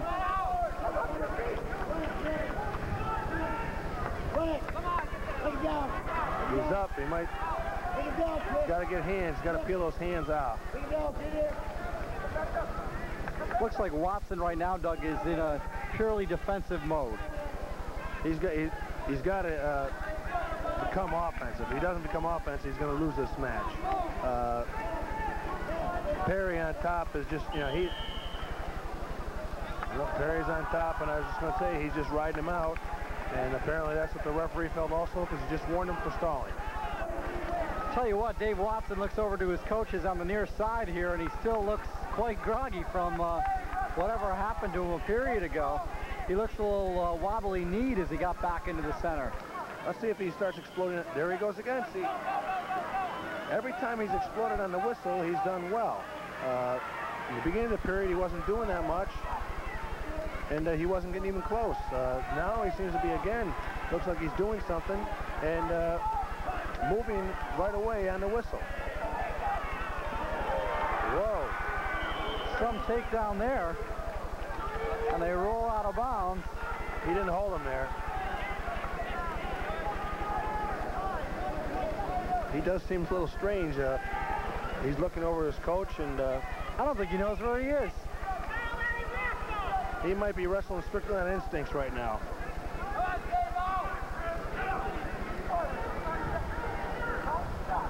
Let's see if he explodes on the whistle. Doug, I tell you, I don't think he has anything left. Out of bounds again. 25 seconds to go. It's 4-3. Watson only trails by 1. But it'll be all he can do to get back in. A little escape here. It'll send this into overtime. He only needs 1, and he's got 25 seconds to go. But on the whistle, hand control. There's 2-point reversal with 15 seconds to go. Would you believe it? Watson may win this. They're out of bounds. Looked like he was waiting for that time period, and he said, wait a minute, I only got 24 seconds to go. Let me get a reversal now. Watson turns the match around. He's up by 1 now with 11 seconds to go. He's going to win it. He's got to hang it. He's got to pick an ankle here. If Perry can escape, he'll tie the match. 5 seconds. 3. It's all over. Came back with that reversal with 24 seconds to go. Can you believe it? And he still doesn't look like he knows where he is. Dave Watson from Burn Hills, New York, representing Section 2, is the winner in the 138-pound weight class. I don't know if he knows he's won this match. Take a look at him, Doug. He looks... Referee's kind of guiding him over to where his coach is. I don't think he really knows. Watson was trailing with 25 seconds to go, and he turned it around. I think he wrestled that whole, after that injury, I think he wrestled strictly on instinct. You see him there leading with his coach. I don't think he's shaking off that second period injury, but nonetheless, he's the champion in 138. Let's move along now to the 145-pound weight class. Take a look at Doug Romer from Section 4. He's a senior out of Horseheads. And he'll go up against Mike Janasek from Section 8. 2 seniors battling it out. Janasek is from New Hyde Park, New York. Section the 145 weight class, Section 4 versus Section 8.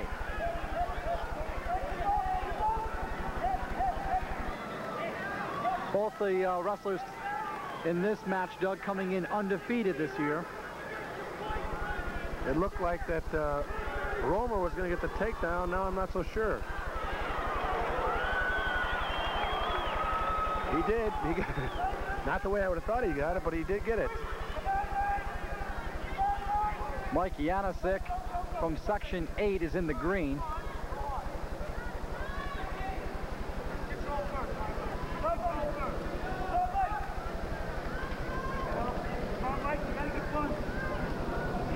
This has implications in the team standings as well. We'll run that down for you a little bit later on. Section 8, by the way, is leading in the last count.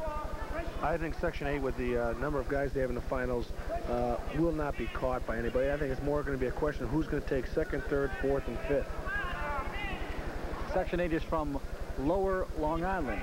Right outside New York City. Long Island from New York City out, I don't know, 20 miles or so, and then Suffolk County takes over. It's Nassau County.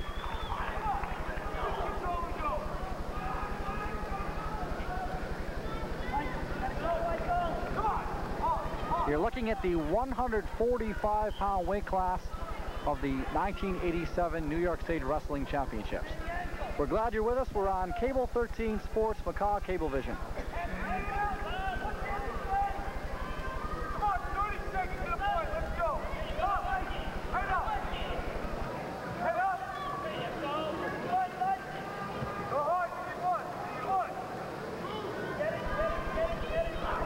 What's happening here, Doug, when he's got him around the waist like that? Is there an advantage to that, or he has to be able to tie him up. You notice his hands are locked.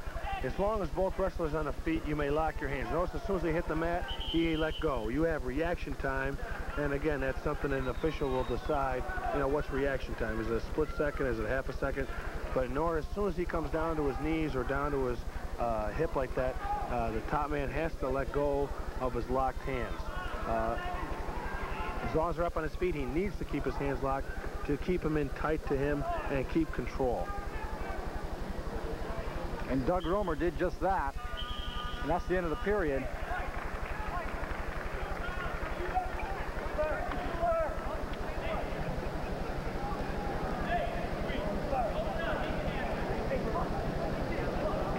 Romer in the red.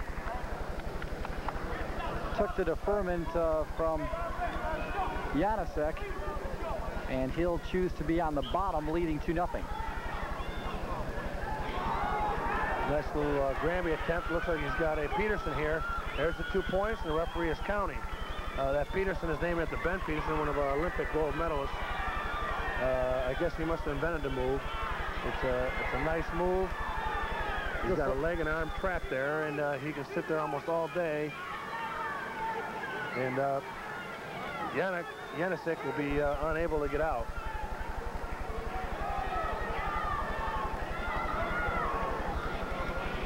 Difficult to pin. As you can see, that the guy can arch there. It's difficult to pin a guy with the Peterson, but you can get your 2 points reversal and your 3 points back points, and then change up, as we just saw Romer do. Romer had his back to him just there, Doug. Does he have an advantage at all? Is there any way he can try and pin him with his back to his man? What he's trying to do with that Peterson move is just, you know, you look towards the head and you hold, you have the arm and the leg there. Like I said, it's very difficult. You have, you know, the Peterson comes out like that. Your back is on your opponent's stomach. That's the way the move ends up. It's difficult to pin a guy because you're not real tight. You're not up on his shoulders. You're more on his stomach. And so you don't have a pressure and weight there. They're going to award 1 point. It's going to be difficult, though, for Janasek to come back. He needs to get a takedown here and possibly more. He should be able to choose down on third period, but we're still talking about a 6-point difference. If he gets a takedown here and he gets a reversal in the, if he gets a reversal in the third period, then he's still going to be down by 2 points. So he's got to score some back points also and get the takedown. They're on the out-of-bounds line. Now they roll out of bounds. We'll go back to the center with Romer leading 7-1. 15 seconds left in period number 2.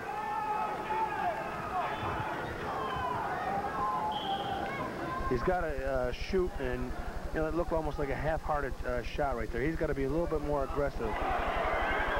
Nice move there. Nice move. He's going to get the takedown plus back points out of it. Looking for the pin as well. I don't think there's enough time. That's the end of the period.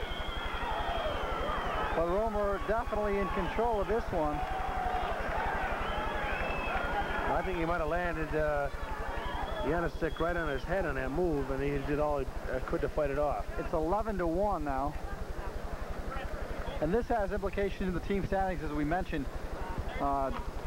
Section 4 trailing Section 3 by 1 point for second place in the standings. Section, of course, is in first place with 170. Section 3 is in second at this time with 158.5 points. Section 4 has 157.5 points, and Section 6 has 156. Tight battle at the top of this group right here. It's a real tight battle, and not only that, but he'll get 4 more points for taking first. He also, if it's a superior decision, receive another point. If it's right now it's a major decision. In other words, he's beating him by between 8 and 11 points. It's 11 points exactly. If he scores more here, he'll get another point for his team. So that could make the difference. So there'll be, you know, even if Section 3 wins at the heavyweight weight class, it might not be enough.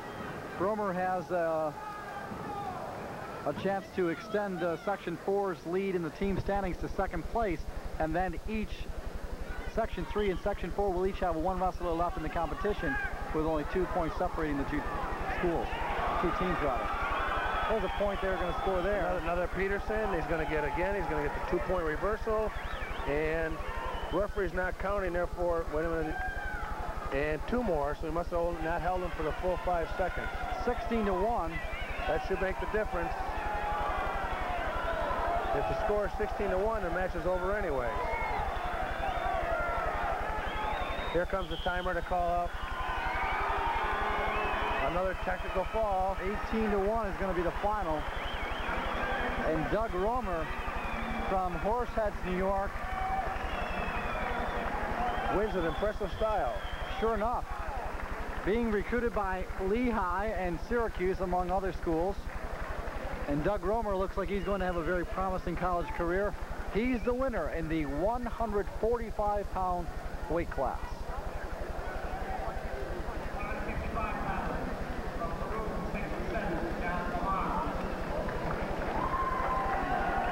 Let's move on now to the 155-pound weight class.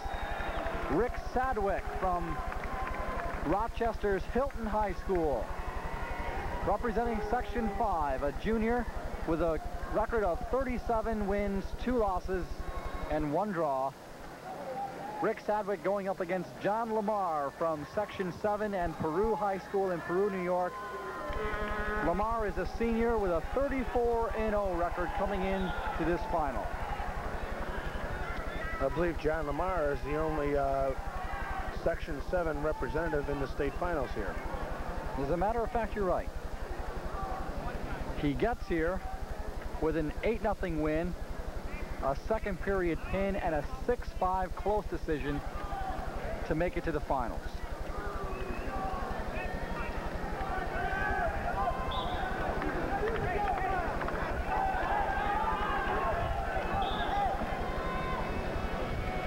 Lamar from Section 7 in the gray or the light uniform. He wears the red anklet. Again, here we see the wrestlers are in tight to each other, trying to set up. All depends on style, is that right? That's definitely true. And what you want to do when you're the wrestler is, you know, wrestle your style. In other words, you don't want to get into I guess I'm talking not the experienced wrestlers, but most wrestlers want to wrestle their style and not get caught up in, you know, if the guy's a real dancer or run around or likes to lock up, and you want to be loose and you want to stay loose. You want to try to make your opponent wrestle your style, not you wrestle his style. Larry Cowder is the referee for this bout. Bob Stevenson is the assistant.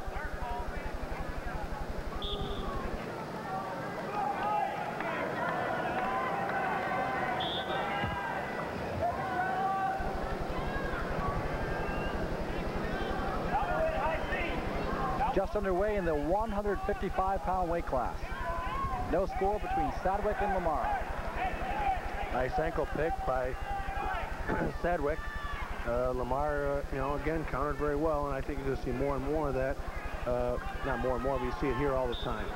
Good shots, good moves, good counters. How much does the wrestling style change as you move up the weight class ladder? Personally, I think that the bigger you get, the more you see strength. The lighter you are, the more you see quickness. I think, you know, there's certain weight classes that, you know, I would consider brute force or just, you know, strictly as strength and technique. But every once in a while, you know, there's a guy that throws a monkey wrench in on that opinion also, where he might be really quick and aggressive and, you know, not be very strong.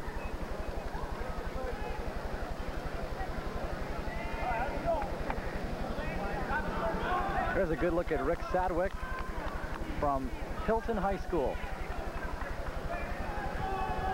in Rochester. He's got a career record of 74, 24, and 1.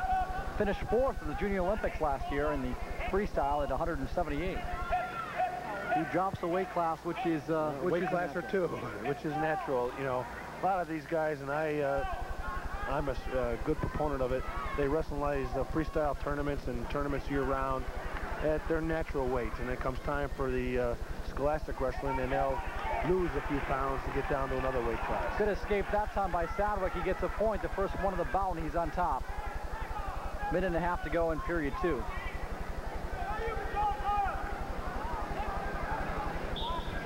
And they're out of bounds.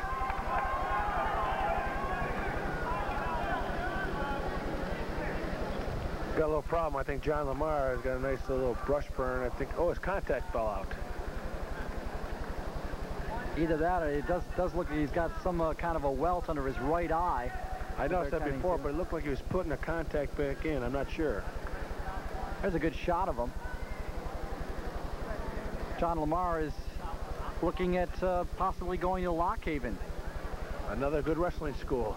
But he's going to play football, I understand. He's a tackle in football. and that would be his scholarship if he decided to go play football at Lock Haven.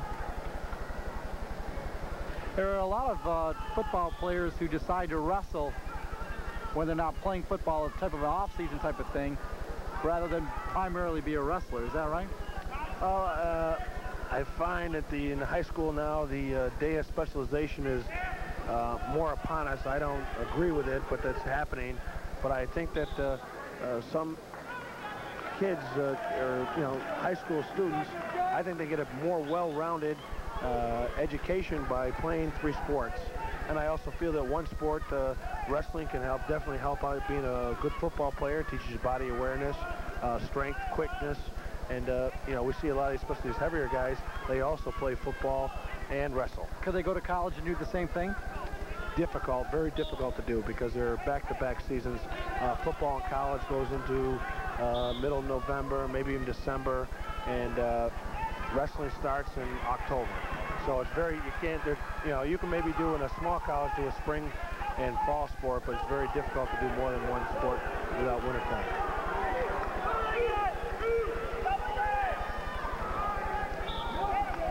No takedown was awarded there. Just ran out of real estate there. If that had been a reversal, if he come around, they would have given him 2 points, because you can have a standing reversal, but you got to get this your opponent to the mat to get 2 points for a takedown.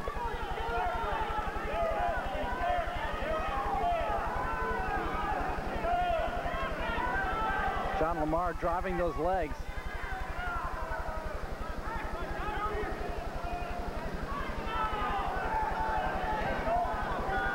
That's the end of the period.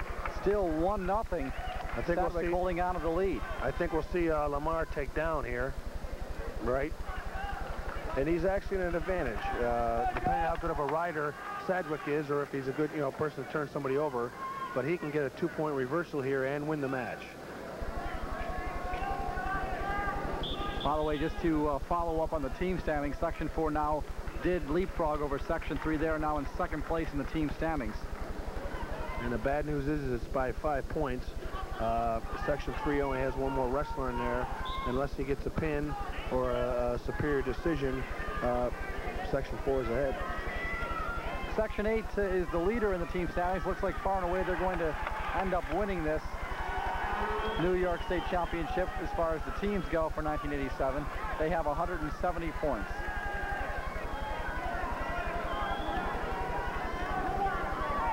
Takedown's going to win this one. It's coming down to that takedown again. Score is tied 1-1 now with 1.5 minutes to go in the match.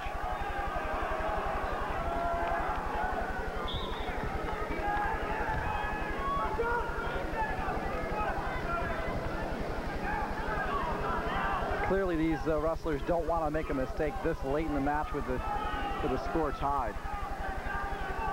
Trying to keep their balance, especially when they're apart as they are. They're going to try to set the other guy up. You're right. They're not going to do anything that's going to maybe cost them. They're going to still be aggressive, I hope, and they're still going to be doing their shots, but they're not going to do something that's going to cost them 2 points.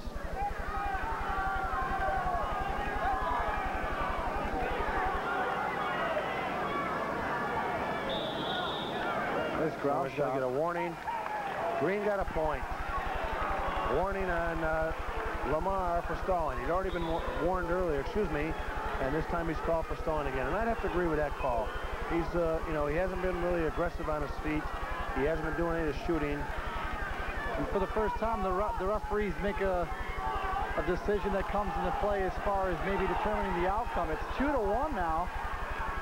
Sedgwick's in front with a half a minute to go in the bout, and Lamar is going to have to do something here to get back into it. They're out of bounds. If Sedgwick can escape, it looks like that right eye may be bothering him still. He's got to be more aggressive. He still hasn't made a shot yet. He only has 17 seconds to go. He's tying up. He hasn't shot yet. The referee could actually hit him again.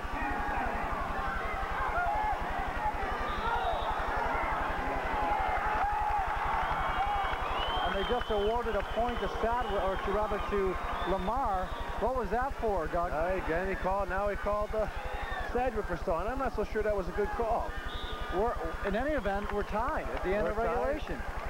I guess he must have heard you say that he made a decision to change the match there, so he decided he's going to even things out. So we're tied 2-2, and we're going into our second overtime of the New York State Wrestling Championships. Looking back to earlier matches, Troy Bazakis won earlier tonight in the 105-pound weight class.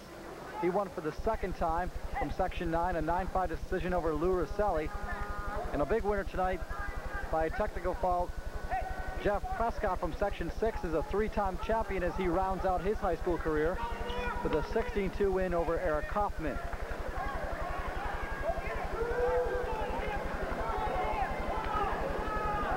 I'd have to say, looking at the two corners, Rick Sadwick looks a little bit more like he's ready to go.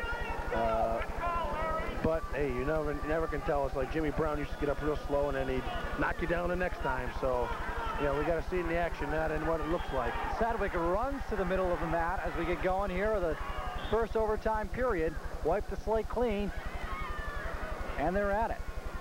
Same techniques and styles, or are they hiding something for the big finale here? I don't think that they hide anything, mainly because they don't want to go overtime. If they got something, they're going to throw it out in a regulation match. I think you're going to see basically the same thing. Hopefully somebody's going to get the, that one takedown or that one reversal, and or be able to ride them and get back points.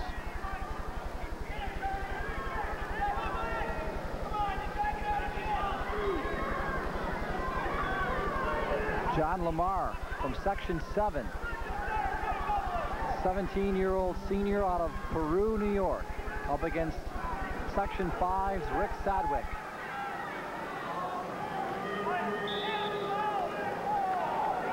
Referee just warned them both for stalling. That could make a difference later on. Sometimes it's nice to have that little ability, at least have a warning call first before you're going to get points.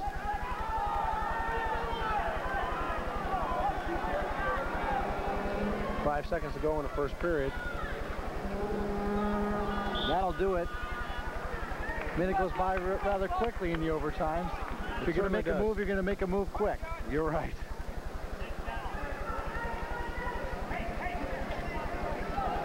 Sadwick chooses down. I would think that I would try for the first while to get a reversal. They both, seem to be able to escape each other. I think I might want to try to get a reversal, not be on my feet, and then go from there.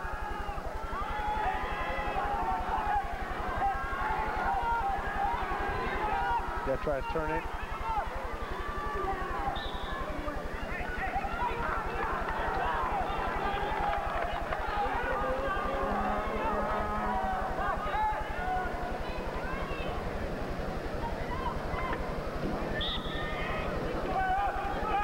Lamar's probably worried mostly about, make sure he rides him here, not give him anything. Yep, there goes the 1 point. That was a nice move by Sadwick as well. Now, you had to figure one time or another he was going to make the escape. Not to make anything different, but if Lamar gets an escape next and there's no other points scored, it'll come down to a referee's decision. We talked about criteria earlier, and he's going to have to decide who is the most aggressive, who is the better wrestler. I think that he confers with the assistant referee. He has to decide who's going to win this, because escapes, they both had one escape in the first match, in the original match. That's if they're tied after the overtime. Right, that's if they're all tied at the overtime. Right now it's 1-0. Section 5's Rick Sadwick is ahead as we enter the final period of the overtime. 1 minute left to go. Start injury time again. I'm telling you, this eye is bothering John Lamar. He's back over to the corner. I think it is a contact lens, as a matter of fact. You're right. Contact lenses count as injury time. Even though it's not an injury, it's a timeout that they have to take, and that counts as injury time. Why would you wear contact lenses in a wrestling match anyway? A lot, I guess, to see. To see, yeah. You want to be, have clear vision. You want to look for hand control, and you want to. Oh, I see. And most of them now, they stay in fairly well. Okay, now we have our tie set up. I tell you, you're 2 for 2 in predictions. A takedown will win it. A takedown will win it. 45 seconds to go. And then if it doesn't, it's going to come down to goes back, and there's no criteria. It'll have to be the referee will decide who wins. They don't go anything beyond this. They don't flip a coin or anything else. And I tell you right now, I don't know who I'd pick. I'll tell you what, they were both going at it right there. They look like they both want it. They got to decide. You know, whoever makes the stronger showing at the end is probably going to leave the best impression in the referee's mind. He's not going to remember back in the first period. This is going to be interesting. It's 2-2. Coaches are both egging their wrestlers on. You got to shoot. You got to shoot, and they do.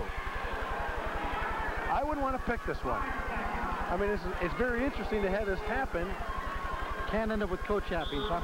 Cannot be co-champions, and it's going to go down because it's not the first escape or anything else like that. And you see the referees talking there, Doug. Right. This is almost like winning a beauty contest.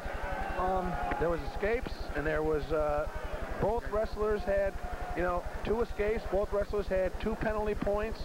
And it's not, you know, when it's a takedown or back points, it's the first back points. Well, there's no first in escapes. Now the referees are over at the scorer's table. I think they had to look, you know, they want to make sure it's official. They look over the scorebook and criteria. Now the 2 of them are talking. They're going to decide. I would hate to be in that position. I wouldn't think I'd want that decision to be on my part because both wrestlers were equal. And to the losing wrestler, it's got to be a heartbreaking decision. Because they didn't lose it on points, they lost it on a decision. Referees to discuss it. Let's see who's going to win it. We're going to give it to Sadwick. And if you look at Lamar, he's amazed. He's in disbelief. I guess if I would have to agree with the official on that call, simply because Sadwick shot in a couple times. Okay, so the 155-pound weight class goes to Rich Sadwick from Section 5, and we'll be back with more after this. That's it. I'm history. End of the road. You can't quit, Vince. No crash dummy takes out a utility pole like you do. Larry, for years I've been proving how safety belts save lives, but nobody's listening. Sure they are. Yeah, that's why thousands die in car accidents every year. I feel like I'm banging my head against the wall. Come on, Vince. Tomorrow's the big day. 2 compacts. Head on. High speed? Could save a life. No, I'll be there. Yeah. You could learn a lot from a dummy. Buckle your safety belt.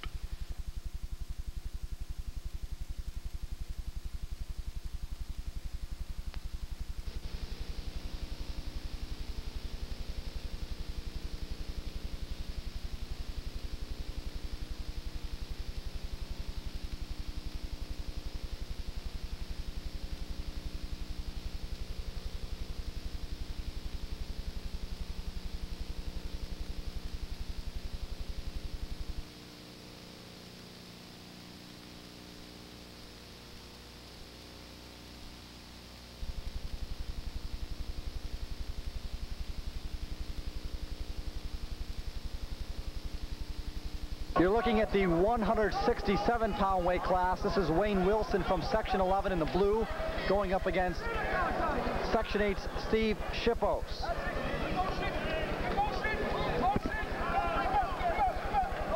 Two big wrestlers from 167. One's a senior, that's Wilson. Shippos is a junior. Shippos undefeated for the season, 33-0, and Wilson is 30-1. Talking about the football players and the football connection, both of these players are football players. Shippos is a quarterback and an inside linebacker. Wilson plays football and baseball besides wrestling. Wilson has a great book on him. He's got prospects in both baseball and wrestling. Lehigh, Slippery Rock, Oklahoma State, and Ithaca are looking at him for wrestling. And for baseball, Oklahoma State, Ithaca, Florida State, and Hofstra are looking at him. So he's got a couple of choices he can make. No score in the 167-pound weight division with 45 seconds to go in period number 1. Section 11 versus Section 8. Another Long Island final here.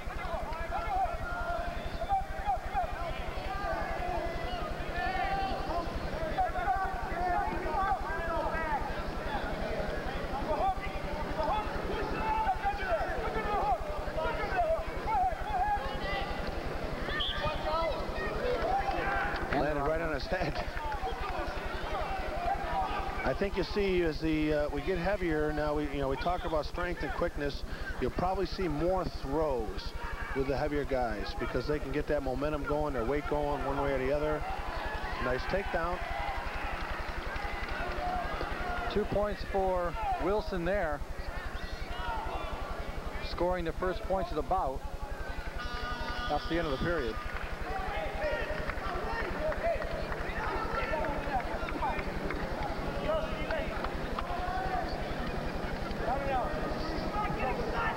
Both wrestlers had to earn their way into the finals. Wilson with a 7-4, 5-4, and 6-4 decisions to get here in his 3 bouts. Shippos, on the other hand, had a 4-2 win, an 11-4 victory, and a pin in his bouts to get here. He's got 1-point escape. Nice sit out, and Wilson tried to snap him down, and Shippos kept on moving on him. And we're at 2-1. Score 2 more points, so it's 4-1 now.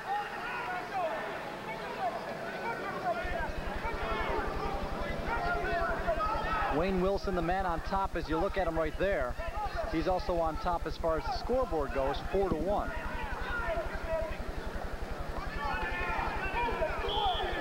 And they're out of bounds.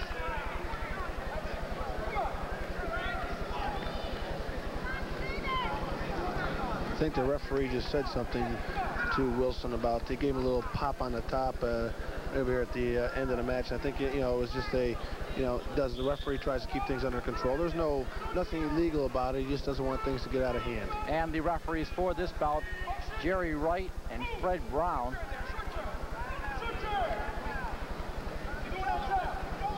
Oh, how much of a factor does the assistant referee have in all this? Does he have much say?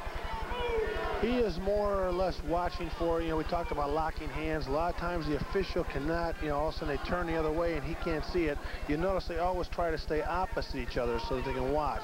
The referee is really in charge. He's the one that makes the calls. He might ask his opinion on something. If the assistant referee might, have some type of signal, say, hey, I think this guy is stalling or something else. But the referee makes all the decisions. And that again would be Jerry Wright. Wilson's got him on his back, a nice cradle move. Nice 3 count.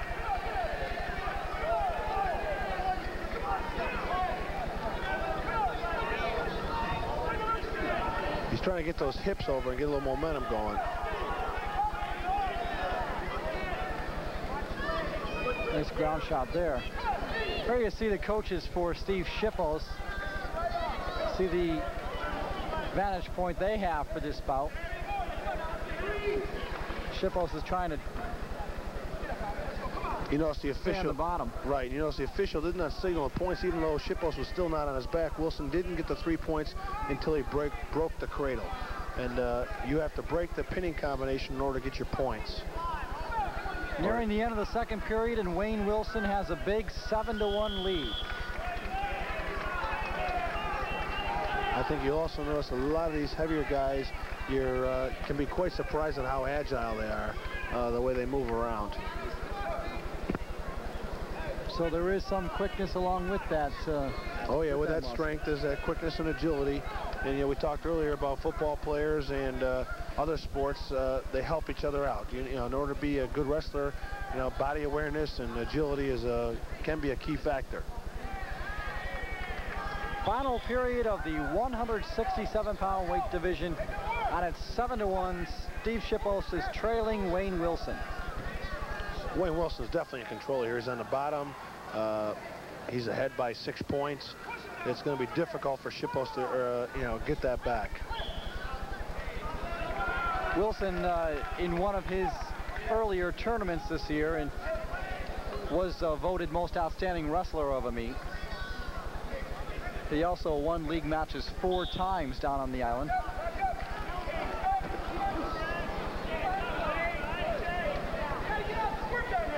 You can tell how he puts his hand out there. That's a freestyle method of wrestling. You know, when you're on bottom in freestyle, you don't have to do anything on the bottom. It's the top man. He has to do everything. But you always have to keep yourself exposed. And that's, you know, definitely a freestyle type of moves that Wilson was doing or not doing on the bottom.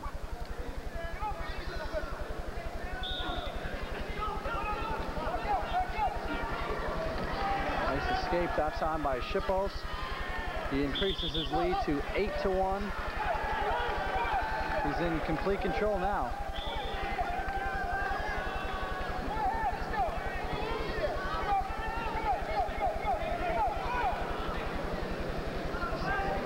I think you'll see Wayne Wilson stay aggressive, keep on moving. Nice trip. Wow. That, to me, that's impressive. He gave him the 2 points. You know, you see how he asked the assistant referee whether, you know, he was in or out, and the assistant referee had signaled yes, he was definitely in before, you know, before they hadn't gone out of bounds. He hadn't takedown before they did one out of bounds. How difficult is that to trip somebody like that? It's more of, again, we're talking about quickness. It's more that he just, you know, had caught Shippos off balance and kicked the leg out that he had most of his weight on. You don't see it a lot of trips, because you, first of all, you got to be in close, and second of all, in order for you to throw your leg in to throw a trip, you got to put all your weight on your leg, so therefore you're off balance. 10-1 with a minute to go in the match.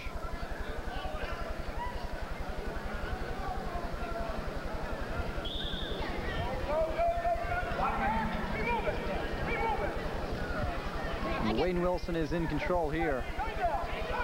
He's definitely looking sharp.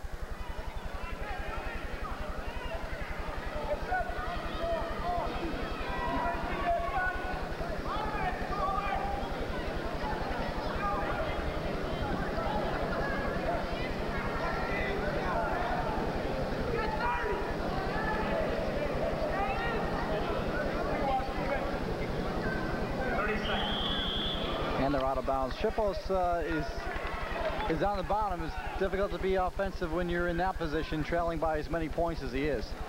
And he hasn't really looked like he's going to get any points out of it. In other words, it hasn't been close, and, you know, they've gone out of bounds, or he almost got it, and he got, you know, regained control. I would have to say that Wayne Wilson has dominated this match and kept Steve Shippos under control. There have been a couple of bouts tonight, Doug, where we've had a vast difference in score. What do you make of that? Is it just a domination of one wrestler, or what? I think it, you know, it could be a domination of wrestlers. It also could be, you know, an off day. It could be a mental edge. It could be a lot of things that could affect. But some, you know, some wrestlers are just, you know, that much better. Wayne Wilson's clearly that much better today. He wins 10-2 over Steve Shippos. So Section 11's senior from Holtzville, New York, Wayne Wilson, is your winner in the 167-pound weight class. 177 pounds. Section 11, and Mariano. 177 pounds is the weight division for our next feature bout in the 1987 Wrestling Championships here at the Onondaga County War Memorial. From Section 11, sophomore from Fort Jefferson Station, New York, Adam Mariano. He has a career win of 86-14. He's 37-1 this year. He's up against Section 6, Dave Grabenstatter from Amherst High School in Buffalo. Grabenstatter comes in with a 38-0 record this year. He's got over 100 wins for his career. He also has 31 pins, so you know that he will he'll be going for the pin. Grabenstatter lost his headgear that time. He is the representative of Section 6. You got to look there at Adam Mariano. He's only a sophomore and he has 86 wins, so you know he's going somewhere. Here he is in the state finals.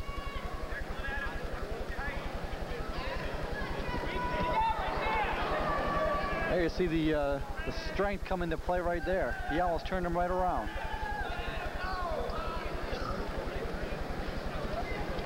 Mariano carrying the green anklet this time around, so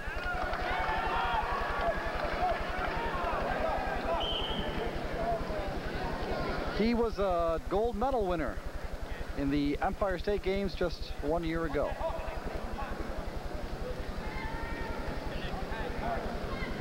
Looks like both guys are, both wrestlers are trying to set themselves up for throws.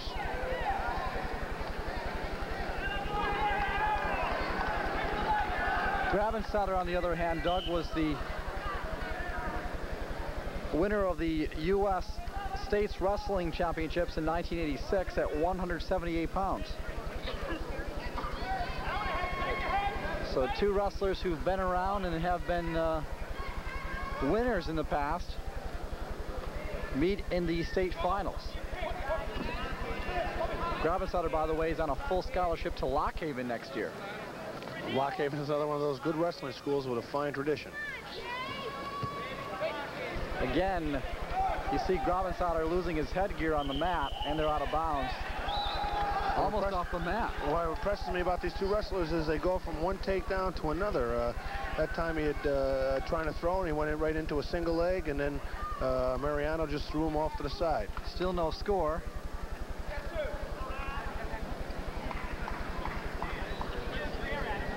Keep a tab on the team standings, and we'll give them to you as we near the end of the weight class competition.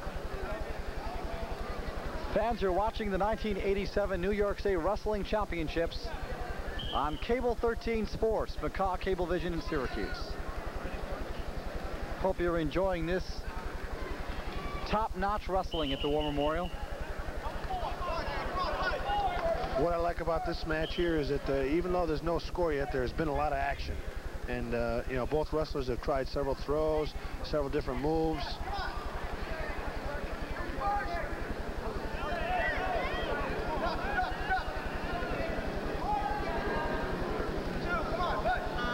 That's the end of the period with no scoring.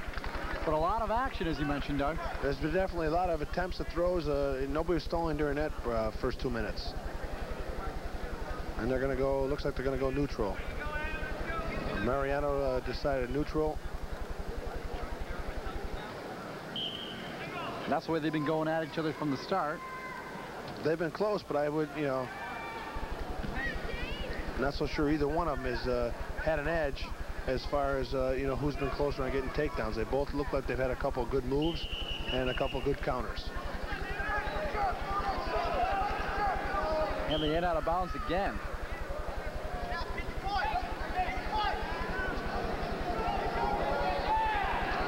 That could be 2 points right there. It is, you're right. Mariano awarded 2 points. The first two of the match.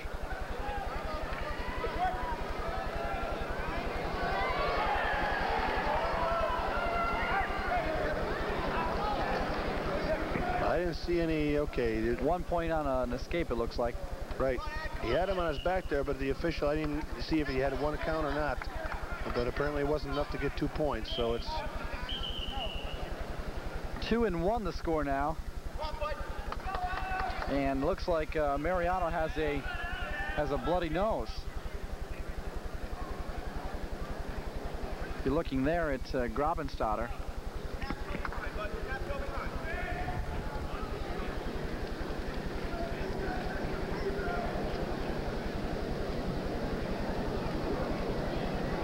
.119 wins, 17 losses for that man right there over his career in high school. And he's a senior. Add 31 pins to that record. Mariano, just a sophomore. You impressed you, Doug? He is. He's very smooth and very fluid.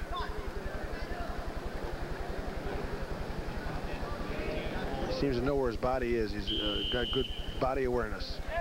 Also a very intelligent young man. He's on the honor roll at Fort Jefferson Station, for. He has a 94 grade point average. Ooh, nice move, nice heel pick. 2 points to Grabenstatter. Let's see what he does on top.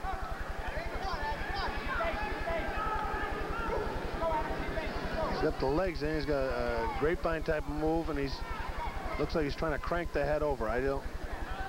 Difficult to do. I imagine we're going to see a stalemate here pretty soon because he hasn't even come close. And you're right. 3-2 though. Grabenstatter grabbed the lead in that exchange, and they're back to the center of the mat. Let's see if Mariano can grab an escape to tie the match with 30 seconds to go, and he's got a bloody nose, and they're sending him over to his corner again. Let's get a shot at him.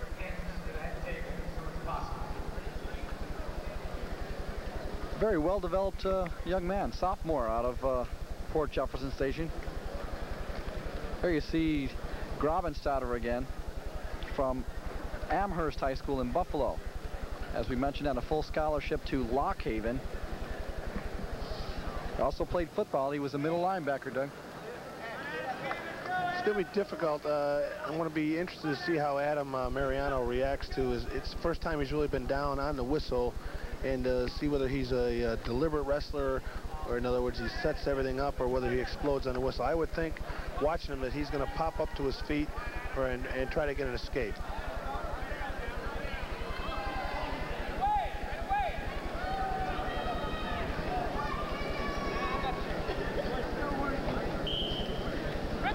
I guessed right on that one. You're 3 for 3 in your predictions scorebook. Grabenstatter's throwing the legs and just kicks his Mariano's legs down. 10 seconds to go in the second period of a 3-2 match in the 177 weight division.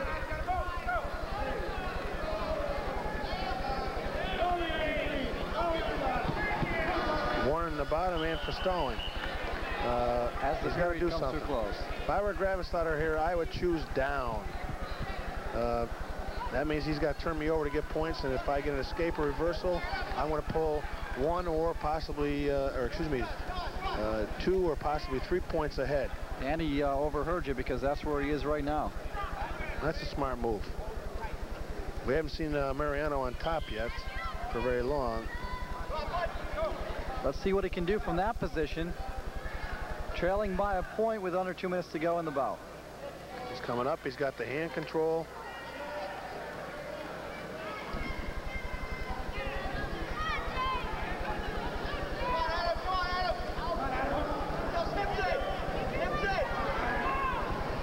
He's trying to, Grabenstatter's being smart. When he's, when he's on his feet, there can be nothing that Mariano can do to him. He's got to, he's got to break him down to the mat first. So if he keeps on standing up and going, he's not going to get called for stalling, and Mariano is not going to be able to turn him over to his back, which Mariano has to do. The only other thing that Mariano might want to try to do is just give him the 1 point and try to say, well, I'm going to take you down. But you better not wait too long to do that.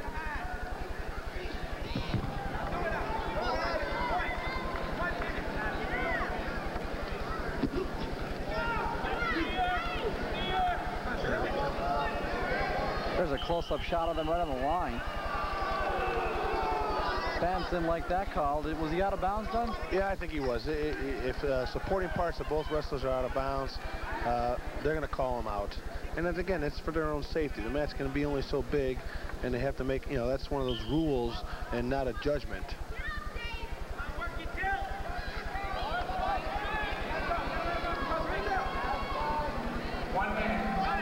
I think you're going to see if Grabenstatter, okay, he's moving again. But if he had stayed there too much longer, I think you would have seen referee Fred Brown get him for a stalling call.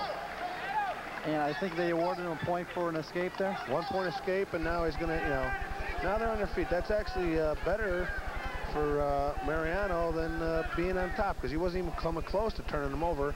Now at least he can tie the match, with a takedown. 4-2.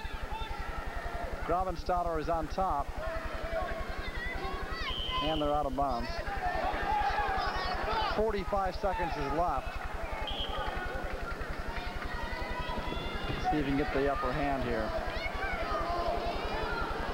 Gravenstatter can ice the match with any kind of a move here. If Gravenstatter takes him down, the match will be over, because he rode him very well in the second period.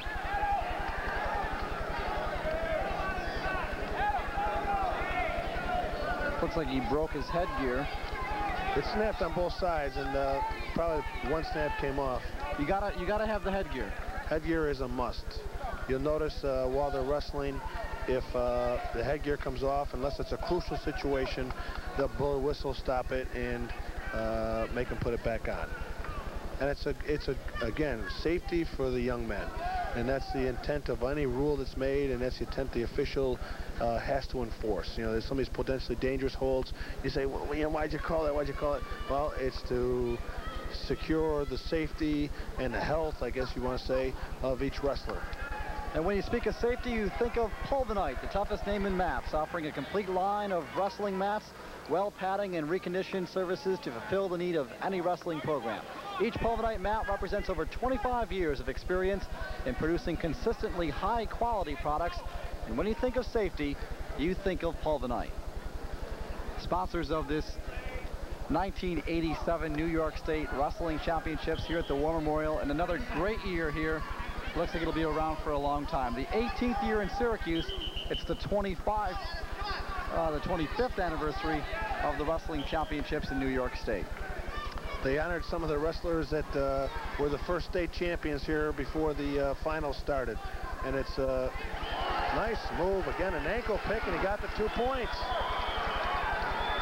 There's only 11 seconds to go in the match. It looks like that'll ice it. Dave Gravenstatter is going to be our 1987 champion. 10 seconds. 10 seconds to go. It'll take a miracle to get back in it. They'll give him a point, and that'll end the match 6-3. Dave Gravenstatter will win the match.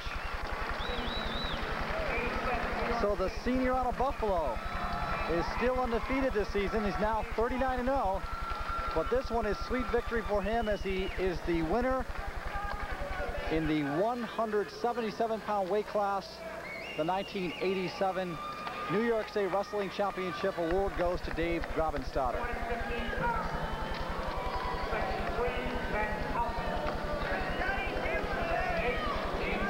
Section 8 versus Section 3 in the 215-pound weight class. From Section 8, the senior from Long Beach, New York, Long Beach High School, James Scotty Graham, up against the senior from Section 3 from C.W. Baker High School in Baldwinsville, Pat Halpin. And here they go at it. Halpin was a runner-up last year at the 250-pound weight class. 1 point red. Technical violation. I don't know. I didn't quite see what they had done wrong, but Halpin gets a point for technical violation, and he's ahead 1-0. Playing in front of the home crowd here. Section 3 had two representatives, the 91-pounder and now the heavyweight, the light and the heavy of it. Len Coombs from Section 3 in the 91-pound weight class was a loser earlier tonight to Frank Fraunhofer, 5-1.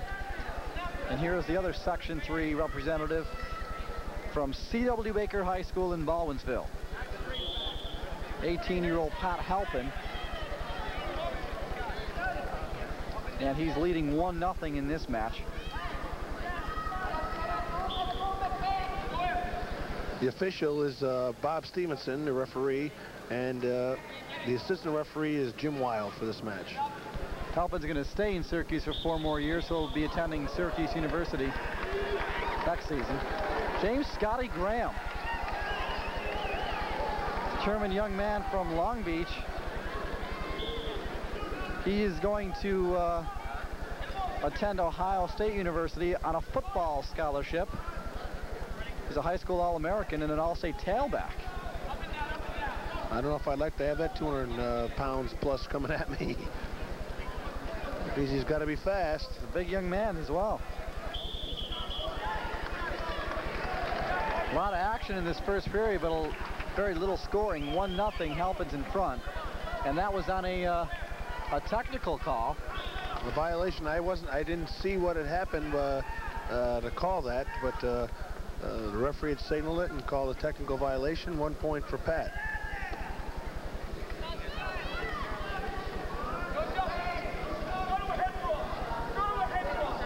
Both wrestlers have been on their feet a lot so far in the first period. And they're going to call a stall there as a warning. That's a stalling against James Scotty Graham. He's got to be more aggressive. See how the shots have all come from Halpin. And Graham, hasn't shot. Nice shot, though. As we speak, he takes a shot. No points awarded yet. And they're going to give two. Graham in the darker uniform, in the green uniform, representing Section 8, gets 2 points there. And he's ahead 2-1. He's a big boy. They're both big. Now the referees are talking with each other. What do you think they're saying right there, Doug? I'm not so sure if he's talking about pushing him after the whistle blew out of bounds or whether that was a call or not. Get a look at the crowd on hand. We had close to 7,000 people, I would imagine, here at the Memorial. A real good house. It was real crowded. I think a lot of people are might be heading home. They come from all over the state. A wrestling following is a very loyal following, and they're if they're coming up here to watch their son or a team member, they follow them. And a lot of wrestlers come up just to watch it. Because they can learn something here. A lot of good wrestling going on. Graham took him out of bounds, and now Pat Halpin, you look over at the scoring table, he wasn't really liking what was being called there. He got 1 point for pushing him out of bounds, okay? That's another technical violation. That's another point. Now, if another technical violation happens, it's worth 2 points. And if it happens again, he loses by disqualification. That's how the penalty point system works. Pat Halpin was a runner-up in the 250-pound weight class just a year ago, so he's looking to extend a good escape that time by Graham to get a point back, 3-2. Now he's going after Halpin like a man possessed. Look at that move, two more points. That last call must have really aggravated him because he's going at it. Well, he hadn't given up any points except for on technical calls. There wasn't anything that Halpin did to gain his 2 points. It's now 5-2.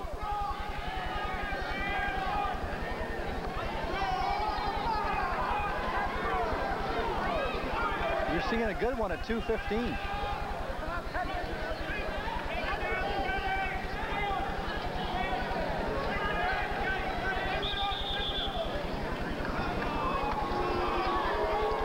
Halpin's 34-1 and his one loss came earlier in the season, at which he avenged it today. He wrestled the same wrestler again today, and he beat him 8-7, as was McDowell from Section 2.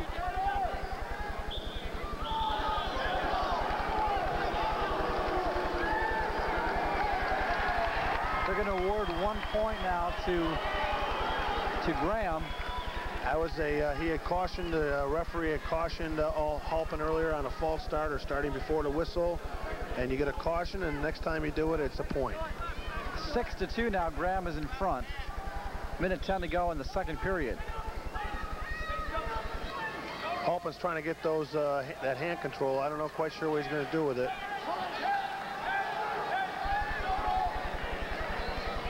Looks like Graham's going to give him 1 point here. If he makes an escape, he'll get a point on the... That's right. And Halpin wants to hang on to him and say, I don't want you to have 1, I want to get 2 from you.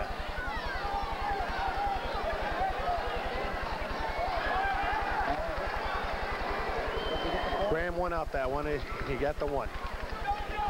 So it's 6-3. Be good for Halpin to get a takedown here. He needs to score some points.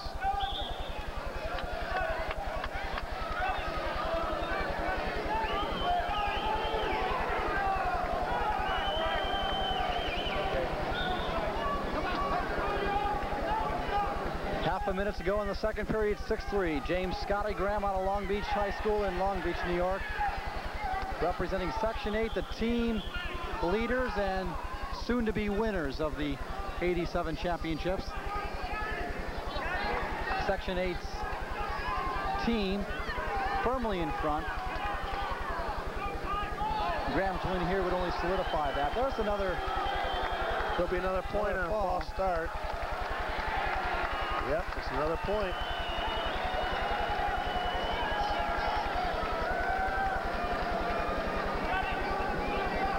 Halpin's just trying to be a little over-aggressive here. Trying to get gain some type of advantage over Graham. He's trailing by 4, 7-3 with 10 seconds to go in the period. Two wrestlers who've been going at it tonight. They haven't, a lot of times heavyweights, they start to slow down and, not be nearly as impressive. These guys are impressing me. They both look quick and aggressive. They're working hard out there. How much of a factor does fatigue play when you get up in the weight class? I think it plays a little bit more because now you got to pull around. It's like dragging around 50 pounds versus 200 pounds. It's got to take a little bit more wear and tear out of you. But I think all these wrestlers are in excellent shape at this point of the season. That was a caution on green for a false start.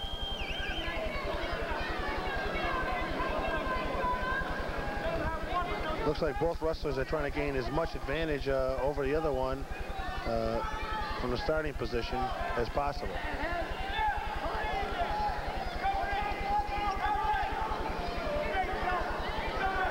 Without those two technical calls against Graham, Halpin wouldn't even be in this match. As it is right now, he's down 7-3. Well, Halpin has also lost 2 technical violations against him. So really it would be, what, 5-1 without those 2 calls. The problem is the next one is worth 2 points on either one. And they're going to call this I think it should be 2. Another stalling warning on Graham. The crowd doesn't like it, but Halpin's going to get a point nonetheless. It's 7-4 now. Should that have been 2? I thought it should have been 2. Now that was a warning. Let's see. The referee's going over to the scoring table. It should be 2. It should be 2 points. They're saying 1 point over the table. Okay, I'm wrong. So it's 7-4 with 1.5 minutes to go. So Halpin still has a chance. Well, he could, he's on the bottom, which means he can get at least a 2-point reversal. And I still think I'm right. He got a technical the first time. He got a technical for pushing him out of bounds. It should be 2 points. Referees were over the table. They're satisfied with their call. So it's 7-4.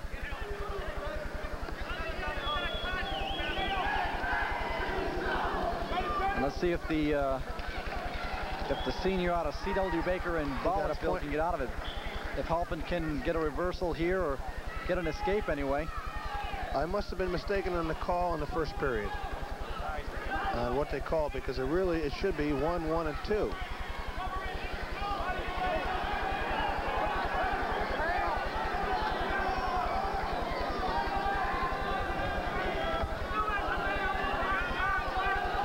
They just put another point up there. I don't know quite why, but Reed Hawk, the tournament chairman's over at the scoring table looking at the scoreboard, so we'll try and clear this up. Right now, we look at the wrestlers on the mat, and Halpin is trailing by 2 with 50 seconds to go. Makes a difference. 2 points is different than 3 points. And they're out of bounds. 1 o'clock, they've got 2. This up. They're 7-5 on one scoreboard, 7-4 on the other. Now the referees are going back over the scoring table. I love it when I'm right. Yeah. if I am right. I think you are. Because he got the 1 point in the first. I wasn't sure what the one I didn't know about. Warning. Then they pushed him out of bounds, and then he had already warned him for stalling, and he just gave him a point, so it has to be 2 points.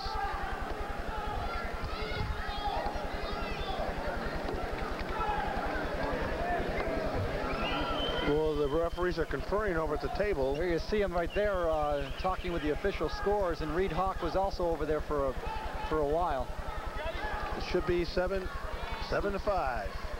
What are the wrestlers going through now during this break? Is it the timeout hurt them at all, not to getting right back into the action? No, it probably helps them. They're probably, you know, they're getting a little tired. There's only, you know, 38 seconds to go. Halpin, it's a good move by Halpin.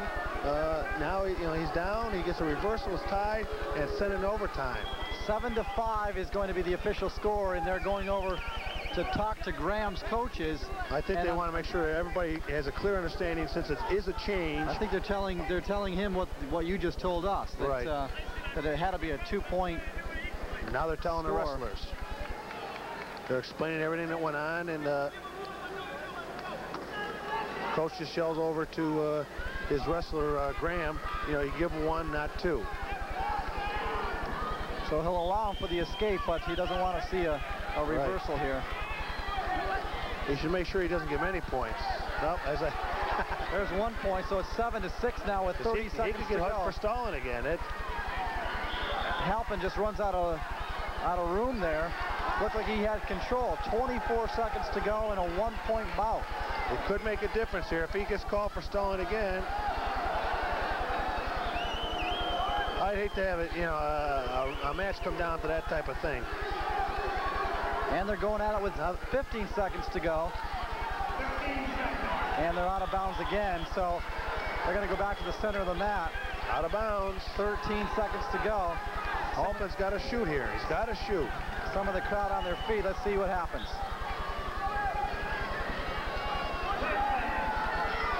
Pat's got to do 1 shot. He's just got to try 1 desperation move. You might as well lose by 10 as by none. That's the match. Graham holds on for the victory. James Scotty Graham, a senior out of Long Beach, New York, is the winner in the 215-pound weight class of the 1987 New York State Wrestling Championships here at the War Memorial. So the senior who will move on to football at Ohio State, an All-American, has done it. And he goes over with his coaches, who are just as excited as he is.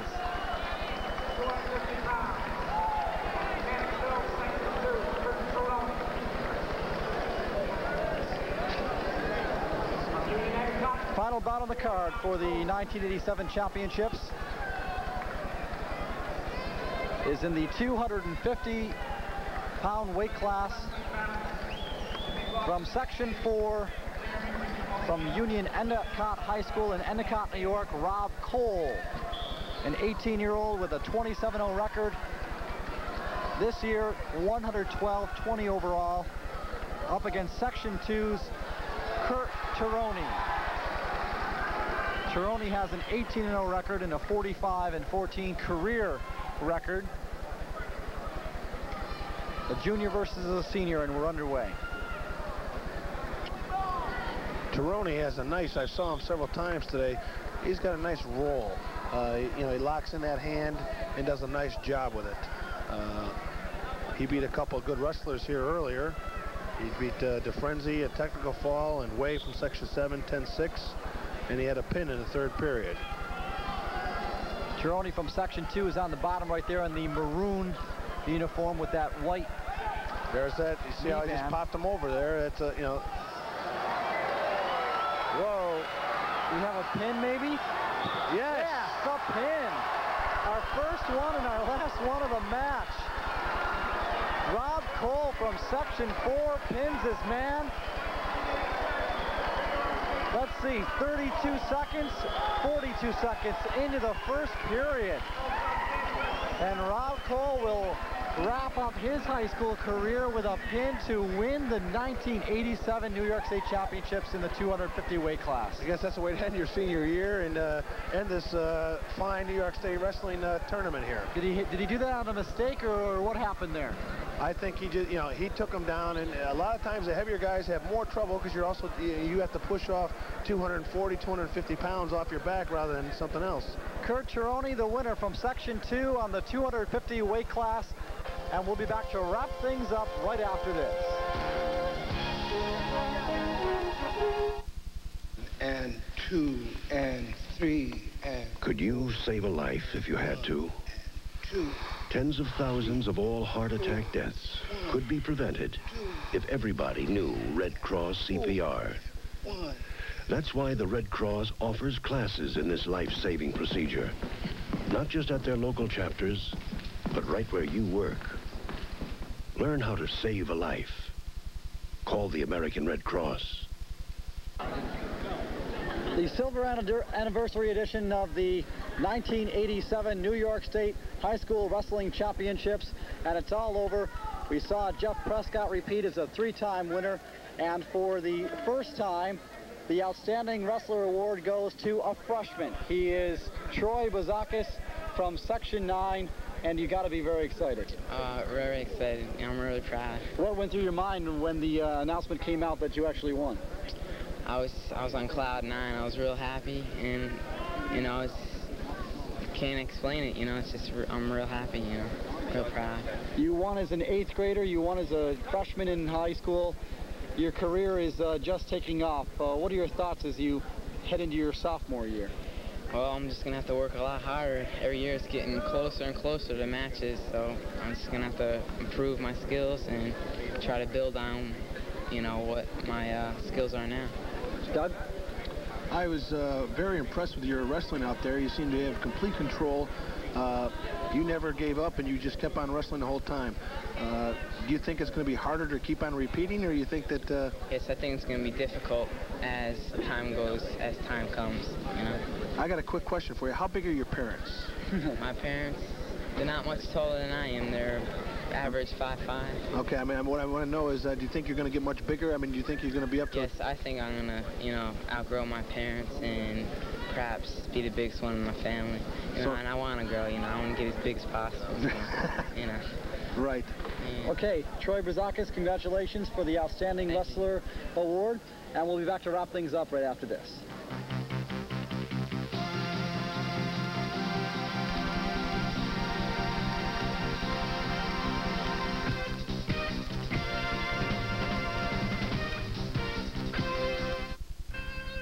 When you look into your heart, just let those feelings flow to warm and friendly faces and places we all know. Taking pride in all we are, right here in Syracuse, we're the heart of New York. The team standings finals in the 1987 New York State Wrestling Championship belongs to Section 8. They compiled 174 points. Section 4 finished in 2nd, Section 6 was 3rd, and Section 3 dropped down to finish in 4th. With us now is the chairman of the 1987 edition, the silver anniversary edition of the Wrestling Championships here at the War Memorial. And Reed Hawk, it's a pleasure again to talk with you, sir. Thank you. What about 25 years, and it looks like it's going to stay in Syracuse? Yeah, it's found its home here, I think, and when it used to travel around in its early years from a school situation with bleachers, we really had no home. And then when it came here in 1968, the first time it was in a civic auditorium, the people loved it. They had a seat with a back, and it could be comfortable. And being in the center of the state, so many things were instrumental in keeping it here. The travel, the room rates, the whole situation just made it a good situation. And this tournament here ran smoothly? Yes, it was very well run, and I have a very good staff of people that, from the boys and the referees that helped man the tables from our local association, all the girls that run the charts. I could go on and on. Without these people, all the support staff, it really wouldn't be a tournament at all that would be one that everyone could say, yeah, it's a good tournament. And a tournament with a silver lining had to be even more special. Yes, and today, with the weather the way it was in Syracuse, and Neil Kerr locally gave us a big shot in the arm with a huge article on Thursday, and I think it got a lot of people out. We had good crowds this year, and last couple of years they were down, but the people were here. Doug? Reed, I think you deserve a big congratulations. I thought, again, this year's tournament was run very smoothly, and you can be proud of yourself and your staff to work so hard, and we're pleased in the wrestling community that you're doing such a great job. Thank you. And you notice that we ended up being the perfect host again. 2 years in a row now, we have not had a local champion from Section 3, so we'll we change look forward to that. We'll change that.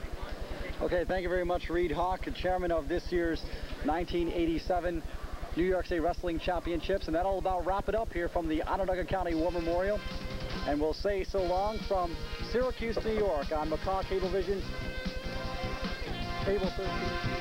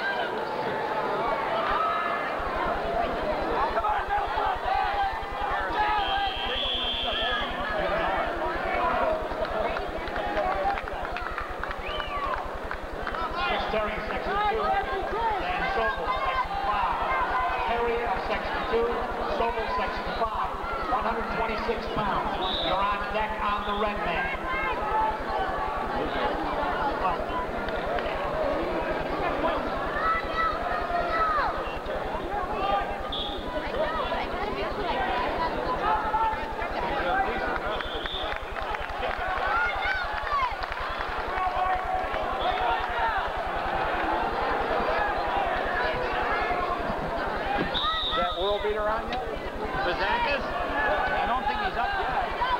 Oh, here he is, Chuck, right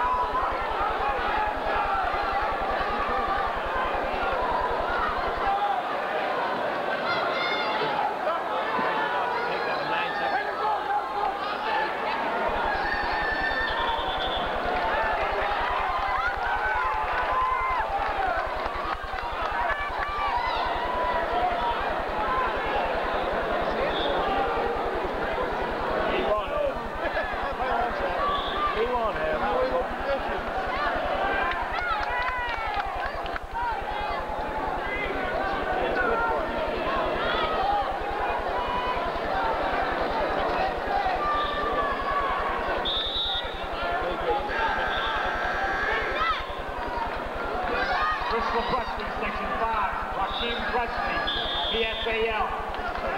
Chris Lebrusky, Section 5. Raheem Presley, PSAL. 132 pounds. You're on deck on the white man.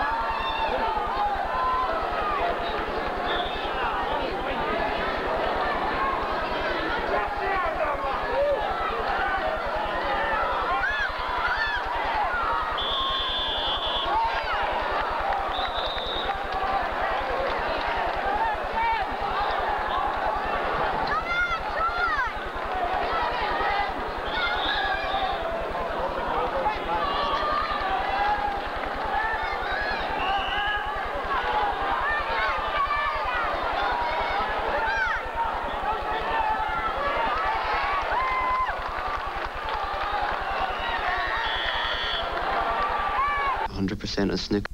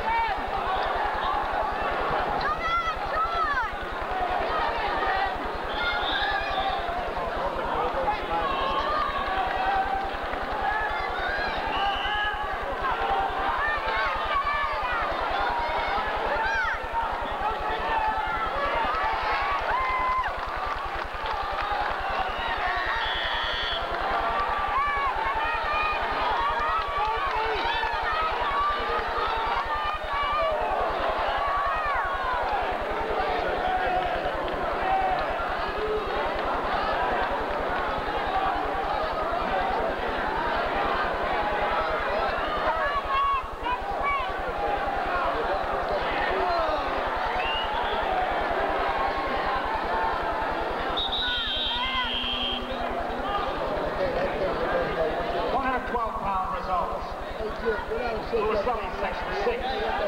Joe DePietro, Section 1, 6-1.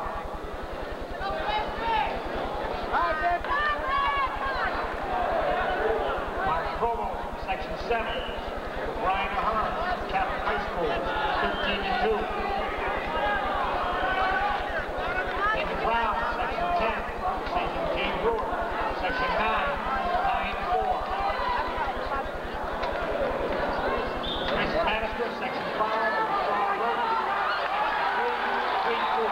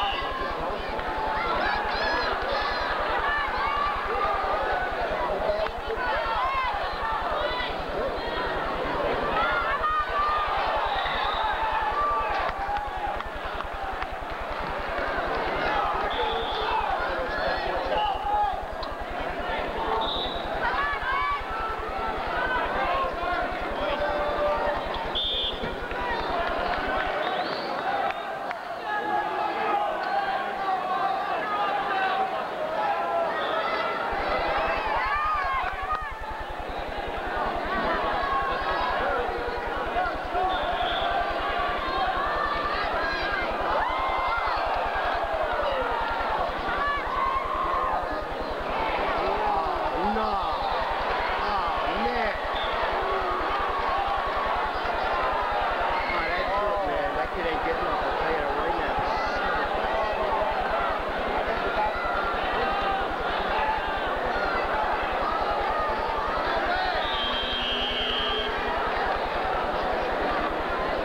He went down to his knee.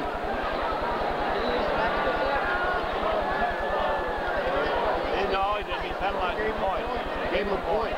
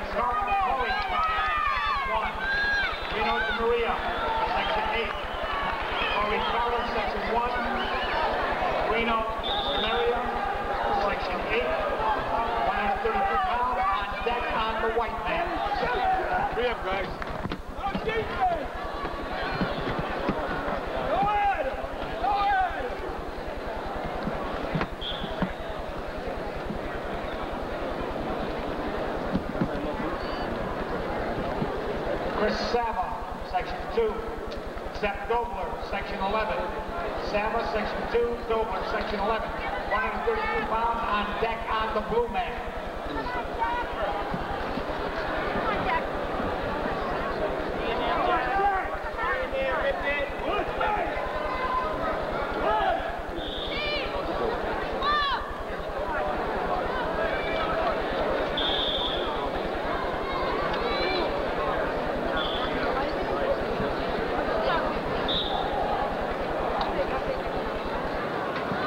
Coaches, remember there's only 2 people in each corner. No more than 2 people in each corner.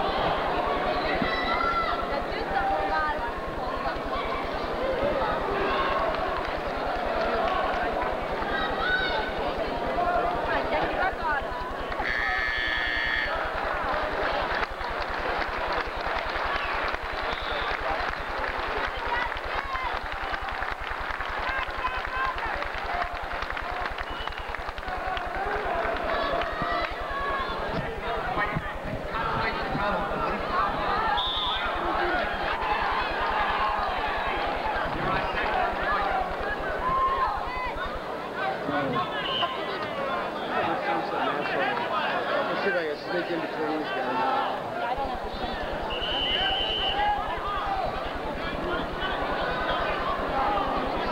They already had the points up once. They have to take them down. Right counter 3 times.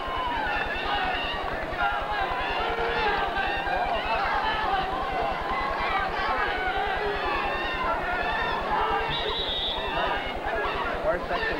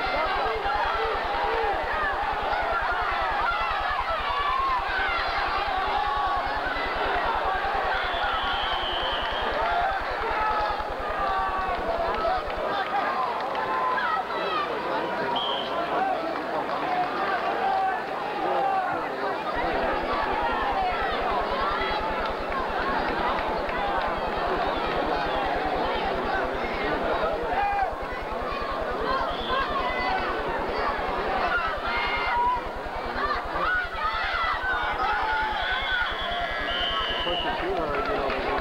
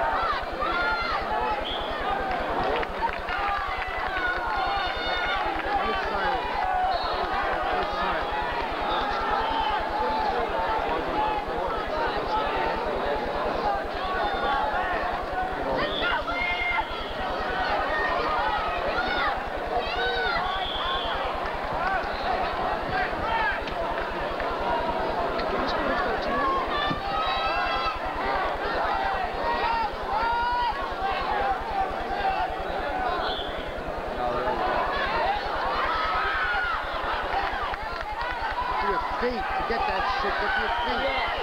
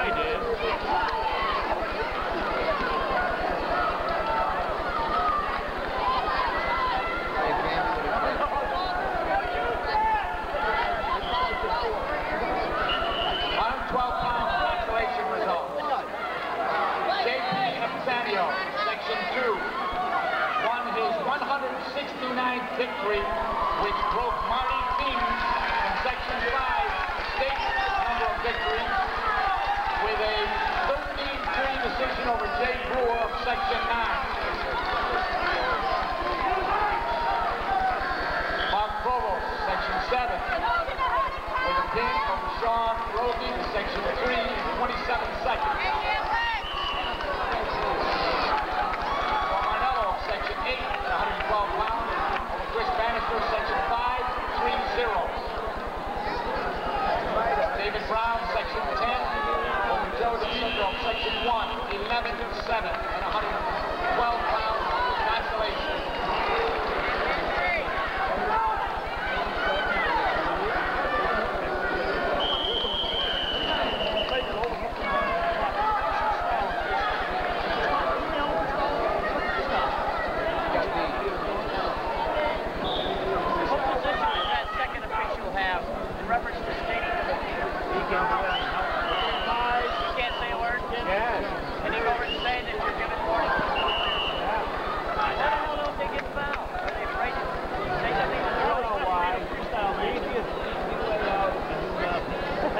That's exactly right. That doesn't help the sport. I was calling a freestyle match, so they overhooked down the Russian style freestyle.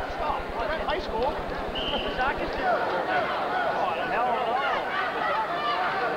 Ricky Pierce, section 3. Brett Spicer, section 10. 126-pound consolation. You're on deck on the blue mat. Pierce, section 3. Spicer, section 10. On deck on the blue mat.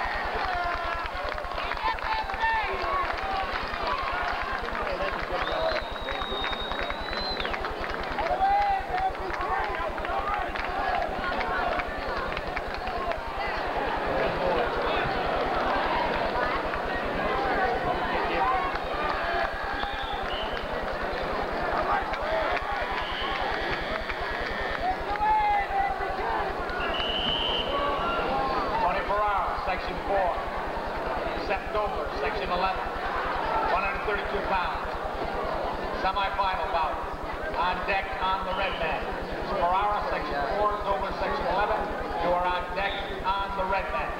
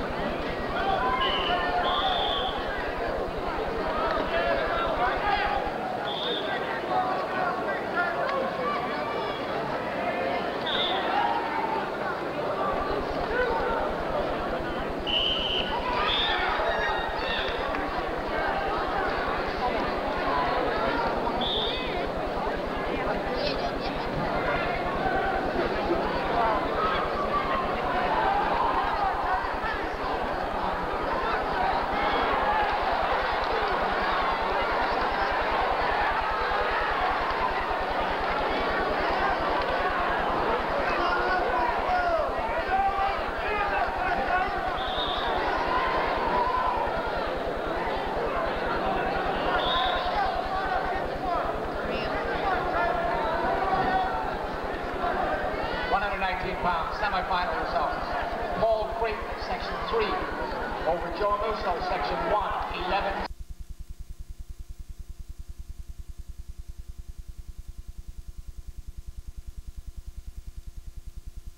Over 55% off the cover price.